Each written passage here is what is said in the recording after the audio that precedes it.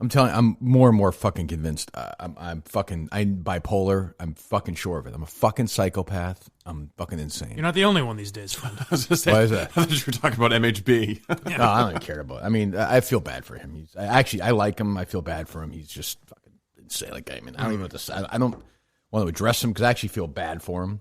He's losing it. Yeah, and it's just like, do whatever you want. I mean, you want to turn on the shit, turn on the show. Do whatever the fuck you want. Like, good luck. Go somewhere. I don't know. Can we sustain it? Yeah, I mean, go somewhere else. Good luck. Go listen to another podcast. Mike and I were just reflecting on how crazy it is if he was running that quotes account all the while and fucking with Cullinane back in July, saying that he was coming in. KMS quoted, and yeah, who knows? I mean, he's like, I actually feel bad. I think he should get away from the world. Yeah. And I know people don't like the world, but whatever it's called. I mean, just get the fuck out, and if you get better for yourself, because you take it way too seriously. I mean, I get paid a shitload of money to take this very seriously. He gets paid nothing, so go figure it out. He's a nice guy. I hope he does well. I don't have anything against him. Whatever. I don't. Yeah. I truthfully don't even care about him. Like, I don't.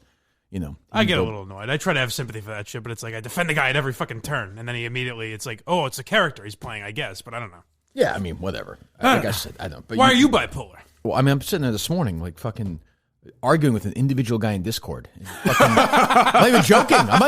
I'm like, what the fuck? You know better. I'm like, what the fuck is wrong? Well, yeah, but at least I have some stock of the show, I suppose. But this guy, his name is, to give you an idea, Jerry Calicand is his name on Discord. Okay. I'm sitting there having like a spirited debate with this gentleman. What lady. He's one of these guys. I get triggered because I do care about the show. Mm-hmm. I care about it a lot. I think we're doing very well.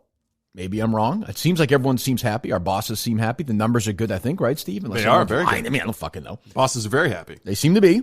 We're lying to you about the fact that the numbers exist, but the numbers we make up are very good. As long as you pretend everything's going fine. I don't care. Month over month growth. Yes. Good. Perfect. So this guy's like, the show, the usual. The show sucks. I like the way it used to. And I'm just like, I'm going at this guy back and forth. I'm like, why am I even... But then part of the reason why I think people like me is because I do engage with people like this. Yeah. So, I'm going back. I mean, it's just kind of like, he's like, oh, I want you to be what made your old show great. And that's it for me. I'm like, when I hear that, I'm like, fucking fuck off. So right. I try and go back and forth. And I'm like, I don't know who talks about more shit than we do, who does more than we, but you can't please everybody. I have to get past that. And I stay away from Reddit because the Reddit crowd is psychopaths. Yes. Oh, really? Which is okay. They're 100% critical. Yeah, they hate the show. Well, that's Reddit in general. That's all of Reddit. Right, and I just have to understand. And that's like, I would never want them not to be able to do that. Like, Stern shut down the Stern Fan Network. Oh, really? Which, he got it. Like, he told the fucking, like, I would never, I promise you that will never happen. Yeah. Hate the show all you want. Go crazy, but once in a while, you're going to get me jumping in on Reddit or Discord or whatever and going at you and saying, give me some fucking examples. Stern did what you do on air, where he's like, I want this fucking thing shut down, but then worked behind the scenes to actually shut down. I think he did. I think he did on the show. He was like, we're not having that anymore, which I would never do because I think I like people who are critical. And I like, and if you don't like this podcast, as I told this guy today, that's okay. I mean, go listen to other podcasts. And then if you want to come back, come back. The difference between me and other podcasts, I think I wrote this. Some podcasts some of these podcasts are really, really recently developed. Is I wanted to do this. Mm-hmm. Like, I kicked my way out of a job to do a podcast. Others get thrown out the door and then do a podcast because there's nothing else to do. I've been huddled with my creative team. No, I'm not giving specific examples. Wait a second. What? He had that very quick. I'm not giving specific examples. I'm just saying, what. And the other thing I would say is, I mean, this is like, I am like, that's, did you watch Curb Your Enthusiasm a lot or no? Oh, yes. You ever watch the scene where Larry's yelling himself in the mirror at the restaurant? He's like, you gotta be a fucking better to your in-laws. And he's like screaming. When he's high, is that what you're talking about? Yeah, when he does it, and he's like, look, that's where kind of where I'm at right now. I'm running around this morning, fucking stomping. I'm so angry at everybody who doesn't like, I don't know why. I just appreciate the people, the hundreds of thousands of people who like this podcast. Yeah.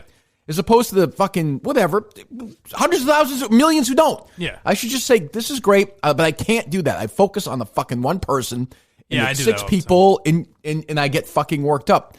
And then I get worked up on people who I like. Yeah. I'm like, part of me today is like, fuck Jerry. Like, which is not rational Why? at all. Is there any chance that Jerry is running the Jerry Calicant account? I don't even know. Jerry Calicand. Oh, okay. Yes. Oh. No, I know he's running his Twitter account, and the guy should fucking slow down. 49 fucking tweets in 2 hours. Like, shut the fuck up, you idiot. They're doing a good job. They're doing fine. They're doing fine. And by the way, just keep this in mind. So I did a pod. I'm just going to lay it out. Mm-hmm. I did a podcast when I left the show. The Kirk and Callahan show was number 1 when I left. It was number 6 when Jerry left. And like that individual podcast for the same company in the same building got 0 promotion on the Mutt and Callahan show. My name was never mentioned, not once. Right. I left, started a podcast at Barstool, 0 promotion. Jerry leaves. We are promoting the fuck out of this podcast. It's a spinoff, like it's legitimately a spinoff. Yeah. And with Dave Cullinane and Jerry, True, talk about gratitude all the time. Not word one of thanks from either one of them. Not a thank you at all. I was saying it's weird. Like not a thank you. Like thanks for promoting us. Thanks for really. I mean, let's be honest. Like if we had gone the other way, like people would be fucking nobody. They wouldn't have a single fucking person who cared. You would agree, right, Cullinane? So I mean, I'm trying to be nice here because I like Jerry. Yeah. And Dave is whatever. So I mean, I'm just trying to do the best I can here. I'm trying to be magnanimous. I'm trying to be an adult, but I do get angry when people who there's just never any gratitude. Jerry never said when you guys were leaving, like, thanks for having me on or anything like that. Oh no. By the way, bought him lunch afterwards. Fucking then it came back. He forgot his, nothing. Like he thinks it's owed. That's in, Are you sure it's not just an over? Like you're overthinking it. You know what I mean? Where he's appreciative, but maybe I don't get that sense. He thinks it's owed after those years of mentorship. After those years of cashing first place checks because of me, bonus checks. I mean, I don't. It's kind of like I'm going to be nice because I do like him and I do like Dave and I want them to do well. Yeah. It doesn't affect my show in any way whatsoever. But legitimately giving them, and I'm seeing Minifans like tweet about promoting them. I'm like, well, fucking show some fucking. Start hustling for us again, you fucking fat and lazy assholes. Well, the odd thing I thought is I was scrolling through the Callahan podcast account this morning and I saw them retweeting like DEC and stuff. Yeah. Which in my mind I was like, that's odd. Well, and then I realized it's not odd, but it is odd that I think in Jerry's mind it's a totally separate thing. Whereas right now all the buzz is with Minifans, basically. Not basic, which yeah, I think solely. he should embrace rather than make. I mean, the lawn darts joke was funny. This is but a guy who shit all over Twitter and the Minifans when I first left about a year ago. Maybe that's what I'm trying to say. He hated all them, and now because I'm nice to him, they're like I can't, whatever. I don't want to get another battle with Jerry. It's fine. I hope his podcast does wonderful. It seems like they're off to a good start. That's fantastic. Go download and listen to it. Yeah, you might get an interesting Brady story. Well, you're going to talk about, and the people who want me to talk more about sports, Jerry's going to talk about sports. It sounds like so great. But I get... We'll do movies, TV. Yeah, great. Wonderful. I mean, maybe you should just talk about it instead of saying what you're going to talk about. But, I am supporting that show, but this morning I am in a fucking mood like you wouldn't believe. So when I see stuff like that, and I don't get a fucking thank you. And I mean, Dave's just an ungrateful fuck anyway. Really? But yeah, I mean, whatever. I hope he dies. But I mean, triggers me. I really do. You know it hurts him when you say that. You know it hurts. And I don't know why he's still involved in our world at all, Steve. I'm confused. What do you mean involved? Is there a word in that sentence that you didn't understand? Do you want me to get the dictionary for you? No, I mean involved in what way? Yeah. I mean, he's not producing the show when you're gone in Maine, right? Okay. Yeah. Okay. Good. Can you let him know that? Yep. Thank you. And I don't want him involved in any of the social media stuff too. All right. Good. Thank you. Wonder who we're going to be stuck with. Nah, don't say that. We'll let him continue. It's his whole life. Listen, I'm not going to take his life away from him. Life with intern Justin is pretty rough if that's who's filling it. No, it's not a lame feud. Jesus Christ. Laying down the law, baby. Steve just rolled his eyes right there. Laying down the law. What are you rolling your eyes at, Steve? I don't think it's a lame feud. I think there's simmering tension between Mike and his intern. I don't know. Well, I don't want to talk too much inside show stuff. I mean, not when there's an impeachment trial going on or Donald Trump is ridiculing a 6-year-old on social media. Like, the other thing with that is like, she made her. It's like fucking in a way like the Reamer thing with Brady's daughter. Brady put his daughter on a fucking video thing. Right. That's life. This girl has paraded herself around whether her parents are doing it or not. Sorry. She's the person of the year. Yeah, sorry. Like, no, she didn't choose that, but I mean, she has made herself very available to the public. So, in my opinion, Donald Trump can fucking make fun of you on Twitter. That's life. Sure. It is kind of funny, though, that just last week people were like, oh, my God, how dare they make fun of Barron Trump? Don't you know he has Asperger's? And then a week later, Donald Trump is shitting all over a girl who has Asperger's. Does she have that for sure? Yeah. She clinically has that. Yeah, she's been very open about it, yeah.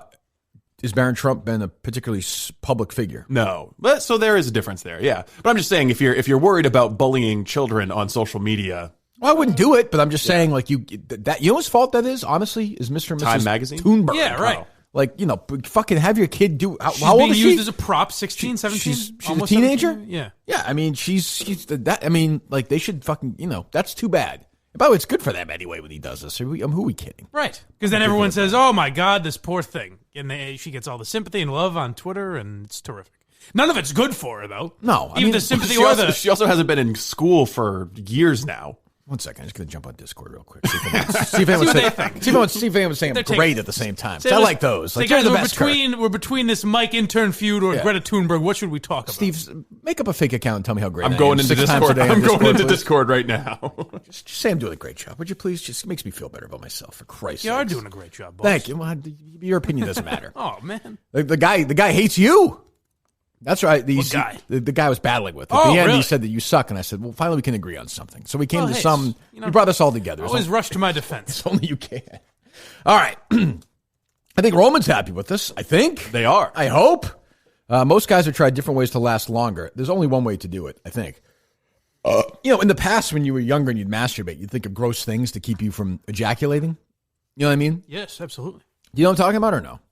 I guess so. Like, because I was younger, I would come in like 2 seconds. Yeah. I came all over room 312 in Fort Hall in Williston, Northampton. Room was covered in cum. Right. It's like a crime scene. I don't know if a crime scene's covered with cum or not, but this is probably one of Some of them are, I yeah. suppose. Yes. Oh, if you ever did that thing where like CSI does the black light, if they did that in that room, actually, you didn't even need the black light. It would have been a white room. It was just glowing anyway. Nothing. You would just seem like fucking disgusting. Just socks like standing up by themselves in a row. Oh, Jesus Christ! Did you ever do laundry? Yeah. No, well. Yeah, your people did laundry. Well, did you make a duel do your laundry? No, he may have done it too. At Williston, you had this service where you sent it out every Tuesday and it came back. Jesus. Those poor fucking people. Oh my God. Jesus. I can only imagine. I think about that with my mom. There's everything crusty in here. Like, so my mom would do all the laundry when I was in junior. Like, when I started having wet dreams, she must have been like, what the fuck is going on here? Yeah, but I mean, parents know. Like, how did your mom talk to you about it? Well, No, I don't. What's the conversation? She says, But my mom was brought up by a mom who would not talk about any of that stuff. Right. I was the oldest. My dad, she must have been, I don't even think she knew what was going on probably. Oh, really? But I remember one day I came home. I was like, 11 or 12 maybe. And there was just a book there. It was basically like, your body's changing, here's why. And I was like, open to a certain page. God, yeah. There's just like, I think I probably jerked off to something in there. But I was like, oh my God. I was like, what the fuck is this? I don't know. Long way getting back to Roman. Yes. GetRoman.com/Kirk. GetRoman.com/Kirk. Point is, if you're an adult and you want to have consensual sex, having a great time with a partner who appreciates you appreciate them. I mean, I would probably do it with this guy who hates me if he's appropriate age and wants. I mean, maybe we could get together through Roman. So if you want and fuck away. Bury the hatchet. Yeah. GetRoman.com/Kirk. GetRoman.com/Kirk. GetRoman.com/Kirk. Your first month of swipes for just $5. We hear from any of our guys today in the Roman world? Not in the Roman world. We do have a message from Ronald Reagan, though. Is it regarding Roman? No, it's not. Oh, we can play later then. Okay. Well, so what is going on real quick here with you and so Justin? Justin the one who's going. Is it Justin the one who Nardini corrected on Twitter? Yes, sure is. Is that your issue? No. Oh, well, first of all, what is he? Me and Erica, what the fuck is an intern doing criticizing? Me and anything? Erica know it takes a village to raise one of these interns. To raise an idiot? What I'm saying? Yeah. I mean, what the fuck? So why does this guy still exist in this world? Coming off of his, because much like me, there's no one else, no one to replace him. It's true. I'm learning. So coming off of the Red Robin debacle. Was a debacle. Saturday night, there was Mike and the Minifans. On Mike and the Minifans, one of my lovely sponsors, Broken T Virtual Golf. Mm-hmm. They are in Lakeville, Mass. Okay. And we did 2 ad reads for them. Why are we giving away free ad reads for the company on the Kirk Minahan show? Mike you can bleep it out after, no, but it makes sense. It's fine. I know when Mike gets worked up, he starts playing with that cord. He does. You ever notice that? It gets a little louder. He does. The noose will be wrapping around my neck later. So Lakeville, Mass. It's in Lakeville, Mass. I know Lakeville. One of the ad reads we did up on the screen, Justin puts Lakeville, Mass. Okay. The second time we do it, he puts Lakeview, Mass. Okay, well, so it's one thing if it's I wrote it down wrong or he wrote it down wrong or whatever. That's a little different. This was just completely, I don't give a fuck. I'm just going to write whatever fucking letters. Do you think he was just being wacky on purpose? No, he was being incompetent. He was just being completely careless. You're mad at him over this? Well, hold on. This is why you went off on him on Twitter? Then there's more. Oh. So then, on Tuesday. That chord, Steve, yeah. On Tuesday, he says, hey, anything you want up on YouTube? And I said, that's good. He's reaching out to see what he can do. And I say, how about you put up this song and this segment? And it just never This gets is done. Yesterday. Tuesday. Sorry, today's Thursday. Yeah. This is yesterday. It just never gets done. Okay. So then yesterday, that's an issue. I say, hey, can you throw up the... Oh, wait, by the way, can I just pause real quick? Yeah. Have you, again, is this more of a Mike Geary leadership issue? Possibly. I mean, have you at all Possibly. taken some... I mean, it's almost like after we had this whole conversation... I let it bubble up, and then I snapped on him. Well, after last week where, this is once again, we're here again. Right. But it seems like there's more. Well, yeah. I think now maybe he gets the message. Oh, okay. So, yesterday I say, can you put up the Matt Walsh interview? I get no response. Then Steve texts him about something else, about the other segment we did with Dino Costa, whatever his name is. Oh, yeah. Jerry loved that segment. So it was a good segment. It was. So he doesn't respond. Jerry Callahan podcast, January 6th, by the way. So I respond to Steve and say, yes, he'll do it. And then I text him and I'm like, what the fuck, man? You gotta respond to it. So this is after the Dino Costa stuff. Yes. So what time is this yesterday? Like in the afternoon or something? Yeah. Okay. All right.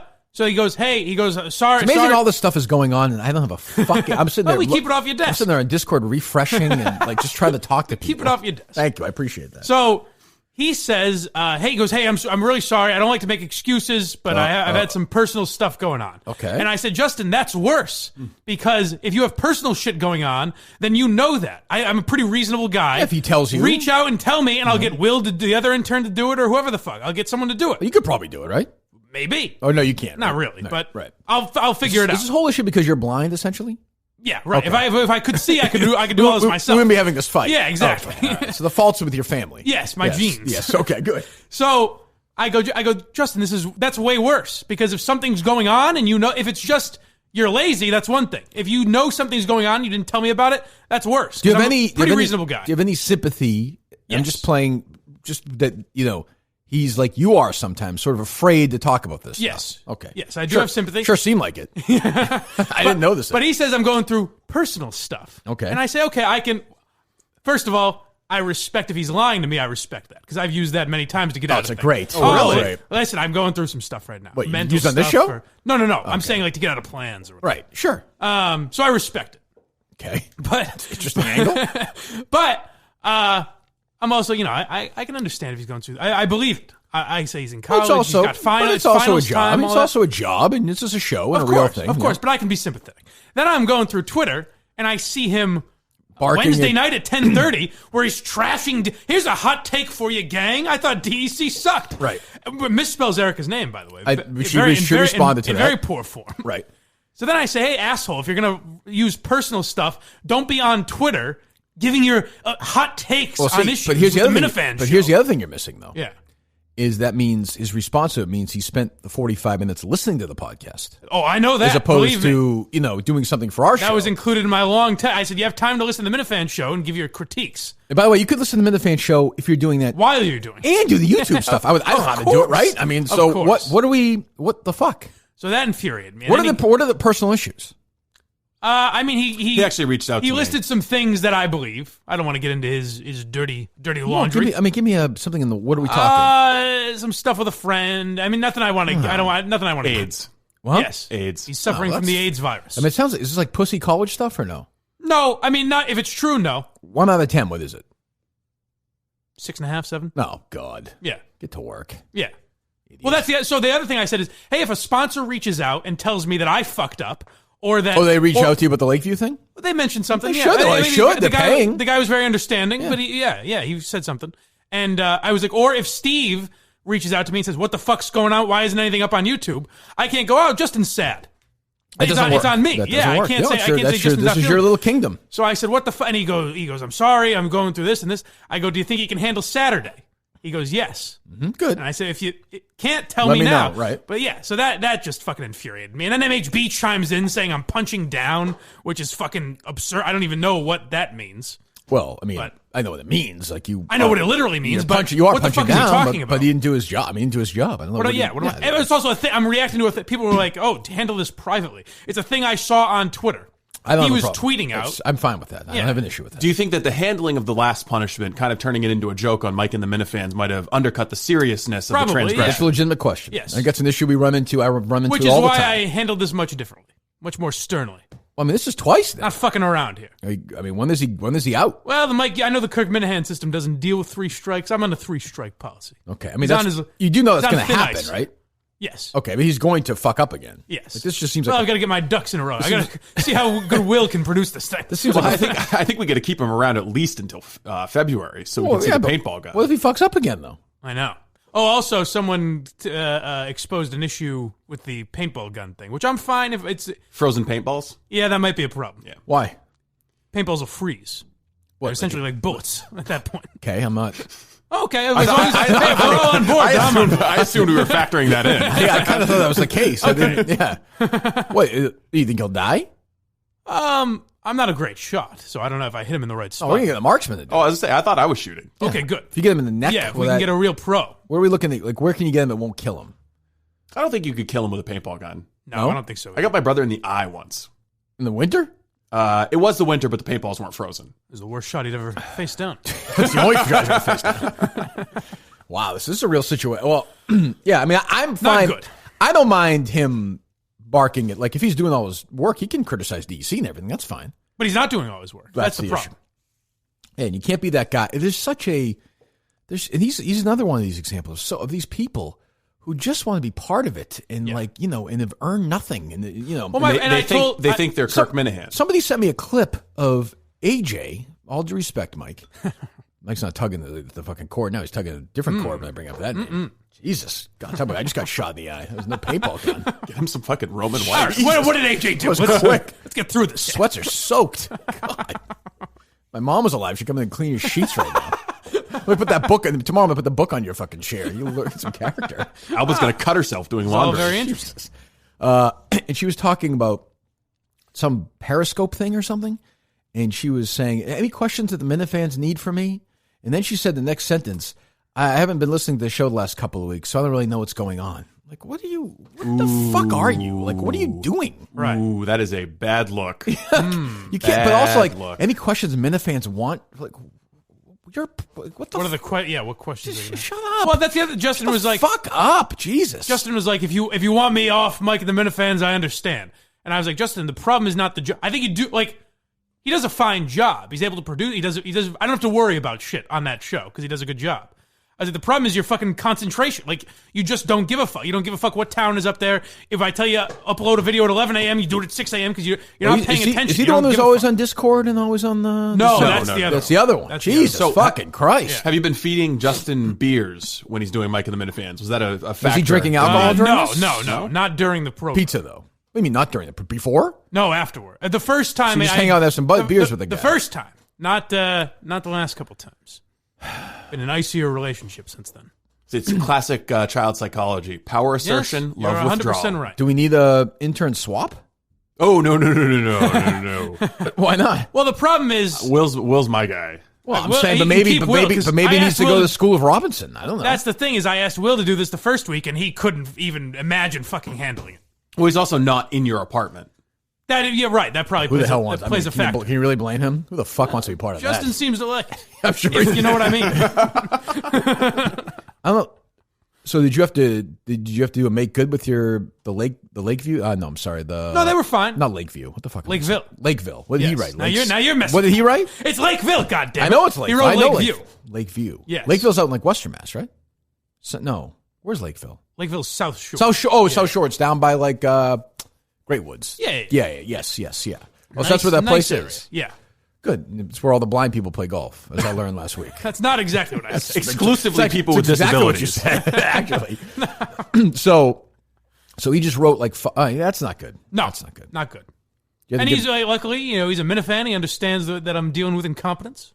So, and I give Mike credit. He gave the golf guy 50% off the read. Gave him $5 back and said, this is not doing that. It's a very lucrative deal. Are they back this week? They sure are. Good. 3 reads, right? Now, yeah, after screwing up last week. Well, that happens. So it's Mike and the Minna. I don't know. Like the girls. I don't know what it is. Oh, not just the girl. We got a couple segments here. Okay, yeah. It's these ungrateful fucks. So can you get about the show? Can you get a spot on Mike and the Minifans if you don't listen to the Kirk Minahan show? Evidently, yes. Sounds like AJ's going to be on, right? Well, she's going to deal with. I brought in a real Minifan, Lauren Lynn. It's ladies' night. Oh, it is. For a second, I brought in Lauren Lynn. I support having Lauren on to balance out the real Minifan. Have some real Minifans. Sure. Yeah. Okay, well, that's fine. And AJ and Blind Mike's groupie. Yes. And the first lady. Okay. Yes. Well, wonderful. It's going to be. I'm sure that won't be a distraction for the Minifans at all. No, they'll say how great it is because you're fucking stupid. They're like perverted assholes. They really are.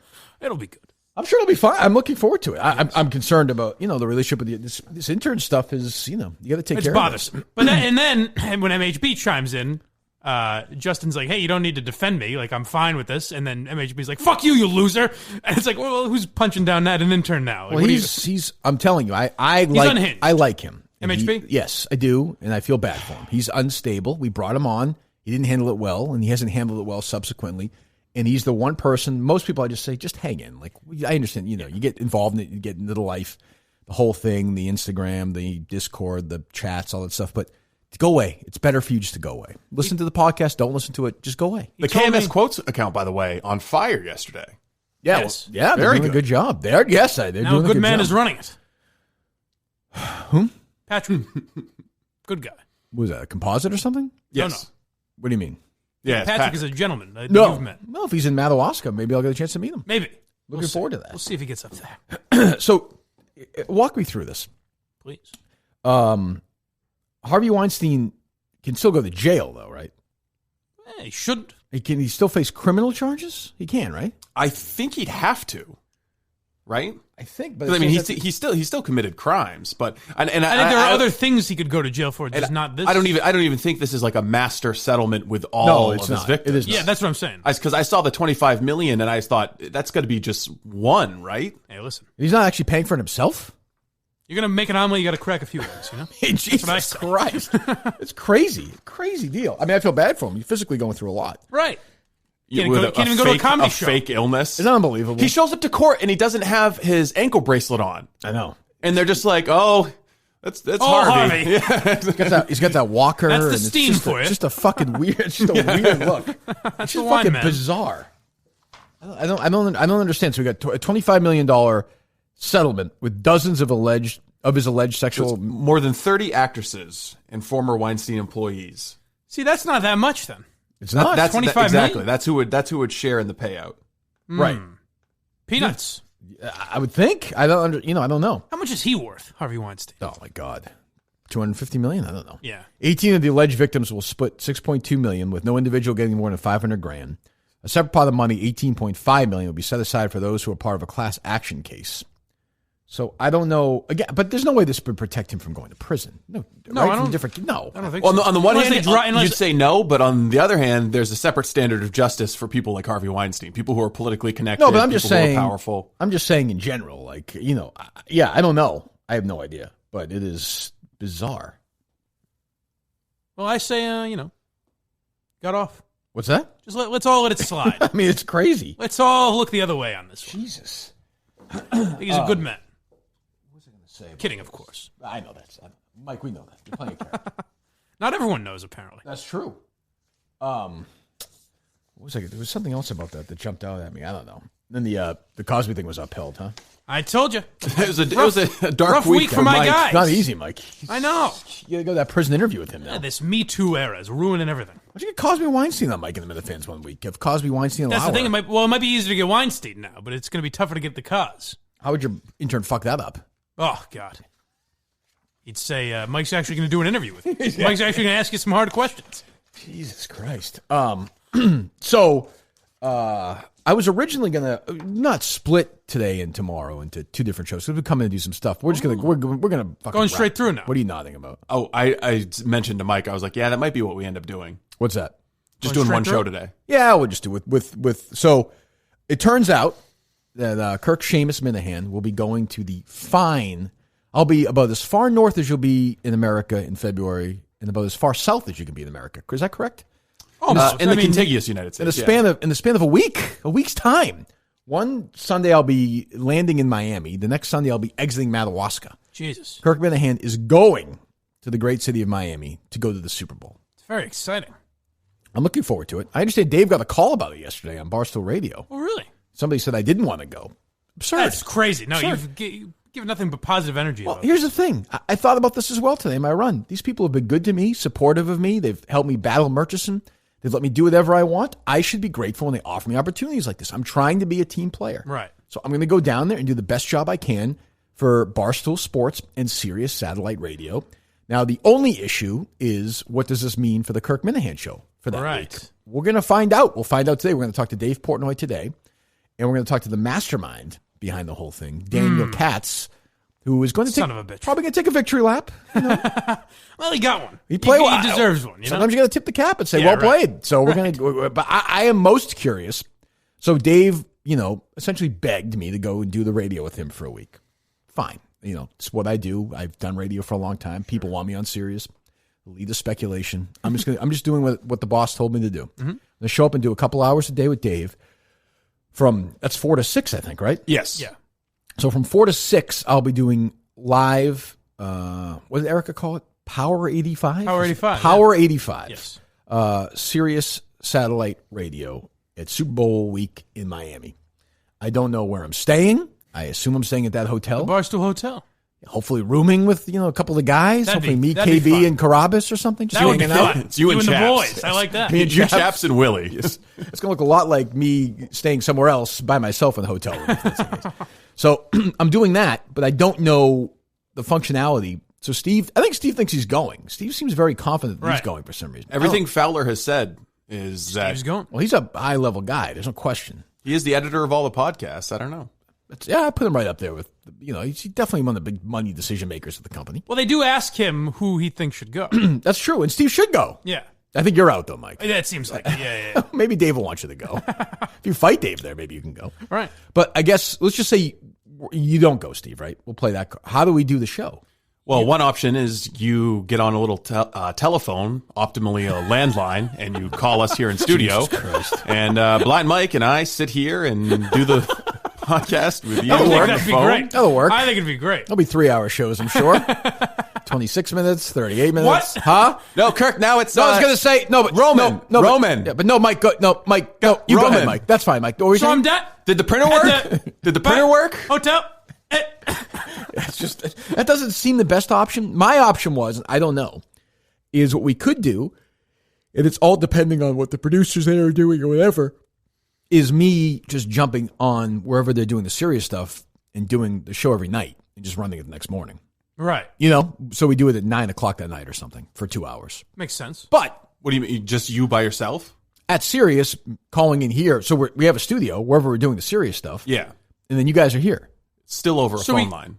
Yeah, but it would be over ISDN. But I'd be in the studio, though. It wouldn't be over ISDN. It'd be over a phone line. Why? Still, for here. We don't have an ISDN. We don't have a Comrex. It'd still be a phone line. Functionally, it'd be the same. You'd be talking into a microphone, but it'd be the same. So probably sound better, though. It might, yeah. That's what I'm saying. Yeah. Yeah, it might be somewhat better. I mean, it would sound basically like Erica did for the DEC interview. Oh, she sounded fine, I thought. Yeah, we could hear her. I mean, she was times where she was, you couldn't hear her at all, but I think that was. But I think my question with that is, I don't think they're going to have. We'll talk to Dave about it. I'm sure going to have some idea, or maybe Mikey would know better. I don't know. The idea that there's going to be somebody on hand to help me out at that point of the night in Miami for Barstool, where they're going to have 75 million fucking things going on, seems unlikely to me. Right. And I am fully incapable of walking, just not capable of doing it. So, I don't know. Unless it's Mikey himself or something. Yeah, but he's going to be doing fucking 3,000 things. Right. Like, he's not going to be like, hey, I'm going to give Kirk Minahan an hour and a half of my time. It's just not a realistic ask. So, I don't know. Maybe we just don't do a show that week. I think the fans will be fine. There's got to be someone doing, because all the podcasts are going to be down there. Sure, but they're going to be down there. KFC Radio, but they're going to be down there as a full show. Right. And they're going to be, like, Pardon My Take is going to be interviewing, they're going to do a shitload of interviews. Yeah. I'm not. Oh, yeah, and Hank's going to be there no matter what. So, right. Yeah. So, I don't know. And now Steve's down there, it gets a lot easier because his job will be. Now, I actually think, but there are some I don't know if Brendan Clancy would be there. You know what I mean? KFC Radio. I don't remember seeing him in Atlanta. So guys like that. What I'm saying. So for shows like that, right. I'm saying there must be people that are helping out. Yeah, I would think. Yeah, unless Brendan Clancy's going. He might have been there last year. I'm trying to remember because I think I did something with those guys last. I don't remember. But yeah, maybe. I'll ask Dave. We can ask KFC or Dan. I mean, Dan will know. So I don't know what. So if you're there, Steve, my guess is also if Steve's there, Barstool's probably going to want you to do some other shit for them. No, well, that's what I was thinking. I could probably be useful during the Sirius broadcast, helping out Mikey Fowler, pulling sound, screening calls, doing shit during the running out and doing something. I guess right. I mean, if you're there, you're there. So I don't know. Okay, yeah. I mean, it'll be an interesting experiment. I'm willing to dive in and see how the fuck, because I think it could be a total disaster for us. But I usually do okay when they go down there. I cause some trouble. We do some stuff. And the shows will be fine. It'll just be you and Kevin or Big Cat or whoever. I would imagine. For what? The shows themselves. If we're not doing it, if you and Steve go and I don't. But I'm trying to think if Steve and I can do. Could we do something where we connect with Mike or no? Yeah, we could have Mike by phone. Ooh. Yeah, that's not. So Mike's taking a fucking week off? No, he's going to be doing Mike and the Minifans every night. That's true. Recap. That's fantastic. So I don't know. I mean, so I don't really know what's going to happen, but it's going to be me and Dave. I think we'll ask him in an hour or so. It's going to be me and Dave only, I think, doing the show together every day from 4 to 6. No Riggs or Tommy? I don't think so. Why is that? I don't know. I'll ask him, but he seemed to say it was going to be just the two of us in one of the texts, but I mean, he's fucking all over the place. I would assume he means you and me doing with Riggs and Tommy there. I would think Riggs would be there. Why would they be kicked off for the... Yeah, that doesn't make a lot of sense, but I don't know. But I also wonder, why is Tommy there? I'm not being a dick, listen, but let's not. But whoever, financially... I have no comment on that. Yeah, I don't know. On the radio, you mean? Why am I going to be there? To be honest. Why are you going to the Super Bowl? I think we all know why you're going to be there. Why? Because of Big Cat. Because of Big Cat, but also because this is what probably the biggest week for Barstool Radio, right? Huge football audience, more eyes, more ears. Sure, but I mean, and you stir the shit down there. You got the Davey Mouse. Davey Mouse knows who his talent is. He's looking for somebody to come in. That's what I mean. I'm very flattered. It's very nice to. They don't very high honor. This is an example of you doing too good a job last year. Because last year he's got a taste of that Kirk Minahan magic. Barstool. True. You got the Goodell thing, the Kraft thing. Right. A good weekend with those guys on the radio. Is electric at the. We need him at the Super Bowl. That's true. I'll have to dance for those guys again. Yeah. But that's what I'm there for. See, now what I would recommend is maybe this time you kind of mail it in. Mediocre week. Yeah, it's true. And then you don't have to go next. Because even then, that's definitely Kirk style. Even then, you can fight with him about how bad you were. That's content right there. That's true. Maybe I'll lounge by the pool. Maybe I'll embrace it. Maybe I'm a South Beach guy. So if I go down there, am I going to have to break up any fights? With who? You going to try and fight anybody? I don't know. No, I'm going to do my job. Let it come natural. Yeah, I'm just going to do my thing. I'm not talking about other Barstool people. Like who? Wasn't Jerry just talking about Steve at Radio Row? You were trying to fight people. That's true. I don't think any of the EI shows are going to be the Super Bowl this year. To be honest with you, you don't think that's true? No, I think there'll be a lot of Baltimore stations, maybe, but I don't think there's going to be a lot of. I don't think there's going to be a lot. What do you think of that take right there? Whoa, suck on that. Yeah. You and intern Justin come with fire. But I don't know if. Yeah. So Barstool obviously is banned from Radio Row. Right. I'm banned this year from Radio Row anyway. If I was back at Entercom still, they banned me for a year because of the stuff with Goodell last year. Yeah. I remember the Entercom people told me that. And I was like, did you fight back or anything? No? I'm okay. I mean, I don't care. I think they didn't care. I don't want to fucking. He's not going to be here anyway. There's no way to describe the hell of Radio Row anyway. Is Sporty McKenzie banned? I don't know. I have to ask him. I don't have an answer for that. No way. He's a safe guy. He'll treat him right down there. But I think we'll have some fun with the radio media people during the week for sure. And we'll break into the Goodell press conference and we'll break into the media night like Barstool always does. So, and I don't know. Break into the game with Dave again. They don't have your face. I would like to think that by the time the game is, I will be back in the great state of Massachusetts. Is my hope and goal. I think Rough and Rowdy is Saturday. Yes. If they'd like me to stay, I'll stay. If they don't care, I'll fly back. They made it your choice. Okay. Well, there you go. I think you're flying back Friday. Nice. Friday night, if you please. Yeah. There'll be a late flight. I'm on the air till 6. Oh, you're on the air Friday Saturday morning if you want. Yeah, probably. We'll see what's going on. Yeah, I would think so, Mike. Yeah. Yeah, it didn't occur. I was thinking Monday through Thursday for some reason. But I mean, if they want me, yeah, I'm happy to do, all the great shows are Monday through Thursday. Jerry Callahan. Yeah, exactly. That's what had me thinking that. So we'll talk to Dave and to Dan here later on. Let me hear Jerry Callahan's 2-minute promo, which is taking over social media. Oh, boy. Hey, Callahan here. A lot of people want to know where I've been the last few months after 20 years in morning I have a drive. couple of criticisms right away.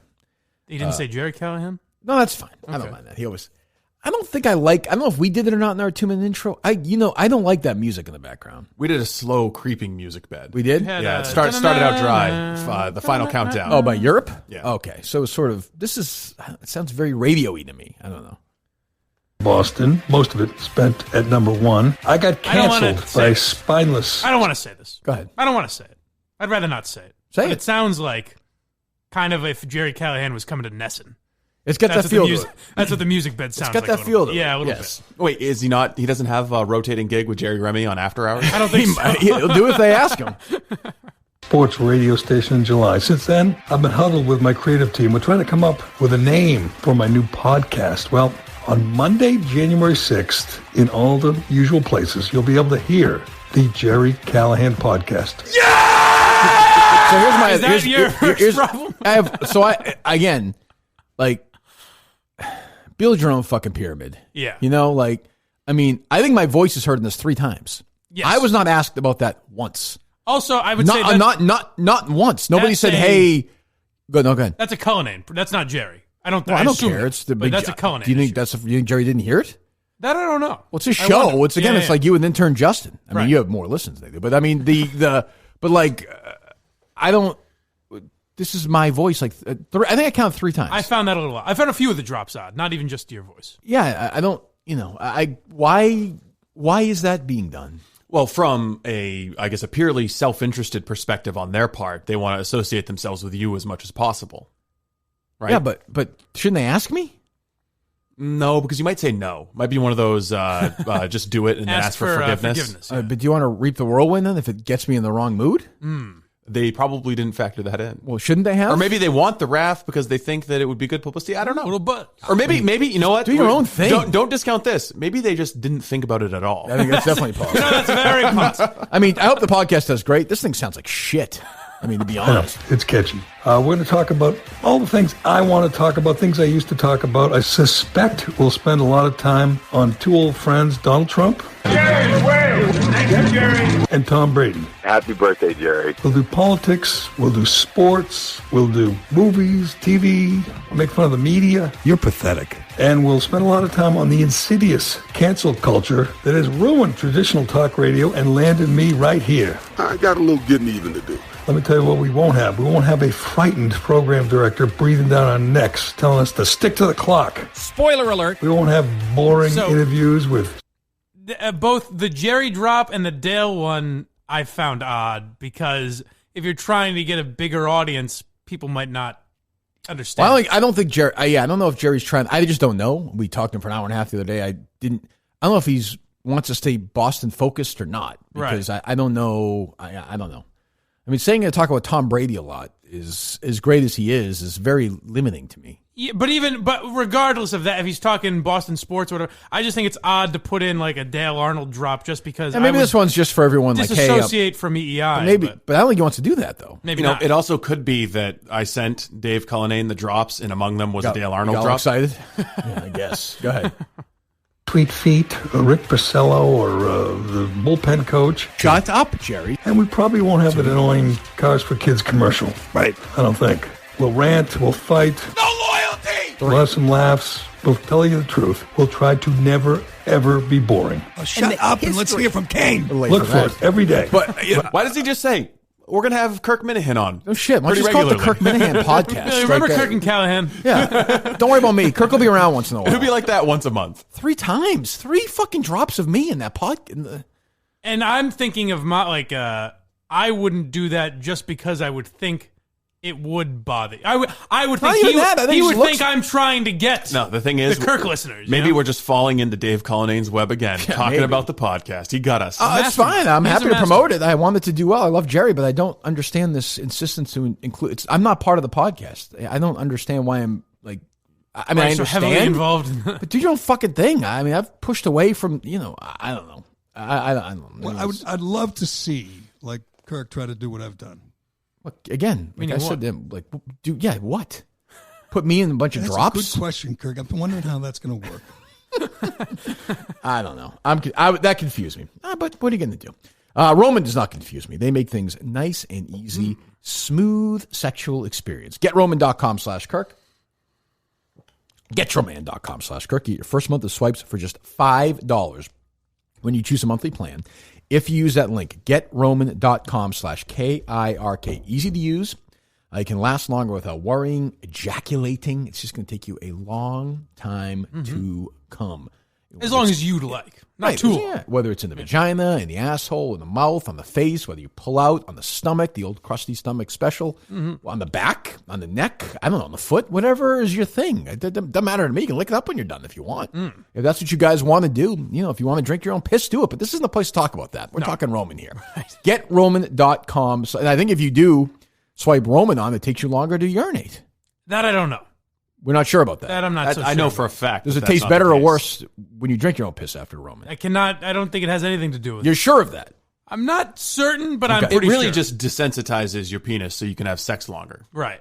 That's what we know. That's the goal. So far, that's what we know. Sure. Okay, I'm just saying there could be other benefits as well. You guys are thinking like trials underway. You guys are thinking like people in like say 1942 who looked up at the moon and were like, "Boy, we'll never be able to get there." Right.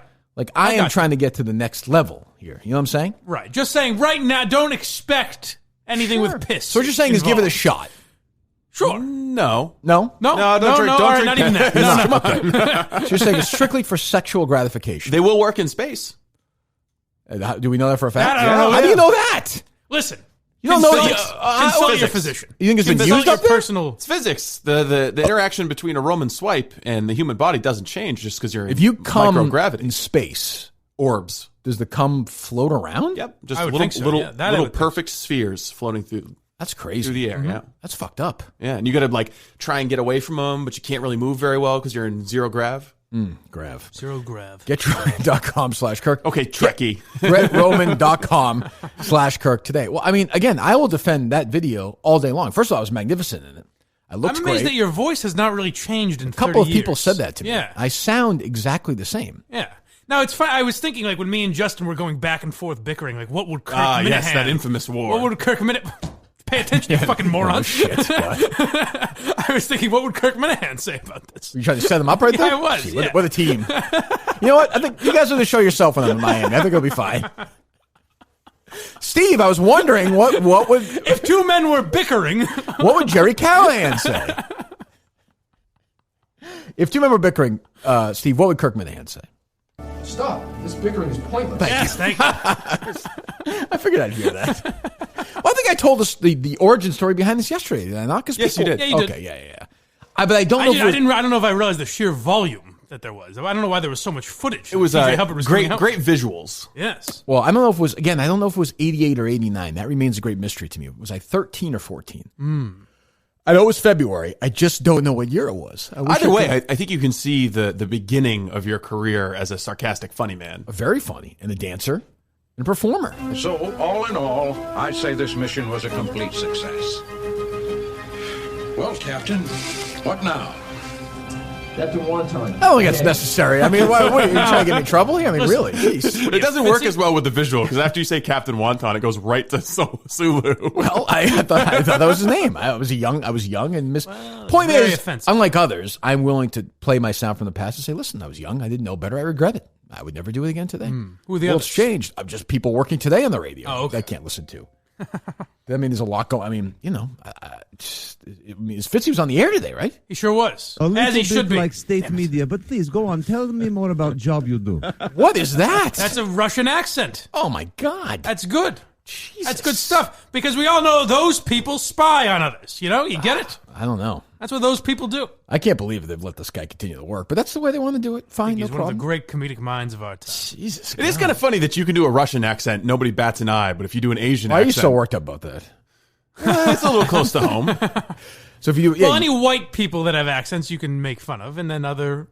Oh, sure. But why is that? Like, what's the Well, this is what I always say. There? So I always say this to when people say, Why can a black guy say the N-word and a white guy can't say the N-word or whatever? Because the media thinks white people are above others. And my answer to that is the black people were once slaves, so they get some. You get some. Yeah, no, I get that. That seems to me to be a fair trade-off. I think it's a different question though as to why some foreign accents are okay and others, because we're not talking about African Because we know why. Yeah. You know the answer when you ask that question. You know. I know. I really don't. I mean, like the Chinese people haven't historically been marginalized by Western society, but they're a minority though. Yeah. Not in the world. In America. Here they are. Okay, but I'm not saying it's fair or unfair, but you know why. You're asking like, why can't you do a black accent, or why can't you do a white accent, or why can't you do why can't you do an Italian accent, but not an old stereotypical black accent? Well, you know the answer why. Yeah, but I think Mike, go ahead, do your famous step and fetch it act. Go ahead, people love it. Go ahead, let me hear it. Oh, okay, it's a good one. Famous start to that, because you just don't do it. Those are the rules. We know the rules, and really, are they affecting anybody? No, I mean, really? No, they're not. So I can go on right now. I can do that. Oh, what you doing? Oh, pasta, fagioli, spaghetti. Oh, come on, Mike, eat some more. We could do that all day, and you'll never get offended, or it won't get in any trouble. But also, no one's offended by that. No one's offended by any of it. Well, I mean, I don't know. If you went on and did a dripping, old school, like 1940s representation of how they thought black people talked, you would. I mean, I don't know if people would be offended, but like you'd be fucked. Yes, overly stereotypical. But I'm saying Darnell is still working. Yes, that I understand. I'm saying actually doing an accent. If you're saying like honestly like what Christian Fourier did, whereas I didn't find that overly offensive, but people got up in arms about it. I agree. Completely. It was a total overreaction and pussies at the company. But at the same time, the old argument is, well, who the fuck are you to say whether Asian people are offended by that? Sure, I guess, but were they? I don't know. Well, I didn't ask. I didn't poll them. But also, I don't really give a fuck if they're offended, because people can make fun of me, and it doesn't matter if I'm offended. Neither do I. Yeah. I don't care. I mean, the thing is, that I would say is Kate Minahan would say to Harry Minahan, suck it up, Buttercup. Like sometimes you just got to say like, okay, we understand, like, it's been marginalized or whatever, but because Christian Fourier pretended to be what Don Yee would have to sound like for a dummy like Ron Borges to believe. I mean, he was right. It's like 50, and I played some role in that, by the way, I suppose, because I hated Borges and some guy danced for me, and the great Nick from Boston. Mm-hmm. Like Fourier shouldn't work. Or Glenn Ordway shouldn't work, because it's just, as opposed to just saying, oh, that's a stupid accent. So we've almost lost, because now, I remember years ago we used to say, hey, if you're offended, change the station. Now we say, I understand why they would be offended, and they should go through a suspension or sensitivity training or whatever. We've lost the fact that it doesn't matter if you're offended, then change the fucking channel. Listen to something else.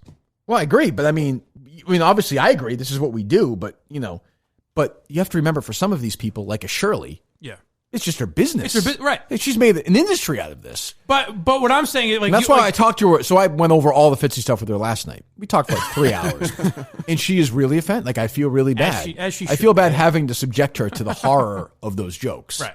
It's funny, Mike and I both heard from various Minifans about the Fitzy stuff. Mm-hmm. People reached out to Mike and said, hey, you fucking pussy, like, get on board. Like, yeah, why are you defending this guy? You friends with him? Correct. People reached out to me and said, hey, what you're doing to Fitzy really isn't right. You guys are assholes. I'd be totally fine if he was fired for it. I would love it. I would love the irony. I would love the irony. I don't think you would. Of course I would. I would love. You think I care if this guy works? No. I don't think but you would defend him. Yeah, but I would love the irony of it. Yes, that I believe. I'd defend him, but I would. And you love bashing. And I would revel in the idea that I made it happen. It would be wonderful. But I knew once I did it, that it was put it this way. He's basically a made man. If Shirley found it on her own, randomly, she would write something. She'd write about it. Yeah. But because now I'm doing it, he's the safest guy in the world. That is the most amazing part. No, there could be video of the entire EI crew last week having a party in blackface. Right. Which happened, by the way. Which happened. I'm just saying that. I mean, I was invited. There are photos. But if I brought that out, nothing. They wouldn't. Swear to God, they wouldn't write about it, because the Globe and the EI have struck a deal. I am convinced of that. And it's amazing that they pretend to be this high moral ground, but if you expose it, they'll say, "Oh, we're not going to give him the satisfaction." Right. It's like, oh, well, was it ever really that important then? As I said the other day, I mean, Kevin Cullen made up a story about a guy dragging Jane Richard around during the bombing, like made it up. And he kept his job as columnist in the newspaper. Yeah. I wonder what are the limits of that, though? Like, if you came up with evidence that Trump conspired with Russians to rig an election, would they acknowledge it? They might not. Now, again, I certainly wouldn't print your name. I put the call to Minifans to make up fake stories and send them to the Globe to try and get Globe writers in trouble. Because they don't listen to the podcast. They don't know that. Right. They should be doing that. That's the kind of stuff Minifans should be doing. They should be trying to fuck these people's lives, trying to get Joe Zarbano fired, Mark Hannon fired, Shirley fired, people at the Globe fired. I mean, that should be their mission, as opposed to lives. Leaving ratings or Jerry Callahan's podcast. I mean, let him do his own thing. Worry about me. Pick a side, is what I'm saying. Well, the Globe, I mean, Steve mentioned this morning that Alan Dershowitz is advising Trump. Well, yeah. He's been doing it. Well, yeah. They'll be more torn on that. Like, what do we do? Because he's our guy. Right. Than anything you do. Oh, for sure. Yeah. Well, I mean, Dershowitz is a total ass kisser, though. Like with the Globe, he's friendly with them and nice to them, and he's, I got to do this, and that's what I'm saying. They must be in a pretzel now, thinking, we? Well, I mean, he also has other issues that they don't seem to care about either. Well, I think his associations with Trump might be more problematic for the Globe than his associations with Jeffrey Epstein. I think that's what I was saying. No question. I don't think there's any doubt about that. So I don't know. Yeah, there's no. And that's part of the reason why I think even like a Jerry's podcast did pretty well is there's a hunger for people, and we do it to sort of call that out and talk about it as opposed to ignore it. And we're just a weird media spot in the country right now where I don't know what's going on. Well, we'll talk about this guy in a minute, the guy we're going to have. What's his name? Robert McGaugh. I mean, absolutely terrifying stuff. We'll do it. We'll do it in a minute here. What else was I had something else I was going to mention. You want to hear from Ronald Reagan? Was there anything else or no before that? You guys have anything else? Fucking ideas today? Or we've got 2 parody songs. Do they suck or no? Parody songs and Ronald Reagan. Jesus. What is this? All right. What were you saying, Steve? Well, we've got 2 parody songs. We've got Ronald Reagan. We could also address the great cheese controversy.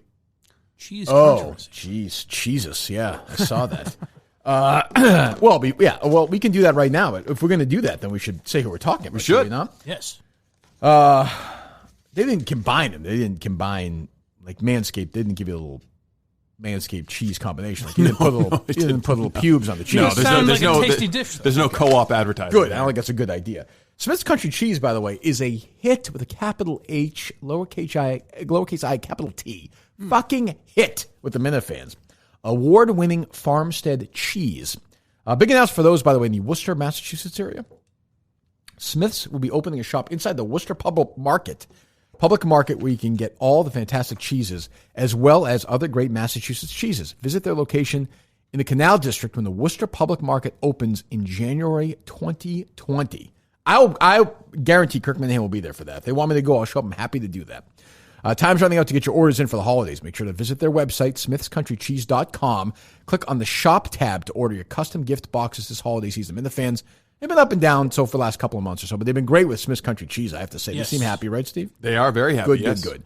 Order online using the code KIRK, K-I-R-K, for 10% off all gift boxes. The official cheeses of Podcast Jesus, smithscountrycheese.com. Go there today. Also got some plans for the spring to have Mikey Geary milk a cow. Oh, good. Ooh, wonderful. It's exciting. Gee, I mean, like for his living? Maybe. I'm good at it. I can see you on the farm. Yeah, it's a little bit of trade, slave labor. They advertise. It's fun. I like it. So Steve and I did the classy thing. Got together and sent Erica Kirk Nardini. Yeah, I like that image. Like you two as a couple went down to the post office. All right, you write the name, I'll write the address. It wasn't that. We went to smithscountrycheese.com together. And picked out what we thought would be the appropriate gift package for Erica Nardini. Something special. Yeah. Something That's unique. Sweet of you, too. For the best boss in the world. Yes, I imagine both of you were in on that. I mean, I think, 70% me, 30% you? Yeah, we had a call about it. Yeah. Right. Calls about it, yeah. Right. Yeah. Well, you have my phone number. Again, it's sort of this thing where you're not proactive enough. I know. I wish I had just guessed that we were going to send cheese to Erica. We actually wanted this to be preemptive because we were like, you know what? Mike is so thoughtful. He probably sent his own box of cheese. It was sort of a duel. She's very kind and very respectful and went on DEC's podcast and said some great things about us. Yeah. So I thought, well, the right thing to do is to thank the boss. Yeah. So I got a text from her yesterday afternoon saying, oh, thanks for the cheese. And I said, oh, well, of course, no problem. Yeah. And she tweeted out, which was nice. And she kind of seemed to throw you under the bus, though, saying that you didn't know about that old joke, you know. But but then Mike was upset because he wasn't included, but I don't know what you expect. Not upset, just it's very telling.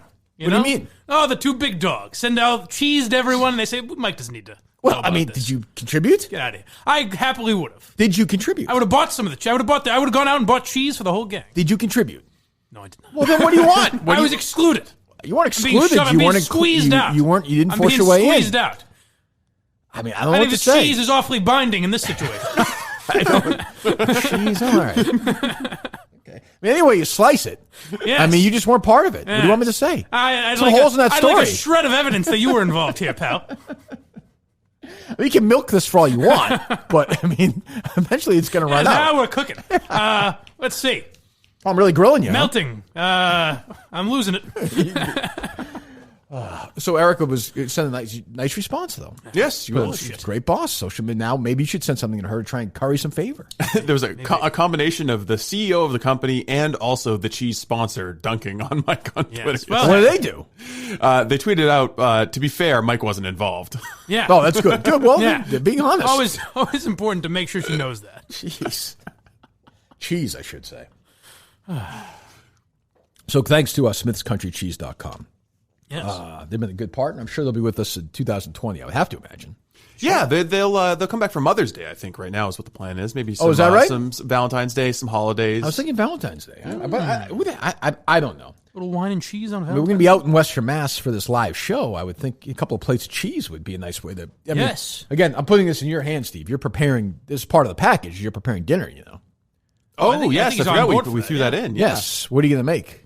Well, I'd said chicken parm. I threw that out there because I know you're a big chicken guy. Yeah. That's a favorite dish of mine. But you should check, obviously, with the... They're going to get the call. But I don't want this Steve Robinson snobby meal. You know? Yeah. Well, I can cook anything. What do you want? No, it's up to them. I guess you want some meatloaf? That's true. I mean, Steve is a bit of a snob, but he can get down with the hot dog eaters as well. That's true. Yeah, he's a Wendy's guy. Yeah. He can kind of play both ways. He can play with the common man. I can do some fried chicken. Do we have any Madawaska updates?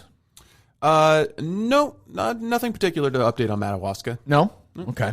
But I mean, it's getting closer here. I mean, we're going to be, in a couple of weeks, we're going to be off for a week. We're going to come back. Madawaska's, by the way, I'm going to be in Miami for a week before that. Oof. So, I mean, we got to really sneak up on That's what I mean. You feel confident. I do. So if you go down there to Miami, that means you're going to come back and Madawaska's going to be for you like 3 days away. Boom, yeah. Oh, that's going to be tough for Steve. That's what I mean. That's what I'm saying. He might not be able to do this Miami trip. Plus the live show, plus Madawaska, plus it's going to be a busy few months in the Minahan world. Do we know any details about the live show yet, or no? Still working. Sounds like zero. I don't know, unless you do, Steve. Details about the live show in Western Mass? Like where it'll be and all that. Yeah, no, I haven't actually contacted the high bidder yet. I'm still waiting. What I'm curious is if we're literally going to be in someone's living room. If we are, we are. In a lot of ways, that'd be much easier. I do like that idea. Yeah. I think. Yeah, it would be much easier for me. Yeah, well, I think they won the bid. I don't think they want to be. I don't know. I don't think they want 80 people. No, but if it's a business or something, they might. They might. Yeah. My understanding is that it is not a business. Right. So we're going to be in somebody's house. I like that. I do. That's the direction I'd lean in. Yes. I have to admit, I do like that. One of the lovely spacious homes out in Western Mass. It's uncomfortable as it gets. I mean, does Western Mass mean 3 hours away? Does it mean an hour and a half away? It depends. Who knows? All I have is a lawyer in Western Mass. That's all I know. A lawyer, interesting. A lawyer in Western Mass. I don't know if we're in the Berkshires or what. Boy, the Berkshires, Berkshires. Well, some would say Berkshires. Berkshires. God, where are you from? The Berkshires. How do you even get that from that spelling? Berkshires. But move along. Berkshires. So we got a guest coming up. Appalachian Mountains. We do have a guest coming up, Steve. That's true. What time? We're talking about 9:30. Yes, I like this guy. I've always been a proponent of banning all books. As a great man once said, if TV was invented first, books would never exist. That's true. We'll talk to that man in less than an hour. A group is calling on major retailers to pull white supremacist and pro-Confederate materials from their websites. I'm a fan of wiping out history. Because, I mean, what are you going to learn from the wrong side of history? I think it's very important. Yeah. The Council on American Islamic Relations, CARE, is calling on Amazon, Google, and Barnes & Noble, including the companies of Audible and Kindle, to remove all white supremacist and pro-Confederate digital audiobooks and related social media ads. So who are you having on today, Steve? We are having on Robert McCaw. He's the Director of Government and External Relations for CARE. Okay. And he's the one who's been putting out the statements and basically they're advocating. He explained to me yesterday. They're not saying don't publish those books. They're saying retailers don't sell those books. So they're not advocating for a book ban. Well, they are. Just advocating that no one can buy them. They're for freedom of speech. They are. Yeah, they're for freedom of speech. But just not selling them. Yeah, they just don't want you to sell. So they're not for the freedom of Barnes & Noble to sell these No, things. they can if they want. They can if they want. We just said they don't want them to. Well, yeah, they don't want them to, and maybe some public pressure would encourage them not to sell those books. But they're free to do it. They just will have to face down the social justice mob that CARE can point any way they choose. And this guy a drip or what? I think that he's a lawyer, but he's media savvy, and I talked to him yesterday, and I think he can be a little bit more feisty than Matt Walsh was, which doesn't say much, but I think that he's got an interest to represent and some arguments to make. Then you disagree with him, so we'll see. What is the case? What is a reasoned-minded person's case? We're going to talk to him for this because I don't see any case at all. It's hate speech. There's hate speech. I know it is, but so what? If you allow Amazon to sell Mein Kampf, somebody's going to be Hitler? The Holocaust might happen again. No, but I mean that's not reasoned. I mean, what's the reasoned line of thinking? You read something like the politically incorrect guide to the Civil War, right? And you develop racist attitudes. You start the Civil War. No, you develop racist attitudes, and you mistreat black people because you read about some of the unflattering things Abraham Lincoln did during the Civil War. Politically Incorrect Guide to the Civil War, by the way, good book. It is. I say that as a Yank. Okay, good. Thank you. What is it that causes history to repeat itself? I don't remember. I don't know what, I mean, I'm trying to think if we read Mein Kampf or not. I don't think I did. No, we never did. I know I took a Hitler class. Well, Steve took a few prep of those. school. Steve taught it. It was he's so old. I read some excerpts. He was 46 then. But I find, and maybe I'm wrong, that when you study these people and you learn what makes them insane, and you read about them, and you pick out the flaws in the argument, and have a conversation about it. Yeah. So let's just say you're a white supremacist, right? Mm-hmm. You're going to be a white supremacist anyway. Like, I don't know. And you're going to find this book anyway. Well, here's the thing, Kirk. Smart guys like you and Mr. McCaw, you guys can read these books, right? And the dummies, and decide on your own. That we have to save the dummies out there that are subjected to these hateful words. I find it I just find this. I mean, you are essentially burning books. That's really what you're saying. You're dancing around it. No, we're just pressuring people to never sell anything.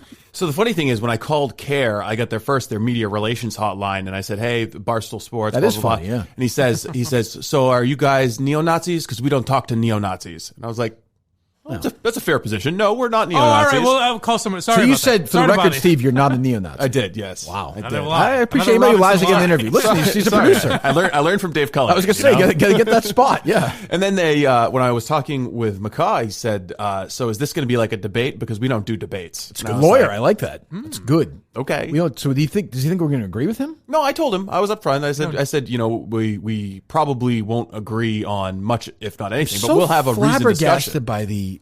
we're not going to debate, are we? What the fuck are we doing? But what does he mean it's not going to be a debate? I thought that's all lawyers want to do. I think that he meant... Hey, tell us your spiel and then we'll hang up. I thought he meant we're not going to have on...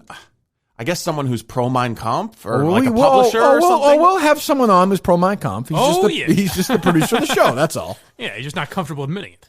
I think that it should be published. I think that. I don't doubt that. If you want to understand, we've seen your one man play of that. If you want to understand Germany and World War II, you have to understand what Mein Kampf. Well, honestly, millions of fucking people read that book and said, "Yeah, let's go to war." That's of course exactly right. Like, it was written by a madman. We all understand that, but to ignore it is really dangerous. Like, so harmful. Like, let's make this go away. Pernicious. And you would think so. If Timothy McVeigh had 150 pages worth of some journal, right?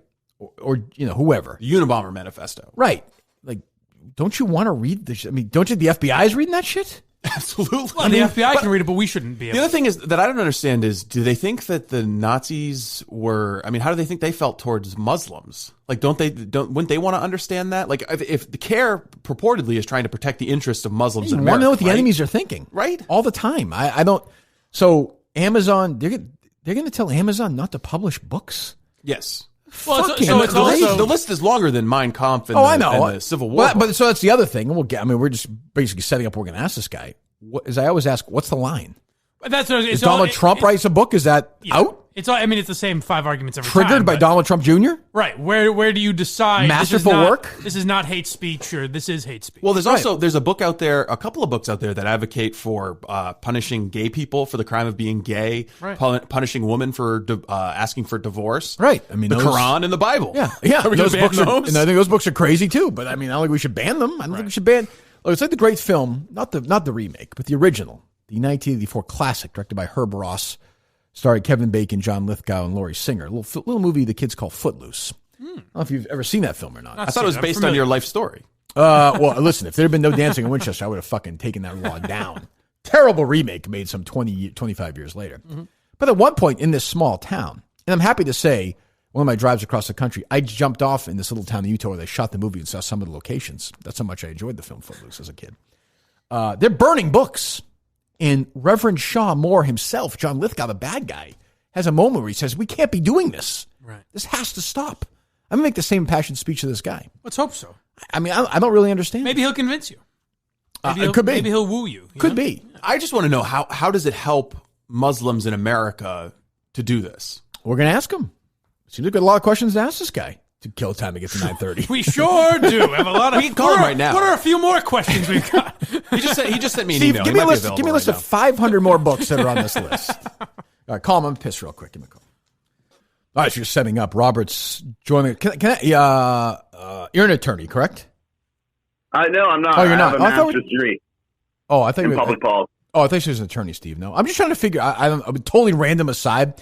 Did you see the Weinstein settlement yesterday? The Harvey Weinstein settlement? No, I didn't. Oh, he settled for $25 million with a bunch of these people. I'm trying to figure out if he can still be prosecuted legally. You're probably not the guy to ask. We'll find somebody else. I'm not the guy. All right, but if he did it, I hope he is. Oh, no shit, right? I mean, Jesus. No one's above the law. No, correct. So I think we just have a core disagreement here, which I think is great, and I appreciate you coming on to talk about it. I think it's dangerous. I just think it's a dangerous thing to tell people not to sell stuff, or they can't do this or can't do that. Like, I think a book like, I'll just pick Mein Kampf, is actually important historically, written by the worst person who's ever lived, but you can learn from stuff in there, I think. Sure. So Mein Kampf is a historical document. The politically incorrect guide to the Civil War is not. Mein Kampf as a book, it's a drag to read. If you're a historical researcher, right. Yep. If you're a historical researcher, and I was a bachelor's in history at UMass Amherst, if you're looking to read that, understand how like an ethno-nationalist, fascist, anti-Semite, scum of the earth, genocidal leader like Hitler came to power, or you're an advocate like against anti-Semitism who wants to deconstruct that book, get it from your local library, buy it from a neutral publisher. If you're a publisher, print it with annotations, deconstruct Hitler's arguments. Why should there be those restrictions? Why are you telling people that? Why can't just an adult have their own line of thinking? Why can't Kirk Minahan, or a 20-year-old Kirk Minahan, or a 14-year-old Kirk Minahan on the way to Florida to perform or something? Why can't he just read that book and come to his own thoughts? Why are you telling somebody at Amazon to shape the way they think? You know what? I'm actually asking Amazon to refer to its own offensive and controversial materials policy. You can't buy a Nazi flag on Amazon. You can't buy a KKK robe and hood. Last week, after popular outcry, they removed Auschwitz-themed Christmas ornaments. Earlier this year, they removed bath mats that had verses of the Quran or symbols of the Sikh religion. Right. This is their own policy, right? They remove products if they incite racial intolerance or they promote organizations with such views. CARE believes Regenry Publishing, the publisher of the politically incorrect guide to the Civil War, the group that says the South had the moral high ground in the Civil War, that this was a war of northern aggression. We don't believe this is a group that really fits Amazon's seller model. And again, Amazon isn't a public square. They're not your local park. They're a private retailer. They get to choose who sells on their platform. This isn't really like a libertarian argument where this is an open market. No, I guess not. But I mean, where's the line? Like, do you think when Donald Trump writes a book, should Amazon not publish that? It depends what he's saying in there. If Donald Trump is making anti-Semitic arguments, but who gets to decide? But I mean, again, don't you think that Some people can perceive something as anti-Semitic, and I'm not saying whether it's in Trump's book or whatever, and obviously Mein Kampf is different. I understand for that argument. But one person's thought that it's anti-Semitic, some people may say it's not. Look, we know Mein Kampf is anti-Semitic. I would agree with that. Yes, I would agree with that. I don't think anybody's arguing that. No one's arguing that. This book, though, is promoted by a publisher that, again, in its response to CARE asking Amazon to consult its own policy, it was so upset to say, how dare CARE say the Confederacy is tied to white supremacy, when you can read the own documents and letters of Jefferson Davis, and that was a core component of the Confederacy. No, but why do you care? No pun intended. Honestly, that's great. And just to take a step back, my name is Robert McCaw. I'm the National Government Affairs Director with the Council on American Islamic Relations. We're a Muslim civil rights and advocacy group based in D.C. One of the reasons why I care is I live in Virginia. Are you based in D.C. or no? We're based in D.C. We have about 30 chapters. How long have you been working there for? About 8.5 years. Did you know a guy named intern, coordinator, manager, and director? I had a buddy named Do you know S.E. Robinson down there or no? S.C. Robinson? No, I know John Robinson. Oh, we've been looking for. Okay, it's fine. We've been trying to find. He was an old guy. The DC sleuth, you might know. Yeah, but go ahead. Continue. Yeah. So great. I'm originally from Boston. I'm a carpetbagger. I came down. I live in Virginia. I work in D.C. I like to go hunting. Right.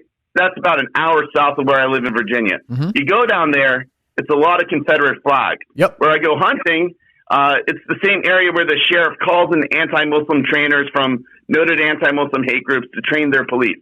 If my son, when he gets old enough, comes with me, my wife's Bengali, my son's brown, I'm in Confederate territory. I'm concerned about his safety, right? You don't have those types of concerns in Massachusetts. But if I see that Amazon, a large retailer, is selling a pro-Confederacy book that is ahistorical and whitewashes slavery, Amazon has policies to take care of this stuff. I'm just asking them to consult their own rules, right?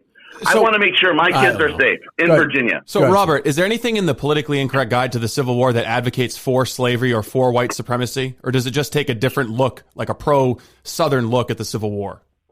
It basically glosses over slavery. It really says that white supremacy wasn't a part of the Confederacy, which we know it was.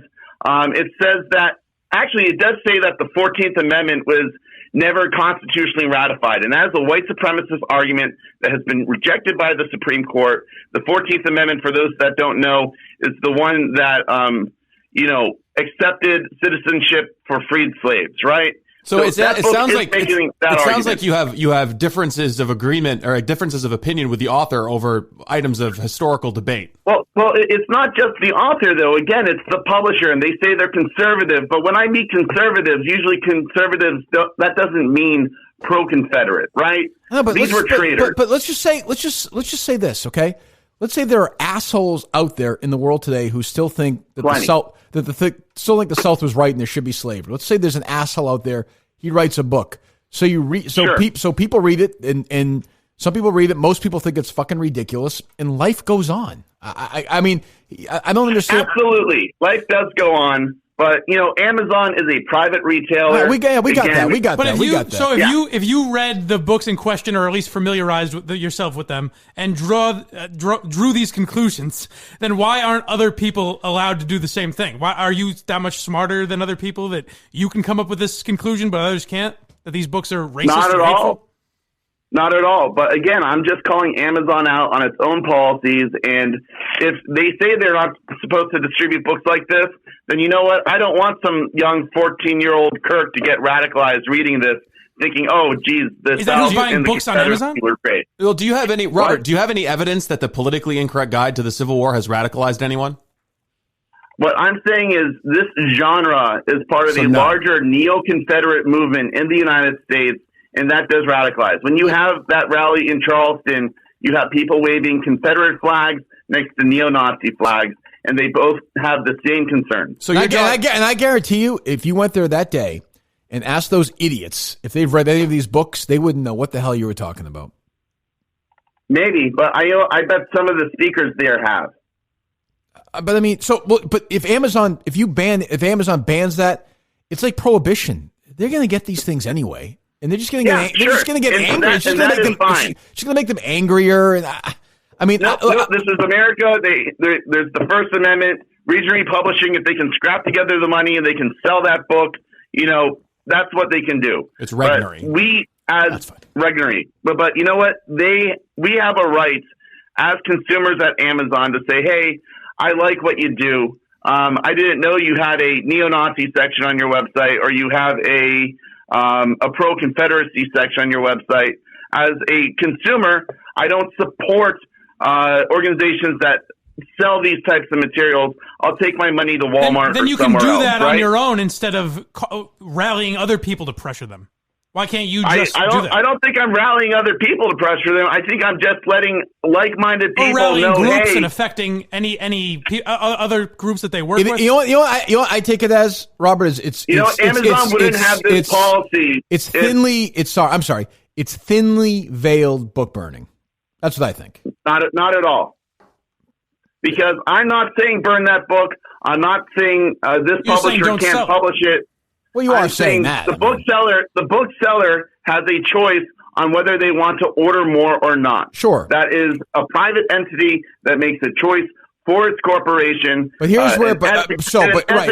But I think where it gets. Are there any ethics in corporations? I think it's corporations have ethics. Sure, but I think where it gets tricky, so I'm agreeing. If you're a bookseller, can you choose to sell the Turner Diaries? Of course you can. Of course you can. Right. It's your choice to do whatever you want. But I would say where it gets very tricky for me is what I just said earlier, is then if Donald Trump writes something, or Ted Cruz, or pick whoever, Kellyanne Conway writes a memoir, and she has something in there that somebody construes as anti-Semitic or anti-Muslim or whatever, then your line exists, and now you're going to want them to ban that book. And then, well, if she wrote that, this person wrote that. And the line it just keeps moving all the time. That to me. If Trump writes a book that is very anti-Muslim or anti-Semitic, I will call for a boycott of that book. By your perception of it. And Trump is allowed to publish that book. Well, we know that. I'm just telling consumers, don't buy it. Okay. And if you agree with me, join me in saying don't buy it. And if you really agree with me, ask the seller not to sell it. What if instead you wrote a book with the opposite opinion,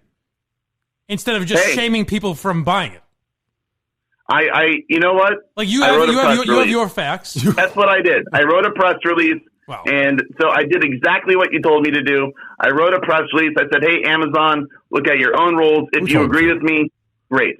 All right, so Robert S. McCobb, well, thanks for coming on. And I will say this, if you ever run into S.E. Robinson, he's sort of this underground guy, the D.C. sleuth in D.C., if you ever see him, look him in the eyes and say... I'll send him your way. Well, just say to him this, please, because I've wanted to say this for years. It was unseasonably mild in Moscow last Tuesday. All right. Okay, thank you very much. I appreciate it. Have a good one. You too, buddy. Thanks. Bye. Well, there you go. I mean, I don't know. Interesting.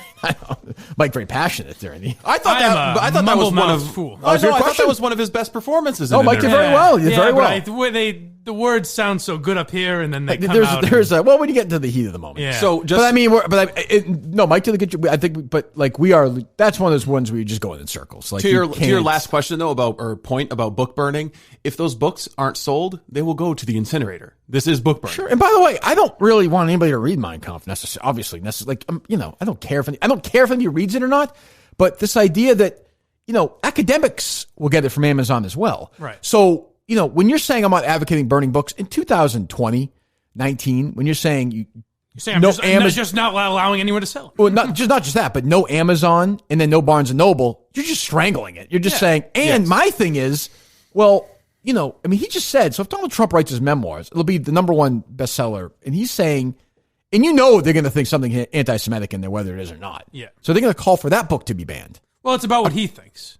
It's right. If he. Well, I think your best point is it's sort of this. Well, I'm smarter than you are. I'm going to tell you what you can't read. Yeah. I'm going to tell you what song you shouldn't listen to. I'm going to tell you what books you should burn or movies you should see or not see. Don't go see Richard Jewell because of this. Don't come up with your own conclusion about whether or not they painted this woman this way. But also, if you think it's wrong, so take this podcast for example. You think what the Globe and all the liberal media, what these people do is wrong. So you do a podcast saying this is wrong. You don't say these papers shouldn't be sold or this TV station shouldn't exist. Well, I'm all for, if the Globe went out of business, I'd be thrilled. Well, sure, but you know what I mean. Yeah, you're not picketing outside saying shut this place down. Why doesn't he write? Not yet. No, why doesn't he write a book saying here are the flaws in? Well, I mean, you books. just talked to this guy. You think that's going to be a perfect book? He wrote a press release. Yeah, he said, "But we want me to do it." I wrote a press release, but it's sort of it's just this immediate and this guy's a hardcore left winger, right? Right. I think so, yeah. I mean, CARE is a left-wing organization. And the left wing's reaction is ban books, ban this, burn this, defend the FBI. What the fuck is going on? Well, Trump has turned everything on its head. On the theme of the slippery slope, the author of that book about the Civil War has also written a defense of British Empire and the Catholic Church. So Steve was very into this Civil War book, very defensive of this book. I will say book. the one place I have Robert's back is, of all people, to correct his pronunciation on something. Steve Robinson. The publishing. It's Regnery, pal. What's a publishing veteran? I mean, that's the company I worked at. Oh, that's right. So, yes. that's why you're defensive about this. The author of the book got me the job. Which one? Which book? The politically. Fuck off. What? No, have you mentioned the book? You've been pumping a book at all, or no? Jesus God. No, I'm not pumping the book. I'm just saying. Well, even then, so the book they're talking, The South Was Right. That book, right? Yeah. James Ronald Kennedy, Walter Donald Kennedy.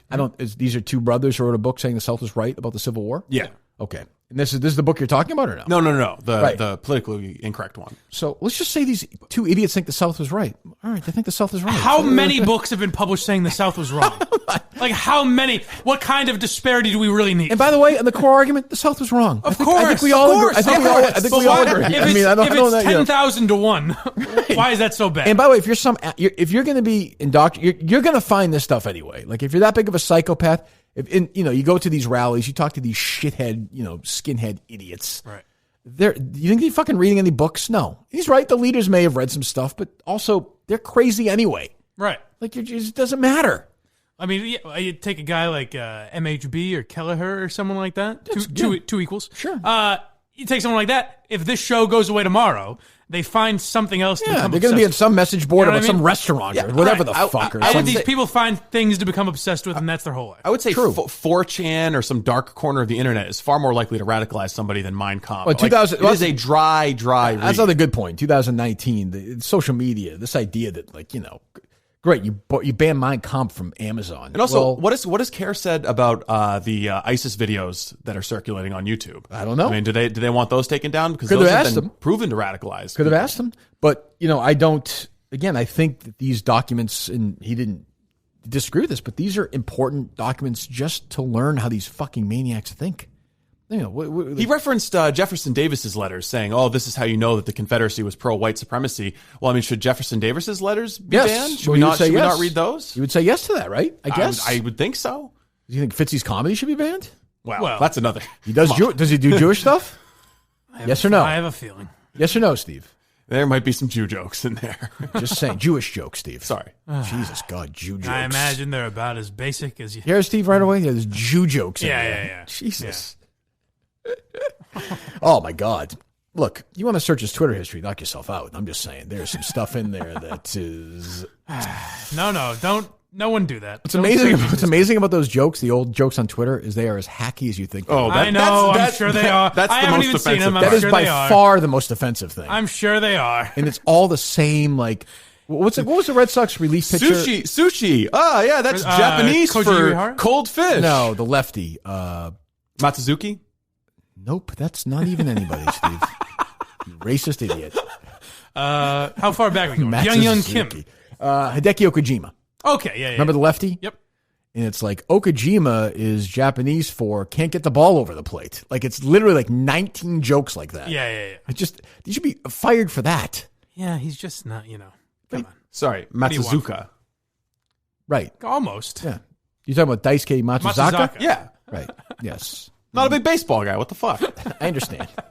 That was clear. Matsuzaki. Nope, not so much. This is the guy yelling Regnery Publishing at someone 5 minutes ago. And Matsuzaki. And, what are we doing here? He might want you banned for this, Steve. Interesting, though, that he never... you would think that the DC sleuth, S.E. Robinson, would be... This guy would be a known guy, yeah. Yeah, this guy was in the... Did you ever deal with this guy or no? No, I never had any run-ins with CARE. No? They're never an opponent of yours? Huh. They are now. Well, I mean, now that they've taken on the Council on American Islamic Relations. Is this a real thing or no? Oh, yeah, it's a huge organization. Yeah. And they influence people? Yes, they're the preeminent mouthpiece of Muslim Americans. They just bully people into fear? Is that what they do? Or yes. No? Okay. Well, I did enjoy when you said, I'm not sure why you care. Pardon the pun. Yes, that's right. They also, when I was looking at their website, they have a little link where you can pay your zakat if you feel so inclined. Oh, well, I do feel inclined for that. Yeah, it indicates these books were also part of Timothy McVeigh's bombing. Well, I mean, I don't know what to say to that. I think the more important books for Timothy McVeigh were the ones that taught him how to use diesel fuel to make explosives. Well, yeah, but maybe I don't know. Maybe he would want to focus on banning the anarchist cookbook or explosive manuals. Should you ban, like, if you search into Google how to make a bomb or how to do any of this shit? Should that not be allowed? Because that'll help these people. You can buy the instruction manual to make a nuclear bomb on Amazon. Right, and and I'll be honest, like, I would never buy it ever. But I'm not sure Amazon should be told they shouldn't sell swastikas. I was going to say that in that... I mean, there's a difference between the historical value and well, research value. But I just don't think, like... Mein Kampf and a Christmas ornament. I would never buy it. They shouldn't be allowed. If anybody bought it, I think they're a fucking racist asshole creep fuckhead. But why am I telling somebody they can't buy that and put it in their house? Right. It kind of helps you identify the creeps. Well, yeah, I mean, I guess... Like, remember the story that I sent Steve you? has 4 of them on right now. So Steve, I visited Steve's house. He pointed at the door and said, you know what this means? Not welcome. Troubling. You saw the story I sent you about the newspaper up in Maine that did the stories about the white supremacist Hannaford group? Stuff? Oh, yeah, on Facebook. I'm a Hannaford guy, too. The front page was the Facebook F in the style of a swastika because, Facebook wasn't doing anything to crack down on this. That's a whole other debate. But Hannaford threw the newspapers out, said you can't sell these newspapers because your logo kind of resembles a symbol of hate. But at the same time, Hannaford has a delicious bakery in the mornings. Well, that's true. So to me, I'm with him on that one. But I walk into some guy's house. All kidding aside, and he's got a bunch of Nazi stuff. Say we're in Western Mass for a live show. Oh, I hope that's not the case. Right. But won't that be uncomfortable? I would be like, "What the fuck is wrong with that?" Like, I would leave. Yeah. And be like, this is really weird. But at the same time, I wouldn't say, "You know what, asshole? Where'd you buy this from? Yeah. Where the fuck did you get this from? Get this down. I wouldn't rip it off his wall. Well, it gets to the Jerry Callahan's co-host, Kirk Schilling. I was going to say that. So Schilling has World War II memorabilia. Mm-hmm. Do I think that's creepy that people do that? Sure. Like people, as World War II especially, people get obsessed. Yeah, it's weird. They have little battles and stuff like that. And whatever, fine. I don't get it. It's like people are into trains. I don't understand it. Like Neil Young has a massive Neil Young is obsessed with building. He's like Bobby Bacala. Okay. He's into trains. Yeah. It's very strange. It's like the hat and everything. Mm-hmm. So I don't get that. Anyway, Schilling has an extensive World War II memorabilia collection. Right. And people I think it was Hillary Sargent wrote about how basically this guy's a Nazi. Well, no. If you're gonna go in and be a World War II memorabilia collector, you're gonna have some. I mean, they fought the Nazis. Like I don't know what to say. Only American stuff. This idea, just make it go away, get rid of it. That's insane thinking. Now, it's more insane to think like the Nazis did. I understand that, but that'd be like doing. Let's make Inglourious Bastards. Let's make the movie where Brad Pitt and the Bastards just hang out. They don't fight anybody. Well, you said they just hang out with each other for a while. You said it's more insane to think like the Nazis do, but the Nazis did book burning. The Nazis tried to rewrite history. The Nazis tried to control what people could have access to. Right. The Nazis tried to keep the Von Trapp family from singing. That wasn't right. Inglourious Bastards is going to be what people are like, oh, yeah, that's how he should have died, so that's what it's going to be. So, you know what I mean? Well, sure. But I mean, in their line of thinking, but why are we even having Hitler in the movie? Right. Why are we even having, what's his face? Goebbels in the movie. Wouldn't it be nicer if Hitler never existed? Wouldn't it be nicer if Hitler was kind of, he sort of wasn't part of it just at all. Just an affable nitwit. Just wasn't even part of it at all. The bastards just play baseball for a while. He used the baseball bat, actually just play baseball. Yeah. Just a baseball game. That's all. Yeah. I like that. Why are they over there? It doesn't, I don't know. The one time I did almost lose it in the interview when you said maybe I should just let this slide and leave it for the deep listeners. But when you said if I'm going down to Florida to perform. Yes, that was for the listeners. I enjoyed that. That's for the crowd. Well, I think sometimes when you have somebody who just clearly is not a boob, but just is not, you gotta play around a little. Gotta have a little bit of fun. Once in a while, you gotta because we'll get criticized for it. The people will be like, you can't win. As I'm learning, I'm trying to take my time. But people are going to be like, I didn't like that. I want you guys to fuck around more. And then people are like, well, I want you to do more stuff like that. Or people will say you didn't get angry enough at the guy. You didn't yell at him. How angry am I going to get at this guy? It's like the guy yesterday. The guy legitimately wants pornography banned. Okay, what am I going to fucking do? It's never going to happen. Amazon is not going to stop selling. Well, I don't know. I don't know about that. I don't know. Yeah, I caught myself there. Yeah. They will now, but they won't. They would not sell a Donald Trump book, though, because there's money there. Yes. Right? That's where it gets interesting. I wonder how many copies of Mein Kampf they sell. Well, I asked this guy, Jesse Jackson's written books, right? Yes. Did he not refer to New York City as a Jewish... He sure did. So should we get rid of those books? I think so. Those books, he worked with Martin Luther King. Yeah. So should we get rid of all Martin Luther King's documents? As he said, I don't know. That's what we call a slippery slope. The slipperiest of all. Yes. Wetter than your mom on a Tuesday night, Mike, right? If you will. Sure. Tuesday's not a particularly high energy night for her. Although she's, as we know, dry as the Sahara most of the time. She's a great... Well, right. The other thing is, if you just search... Where was that guy in the interview with Erica? Jeez. I know. Didn't hear that. Didn't hear anything of fun. it. Come on. That action. What were you saying? If you just search Mein Kampf PDF, you can just find it everywhere online for free. So this isn't just a symbolic thing. Yeah.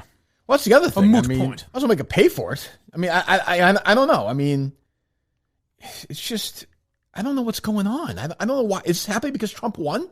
Well, the other point CARE has always been kind of radical, and they like to do things to draw attention to themselves, like any nonprofit group.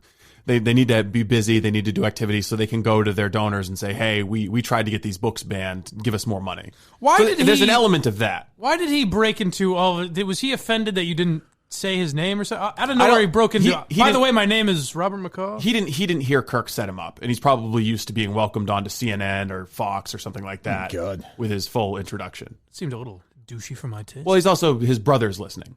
Oh, well, he's a fan? He's a great guy. His brother's a big Barstool guy. Oh, he is? Yeah, I think that might be part of the reason why he agreed to do the interview. In 1984, Jesse Jackson, speaking to Washington Post reporter Milton Coleman, referred to Jews as Hymies in New York City as Hymietown. Yes. Later apologized. Eddie Murphy did a terrific skit about it. Correct. So should all those books be banned? Yeah. Jesse Jackson's probably written 20 books, right? And Eddie Murphy should be banned for making fun of it, I think. Yeah, I think it should all go. Pat Buchanan got in trouble. I don't know. I don't know what's the line. I would also just think that one of the great anti-Semites supposedly in history, I read the A. Scott Berg book, is Lindbergh.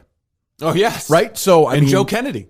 And so, so should all literature about Lindbergh be? No, I'm just saying the things that bother me. I don't know what, I think all of the Kennedy's wealth should be confiscated because of Joe Kennedy's anti-Semitism. But how do they have any money left to the Kennedys? They made a lot of money. I know, but he was the chairman of the SEC or commissioner of the SEC while he was engaging in stock market speculation. You're talking about the old man. Yeah. But I'm saying okay. All the money comes from him. But I'm saying these losers haven't earned a fucking dime since. Huge trust. They've all been rolling around a lot of Joe settlements. Kennedy's money ever since. A lot of divorces, a lot of settlements. He made huge money. Huge money. He set up that for generations we'll be dealing with the Kennedys. That movie sucked, the one a couple of years ago. Not Chappaquiddick. Chappaquiddick sucked. You thought Chappaquiddick sucked? Yeah, you sound like your boss now because I had him on. It was made Ted Kennedy sympathetic. I sent you the link so you could watch that for free, and I watched it. Thank you. What do you want me to say? You just said it. Thank you. Of course, when Steve said... didn't say thank you at the time. Of course, when Steve sent me that link, he's like, you can watch it for free. Those people like to watch it. If you want to be one of them. And I was like, this is odd. I've never really dealt with this person before. True. I've never dealt with this. None of it's true. You didn't send me that link? I did send you that. So some of it's true. No, this is... Okay, that's all I want. So you can pick out which part's true, what's not. That's fine. Yeah. But they made Ted Kennedy out to be sympathetic and thoughtful and... I don't know. They totally... Right out. And at the end, he's like a hero and he gives that... I've never heard anyone say that the movie was too favorable to Ted Kennedy. Way too favorable. Right after the car accident, he says, I'll never be president again. Oh, wow. He just killed somebody. Yeah, but that is a damning shot at his character. That the first thing he goes to... But then the rest of the movie is his crisis, and then at the end, he's like a hero. He gives that speech. It's a total ass-kissing liberal festival.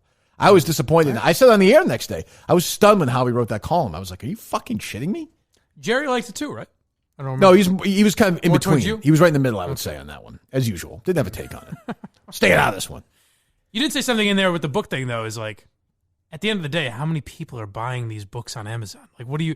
Okay, if you win, how many copies of Mein Kampf... I know it could be 10 million. It could be one. How many copies a year are being sold of Mein Kampf?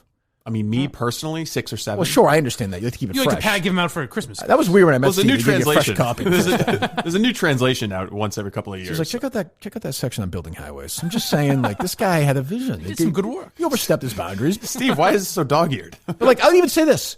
Like, I would guess that they probably sell books on Amazon about the history of the Cincinnati Reds. Mm-hmm. Marge Schott was the owner for a while. Mm-hmm. Like, her fame. Like, should they not sell those? I'm being serious. Like, what's the... I prefer Billy West's interpretation of it. That was funny. But I mean, does that mean like... I mean, we can go through all the famous anti-Jewish... Like, I don't know. Who knows? Walt Disney. I bet there are some books that are very left-wing and progressive that advocate for tearing down Western civilization, tearing down the patriarchy. Sure. But they should all be allowed. It's fine.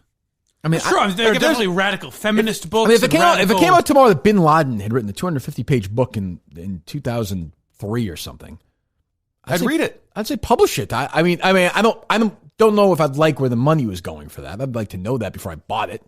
But I'd be interested to see the mind of somebody who put together this horrific attack against our country so it can be read by people and then, in my mind, be an act against it happening again. From. Yeah, I don't know. Like, you're a smarter guy. We got to protect the dummies. Protect the dopes. And there are plenty of dopes out there. I'm not denying you that.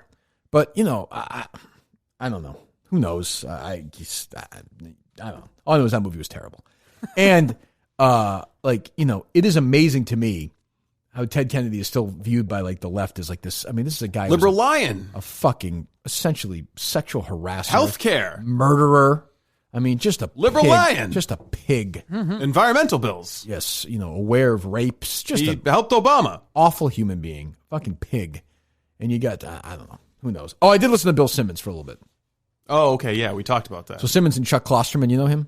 No. He's a writer. They were on talking about the Hillary Clinton Stern interview. Sex, drugs, and Cocoa Puffs. Yeah. Can I guess they loved it? They were. I have to be fair. I've been critical of Simmons lately. He was actually pretty good with that. Oh, okay. Yeah, because Klosterman was like, he was sort of more of the boy. Stern's evolved, and Simmons was like, he's Stern. Simmons basically like, I heard echoes of stuff when I heard Simmons talk. Okay, because somebody reached out to me and said, hey, you should check out the Simmons podcast. It sounds like he's been listening to Kirk. A lot of the takes seem like they've been swiped. I don't know that. I don't know if he listens or not. I have no idea.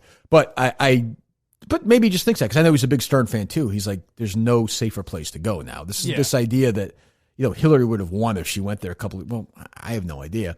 But he basically was like, Stern's kind of a bore now. He's a shitty interviewer. Yeah. I was impressed that Simmons said that. You saw the polling that came out this week that has Hillary Clinton, hypothetically, if she jumps in, above Biden. I think she's jumping in now. Of course. I think she's coming back. Yeah, I mean, she's going to get that Stern bump. Imagine if she... But I don't think that has any impact at all. I think America heard it, statistically. I don't think they heard it here. Yeah. she came across, for her, really well. Yeah. Yeah. But if that's the Hillary that's going to run... And she'll be able to use I got screwed 4 years ago. Let's correct that kind of a thing. I guess, but I think there's going to be real fatigue, though, too. Oh, yeah. I mean, nothing's changed. Nothing's changed in her favor. A lot of people will be sick of it. But, yeah. I mean, I think a lot of people will love it. She's back. But there might be enough for her to maybe win the nomination, but I think people are going to be disgusted. She craters. I mean, she might have more support in California and New York, but the states that really counted in the Electoral College, they haven't changed their minds. She also looks, if she's running a... now you're being sexist. Yeah, well, I don't think a woman can do the job, Steve. I mean, Jesus, come on. The sequel is never quite as good, Sequel? It won't be as much. Part 3? Won't be as much fun. No, but I mean Trump Hillary. It's not going to be as fun this time. And then Klosterman said that Hillary Clinton, when she ran for president, was the most qualified presidential candidate in history. Well, Obama said that. Right. I remember. And I thought, well, I don't know. I think I'd put George Bush, the first George Bush, ahead of her. I mean, also, what does that mean? Because she was the first lady? And the Secretary of State and Senator. She was Senator, sure. Yeah. George Bush had been a congressman and director of CIA, vice president for 8 years. It's something people say to make them feel good. Most qualified ever. But to do what? Bullshit. I almost feel like, I don't know, there was this guy Eisenhower. I feel like he had some qualifications when he ran for president. I don't know. What does that even mean? I mean, you're not going to burp and pull out your, get naked in front of foreign leaders. Yeah, but I mean, is that it? I guess. I mean, like, you know the protocols for meeting with a foreign dignitary. Is that it? I have no idea who's going to win this nomination. I change my mind every day. I don't think I think people will get too scared of Biden. I think it's going to be Biden. I don't think people like Elizabeth. They just don't like Elizabeth Warren, whether that's fair or not. They just don't more trust they see her of her, like the her. lower numbers go. Mayor Pete. What if Mayor Pete wins Iowa? Mayor Pete's hanging in. He's hanging in. He's just going to get like 1 or 2 black people to vote for him. Well, okay, it's a start, and then you move your way. You get 1 or 2, and then you get your way going. I don't know. I mean, but there's nobody else. Bernie Sanders not going to win. So Yang, I mean, baby, Yang, Biden will be competitive in Iowa and New Hampshire, and he's going to sweep the South. That's probably true, and he's got the most money, and right. Well, I don't know if he has the most money. Well, I mean, Bloomberg's money is theoretically unlimited. He's I'm not even counting the KMS tree. He spent more than everybody else put together. I think I just saw that. Yeah, maybe he has, because I think Steyer's only spent. I'm not even counting him, but I'm saying the people have a chance. Andrew Yang is going to be in the next debate. In the next Damn debate? right, baby. 3% now. Me and Fitzy were talking, and we think Yang's going to make a real run. Oh, those Yang jokes he makes are unbelievable. He had some real quips about it. I tell you, if he had come on this show, he might be doing better in New Hampshire and Iowa. No question. Yeah, might get the Panora vote. Iowa, yeah. That's true. Well, we should have done a live show in Iowa before the idiot for ignoring us. No kidding. Jesus. That's true. I don't like that. Well, I mean, they don't. These guys don't know any better. But he's been on bar. He did an interview with PFT. My guy Yang. He was on what? He did. PFT interviewed him. Oh, he did. That's right. That's right. They did like a quick YouTube video or something. That's political, though. I don't understand. No, it was promoted. It was promoted on the front page of the website. Why was that allowed? It's political. Well, that was PFT doing it. But I don't understand though. PFT's. Which one's K. Marco? He can do that. He's a made man. Yeah. He likes to contribute a drink to the book. Yes. Okay. Sure he did. Fuckhead. I wonder how K. Marco feels about the McGaw-Minahan debate. That's true. Well, K. Marco's an author. He doesn't want books banned. He doesn't have any anti-Semitic drink potions in there, does he? Screaming Nazis, but I used to drink. Rumpelmans and Jägermeister. I didn't think of that shit. Is that what that was called? I should have guessed. I should have given them that book. The book would be banned by Amazon. That would be really funny if the Minahan entry you sent in. Jägermeister and Rumpelmans. Put it together and feel that burn right down your chest. 100 proof. Surprised he didn't ask you for an entry in the book. Well, mine now is a Coke, so I don't know how much help. How much help? Well, you could dig back in some NA beer. Yeah, back in the archives. That's true, I guess. How's that book doing? Still doing well? I have no idea. Haven't checked Nielsen book scan lately. Presumably, it's selling very well. I was surprised. Oh, you calling Portnoy now? Would you like me to? Yeah. It's a minute early, but let's. You want to do Manscaped? Dave Portnoy's interview is brought to you by Manscaped. Manscaped.com, the friend of Kirk Minahan show for years and years and years and years and years and years and years. Below the belt grooming, engineered tools for your family jewels. Damn it. Well, what can you do? And your downstairs area. Oh, that's true too. 20% off and free shipping with the code Kirk at Manscaped.com. I'm not flexible enough. I'm not a yoga guy. No. And I think I should be because I wake up in the morning and I'm sore all over. I like to get flexible enough I can really smell my balls after a run. You seem like a bit of a yoga guy. I should be. Yeah. I should be. I shouldn't tell you this, but I can put both of my legs behind my head. Oh, Jesus. Get in here. Let's go. Get in here. All right, come on. Let's go. Let's get this over with. Let's just do it. Do you believe this? Because No, I do. I do. It's just pure KGB. I believe he at one time could. Should we be filming this? I guess who's going to do it? Why is this so? Around. Oh, is it my camera? Hold on, Steve. Take your time. Hold on. What are you doing? You gotta take a picture of it. Let me see that again. You gotta do it again or it never happened. I didn't see it. do it. I didn't see it. I didn't get it, Steve. I didn't get it. I didn't get it. Mine's all. Is it my camera? Well, he couldn't do it. Hold on. Take it. Steve, stretch That's all out you need to for a know, second. folks. He could do it, Mike. I didn't see it. We can't see. I know. Let me see it, Steve. Let me see it. Oh, it's perfect now. Let me see. It was me. It was my camera. I actually fixed that. All right. This will be a fun image for you folks later. And Steve is... Take a look, Steve. Steve, what are you doing? Do it one more time. One more time. You can do it one more time. One more time. One more time. One more time. One more time. You got to be ready. Be I'm ready. do it right now. Ready on that button. He's doing it. Is he doing it? Yes. Wow. This is a... Man. Fellas, this guy must be good. This guy must be great in the sack. I got it. You know? So Steve's point is, so maybe he could be able to smell his balls. I would be curious to see what my balls smell like after a run because I know my armpits smell like. You get a little, if it smells bad there, think of where it is underneath. Well, you could do sweating. The old hand test if you really want. That's true, but there's a little bit of that. There's that buffer in between. Sure. There's that fresh air in between. Have you ever tried to smell your balls? How do you think I got that flexible? How do they smell? Are you out of breath right now? No, they're very nice. Can you? You can do that, but you can't hit a ball with a racket. It's odd. Conundrum you are. Manscaped.com /Kirk. Or no, I'm sorry, Manscaped.com with the code Kirk. You get 20% off with free shipping. And your balls will smell great. That's what's important. And you'll get a nice trim. You'll look good. You'll feel good for the new year. Manscaped.com. Kirk is the code. 20% off. Your balls will thank you. Got to do our football pick later, too, Mike, by the way. Absolutely. You win last week? I sure did. My lock of the week did. Well, the games, go to freesportsbookpick.com. No. Well, Hey, Dave, this is Steve Robinson from the Kirk Minahan Show. You're live to tape with Kirk. Okay. What's up? What's going on? How you doing? Good. How are you? I'm good. This chemistry, I can't wait for the Super Bowl. Well, I'm just saying, I just wanted to make sure. I saw somebody called yesterday. I wanted to let you know, as part of the Barstool team, I am excited, enthusiastic, and ready for service in Miami. That's all. Well, I mean, that guy didn't seem like I was giving you pressure to come. Well, I asked if you want to come, and you seemed like you want to go. I'm going. That's what I'm saying. I just need to know what are my duties going to be while I'm there. You're going to be on Barstool Radio with me. Okay. And is Riggs and Tommy and those guys too? Yeah, I'm not 100% sure on that. Oh, how come? Well, I haven't decided. Oh, okay. All right, fine. So we'll essentially be like last year. My concern, because I care about the podcast, is this is going to be a place where I'm going to be able to do that daily, right? Correct. Okay, then I'm looking forward to it. I'm a team player. I'm whatever you need me to do. I didn't say anything. I mean, you had a guy call up and he said you were just bitching and moaning that you had to go. Ridiculous. You were being ridiculous. No, he's excited. Ridiculous. Do you want to address Mike Geary at all? He doesn't know who that is. Blind Mike. Is there anything you want to say to him? He's in the room. You want to apologize to him for that attack a month ago? Or he's not recovered. Hey, Dave, apology accepted. Don't even worry about it. No apology. You love me deep down. This I hate. don't. I mean, he deserved that. The fact that you, yeah, but the fact that you hate me is absurd. You don't hate me. Well, at times I do hate you. In that moment, I hated you. What I got mad about on that day I told you, he loves me. I've done for a long time, and it's obviously nothing. I exploded on you.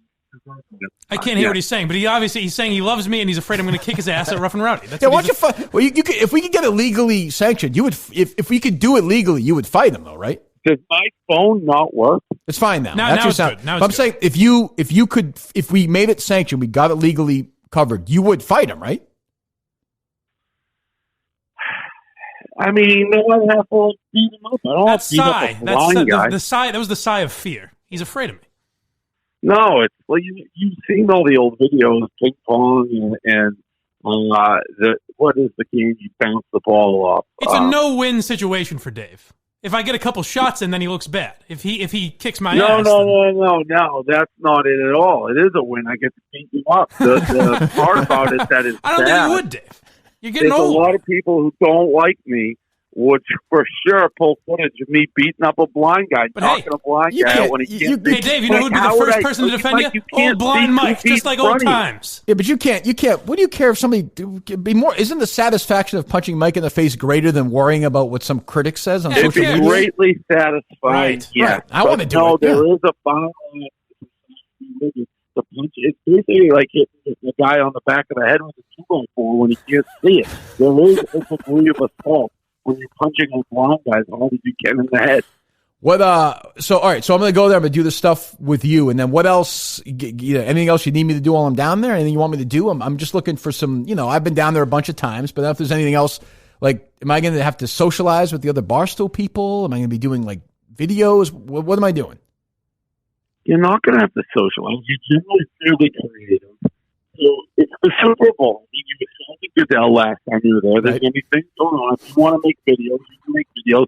We'll have people who can go with you to do it. I don't know what you are. 2-year-old? I just want to make sure. I'm doing a good job. That's all. I'm trying. Everyone says I'm not. This good employee. I'm not grateful. I'm an asshole. I'm trying to be a team player. That's all. I'm just trying. Who says that? Who says that? They. Who's they? You sound like my mother. They don't wear that. Who's they? Who is they?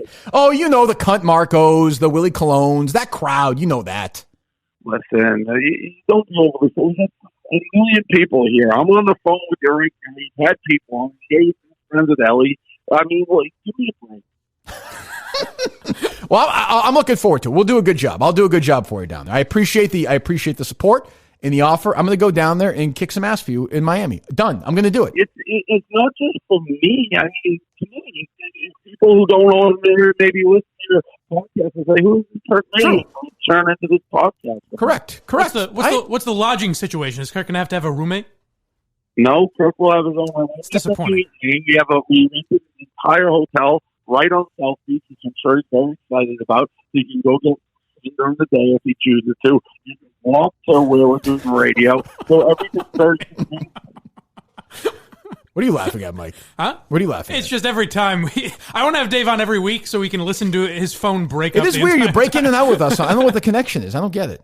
I need a new phone. I don't know what to tell you. I actually came to the office, so I won't have to do it because I got to come back and go on to Brady's. Oh, you're going back? You're going to you're going tomorrow? Yes. Yeah. Well, I got to say, we had Jerry in the other day too. I got to say that you did an excellent job with that. The fucking, like, I don't feel like, in a weird way, like he's given enough credit for no athlete or person is more responsible for a charity that $250 million. Like, it's fucking unbelievable. It really is. But I do say lucky. I don't say very much. I knew him well before the Ice Bucket Challenge thing took off because he was from my right. Wait, Steve, Dave, call us back. Steve, try to get him to call us back, because I want to talk about this with him. I don't understand why this fucking cell phone never is so works. Bad. You say he's in the office? That's what he said. He said, I came back to the office so I wouldn't have to deal with this. I thought. Maybe I didn't hear him right. I don't understand it. Well, yeah. You sound. Are you in the office on the cell phone? Yeah, I'm in my. I mean, I've never had. Now he sounds better. Yes, I'm in my office on my cell phone. Oh, you sound much better now. Maybe it was our end. No, but we were saying you knew Pete even before. Yeah, I knew him before the Ice Bucket Challenge. He grew up in my neck of the woods, and I don't say lucky enough. I was lucky enough to meet him. You know, he could still speak fairly fluently, and we did the Polar Challenge. He just was a fan of Barstool, right? And grew up in my neck of the woods, and it was something. I've said it a lot. It seemed like one of those things. If you believe in this type of thing, where he was almost chosen because the way he handled it, the family, all of it, they really have made a difference that very few people in their life will make. So, you know, it's sad, obviously, that he passed, but his time was probably up, and he couldn't really do any more than he already did.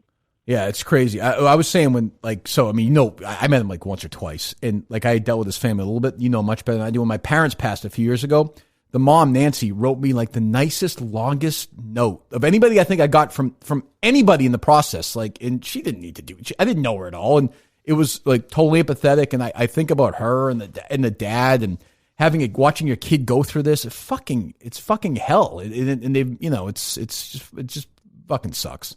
Yeah. And the family's unbelievable. All of them.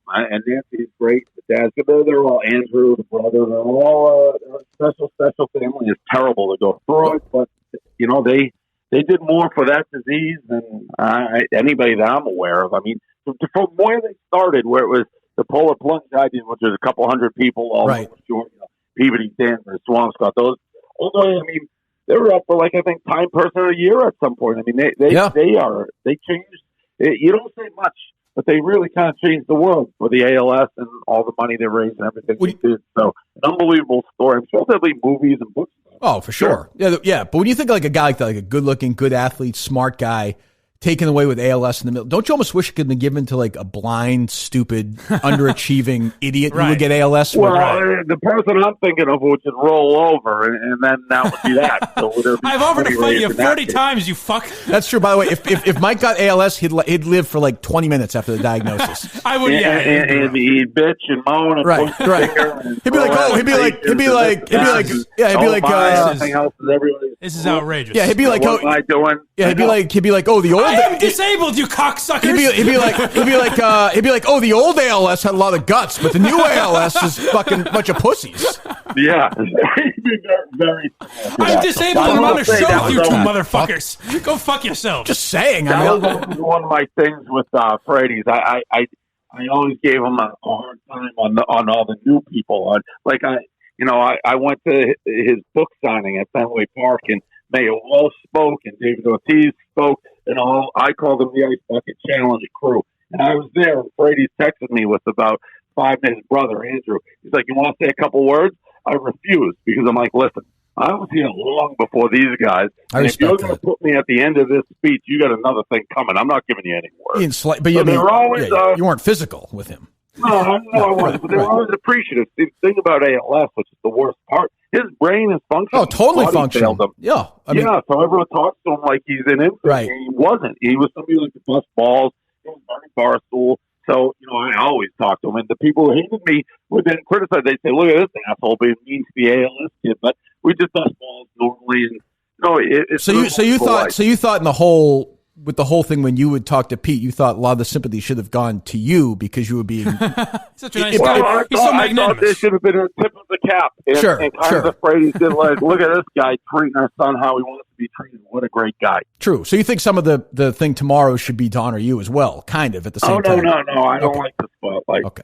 Well, what about this? I'm concerned about you as a friend and as my boss. When anybody dips their toe into the restaurant world, I feel like it's a very shaky investment. I think you'll do very well, but I'm concerned. Why? Well, because a lot of these restaurants go under very, very early on. A lot of people told me when I started a newspaper, they said the newspaper business is a tough business. True. No one succeeds in this business. I did. I succeeded at everything, Kurt. What haven't we succeeded at? What is going to be different? Give me an idea when I walk into this pizza place. Are we talking like old school? It's not going to be all gimmicked up and stupid, right? I'm just going to get my fucking pizza. It's going to be good, and I'm getting out. Well, it's like just as much. And first of all, it's a long. The reports are very premature. There's a long way from this thing being like solidified and happening. But if it does, it's just as much about the nightlife and the bar as it is the pizza. It's a dual play. Okay. So it's kind of like so you get I got you. So there's going to be a club as well. So it's like a barstool type of club may be strong, but it's like a place you can watch a football game. Oh, so it's good. Oh, I was thinking it's going to be your basic sort of. I like that. I thought it was going to be your basic sort of dingy old school New York. Walk in, get your pizza, taste good, leave, and no, definitely not. So now I'm more convinced than ever it's going to fail because it's too big. It's too big an operation. I think people just want their pizza. I think the opposite. I think this is more of a barstool type. I get it. Well, hang on. Stop kissing his ass. Is Erica going to be running the pizza place? Because then it's going to be a smash hit. Is Erica going to be involved in this or no? Well, at Barstool, it was not like Portland. If Barstool owns it, so if Erica is involved in Barstool, Erica would be involved in it. But we're not running it. We're not restaurateurs, as they call it. Are you flipping dough? What's bothering you right now at Barstool? What's your biggest gripe? Not too much. I mean, the holidays are coming up. I went off on Big Ev the other day. I saw that.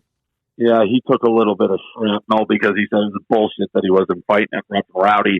Like I owe him an explanation. I owe him an explanation as much as I owe Blind Mike an explanation. So that bothered me a little bit. But other than that, not too much. I mean, you're aware I'm not nearly as miserable and always yelling at people as you think I am. No, not at all. But and by the way, I gave you. You probably didn't know this because you never pay attention to the podcast, which I appreciate because that's also good. But I gave you plenty of credit the other day when I texted you about the hoodie thing. I don't know if you remember that or not. What hoodie thing? Exactly. Remember I said there was some issue with the hoodie thing, and you said I'll take care of it. Oh yeah, I took care of that right away. And I said I've never worked for bosses like I have blown you and Erica or whatever that version is of Erica for months. The best bosses I've ever had in my life. I cannot be clear enough for that. Well, if people have issues, we try to fix them. If we think they're a legitimate issue, it's not too hard.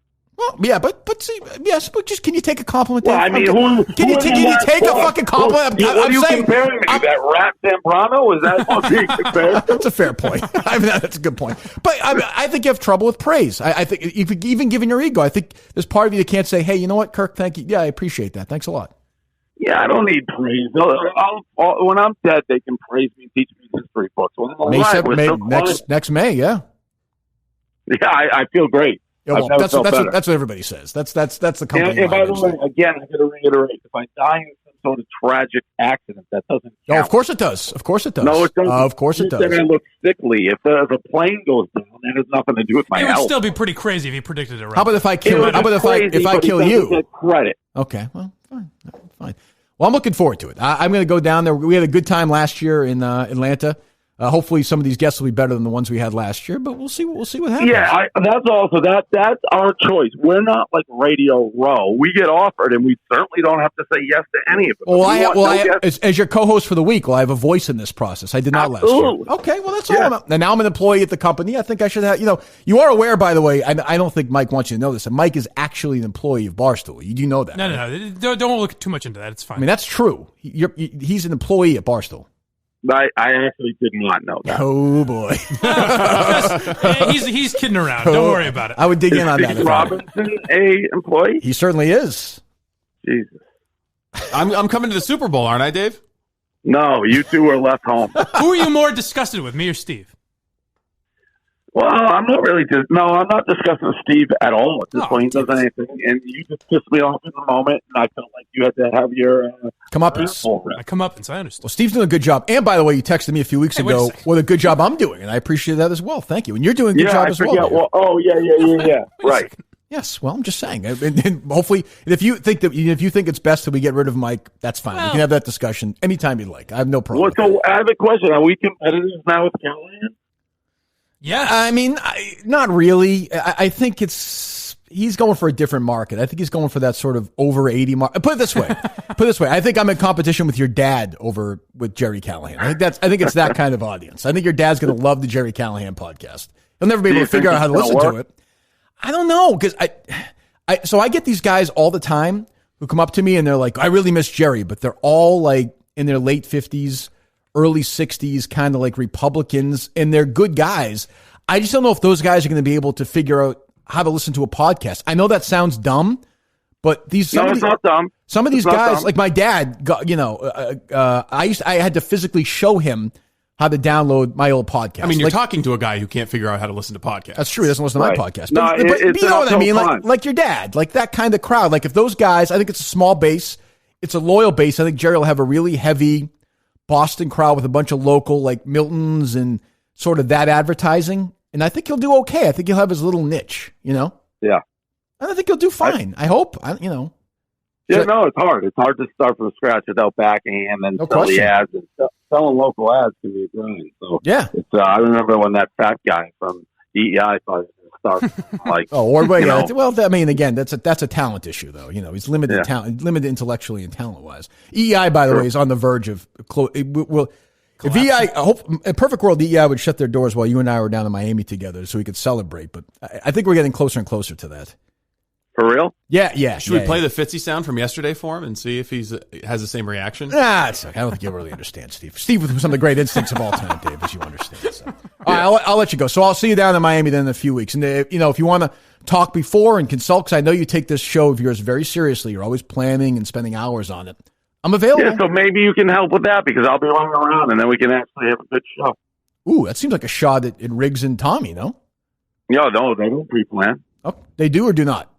They do not. Oh, believe me, I'll have this whole thing set up for you. Dave's reconsidering what I said a few months ago. I'll have this whole thing. No, I think Tony's very smart. He doesn't pre-plan for the show. And Riggs is out in Australia for the president.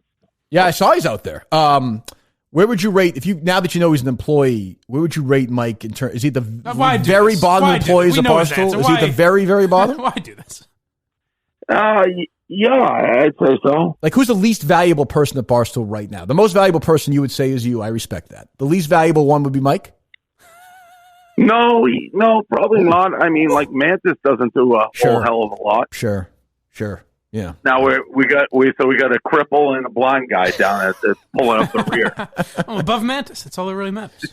All right. If you combine Mantis and blind Mike, you have like 3/4 of a fully functioning human. All right, I'll talk to you later. All right. Thanks, Dave. See, I'm supposed to get, like MHB was saying last time, I'm supposed to get mad at that guy. Oh, you know what I mean? Like, come on. He's great. He's great. By the way, his second half was tremendous. Yes, much better. I mean, by comparison. I like the idea. Never had a weekly guest, but I like the idea of having on Portnoy every week. Bad phone? Just to not be able to hear him.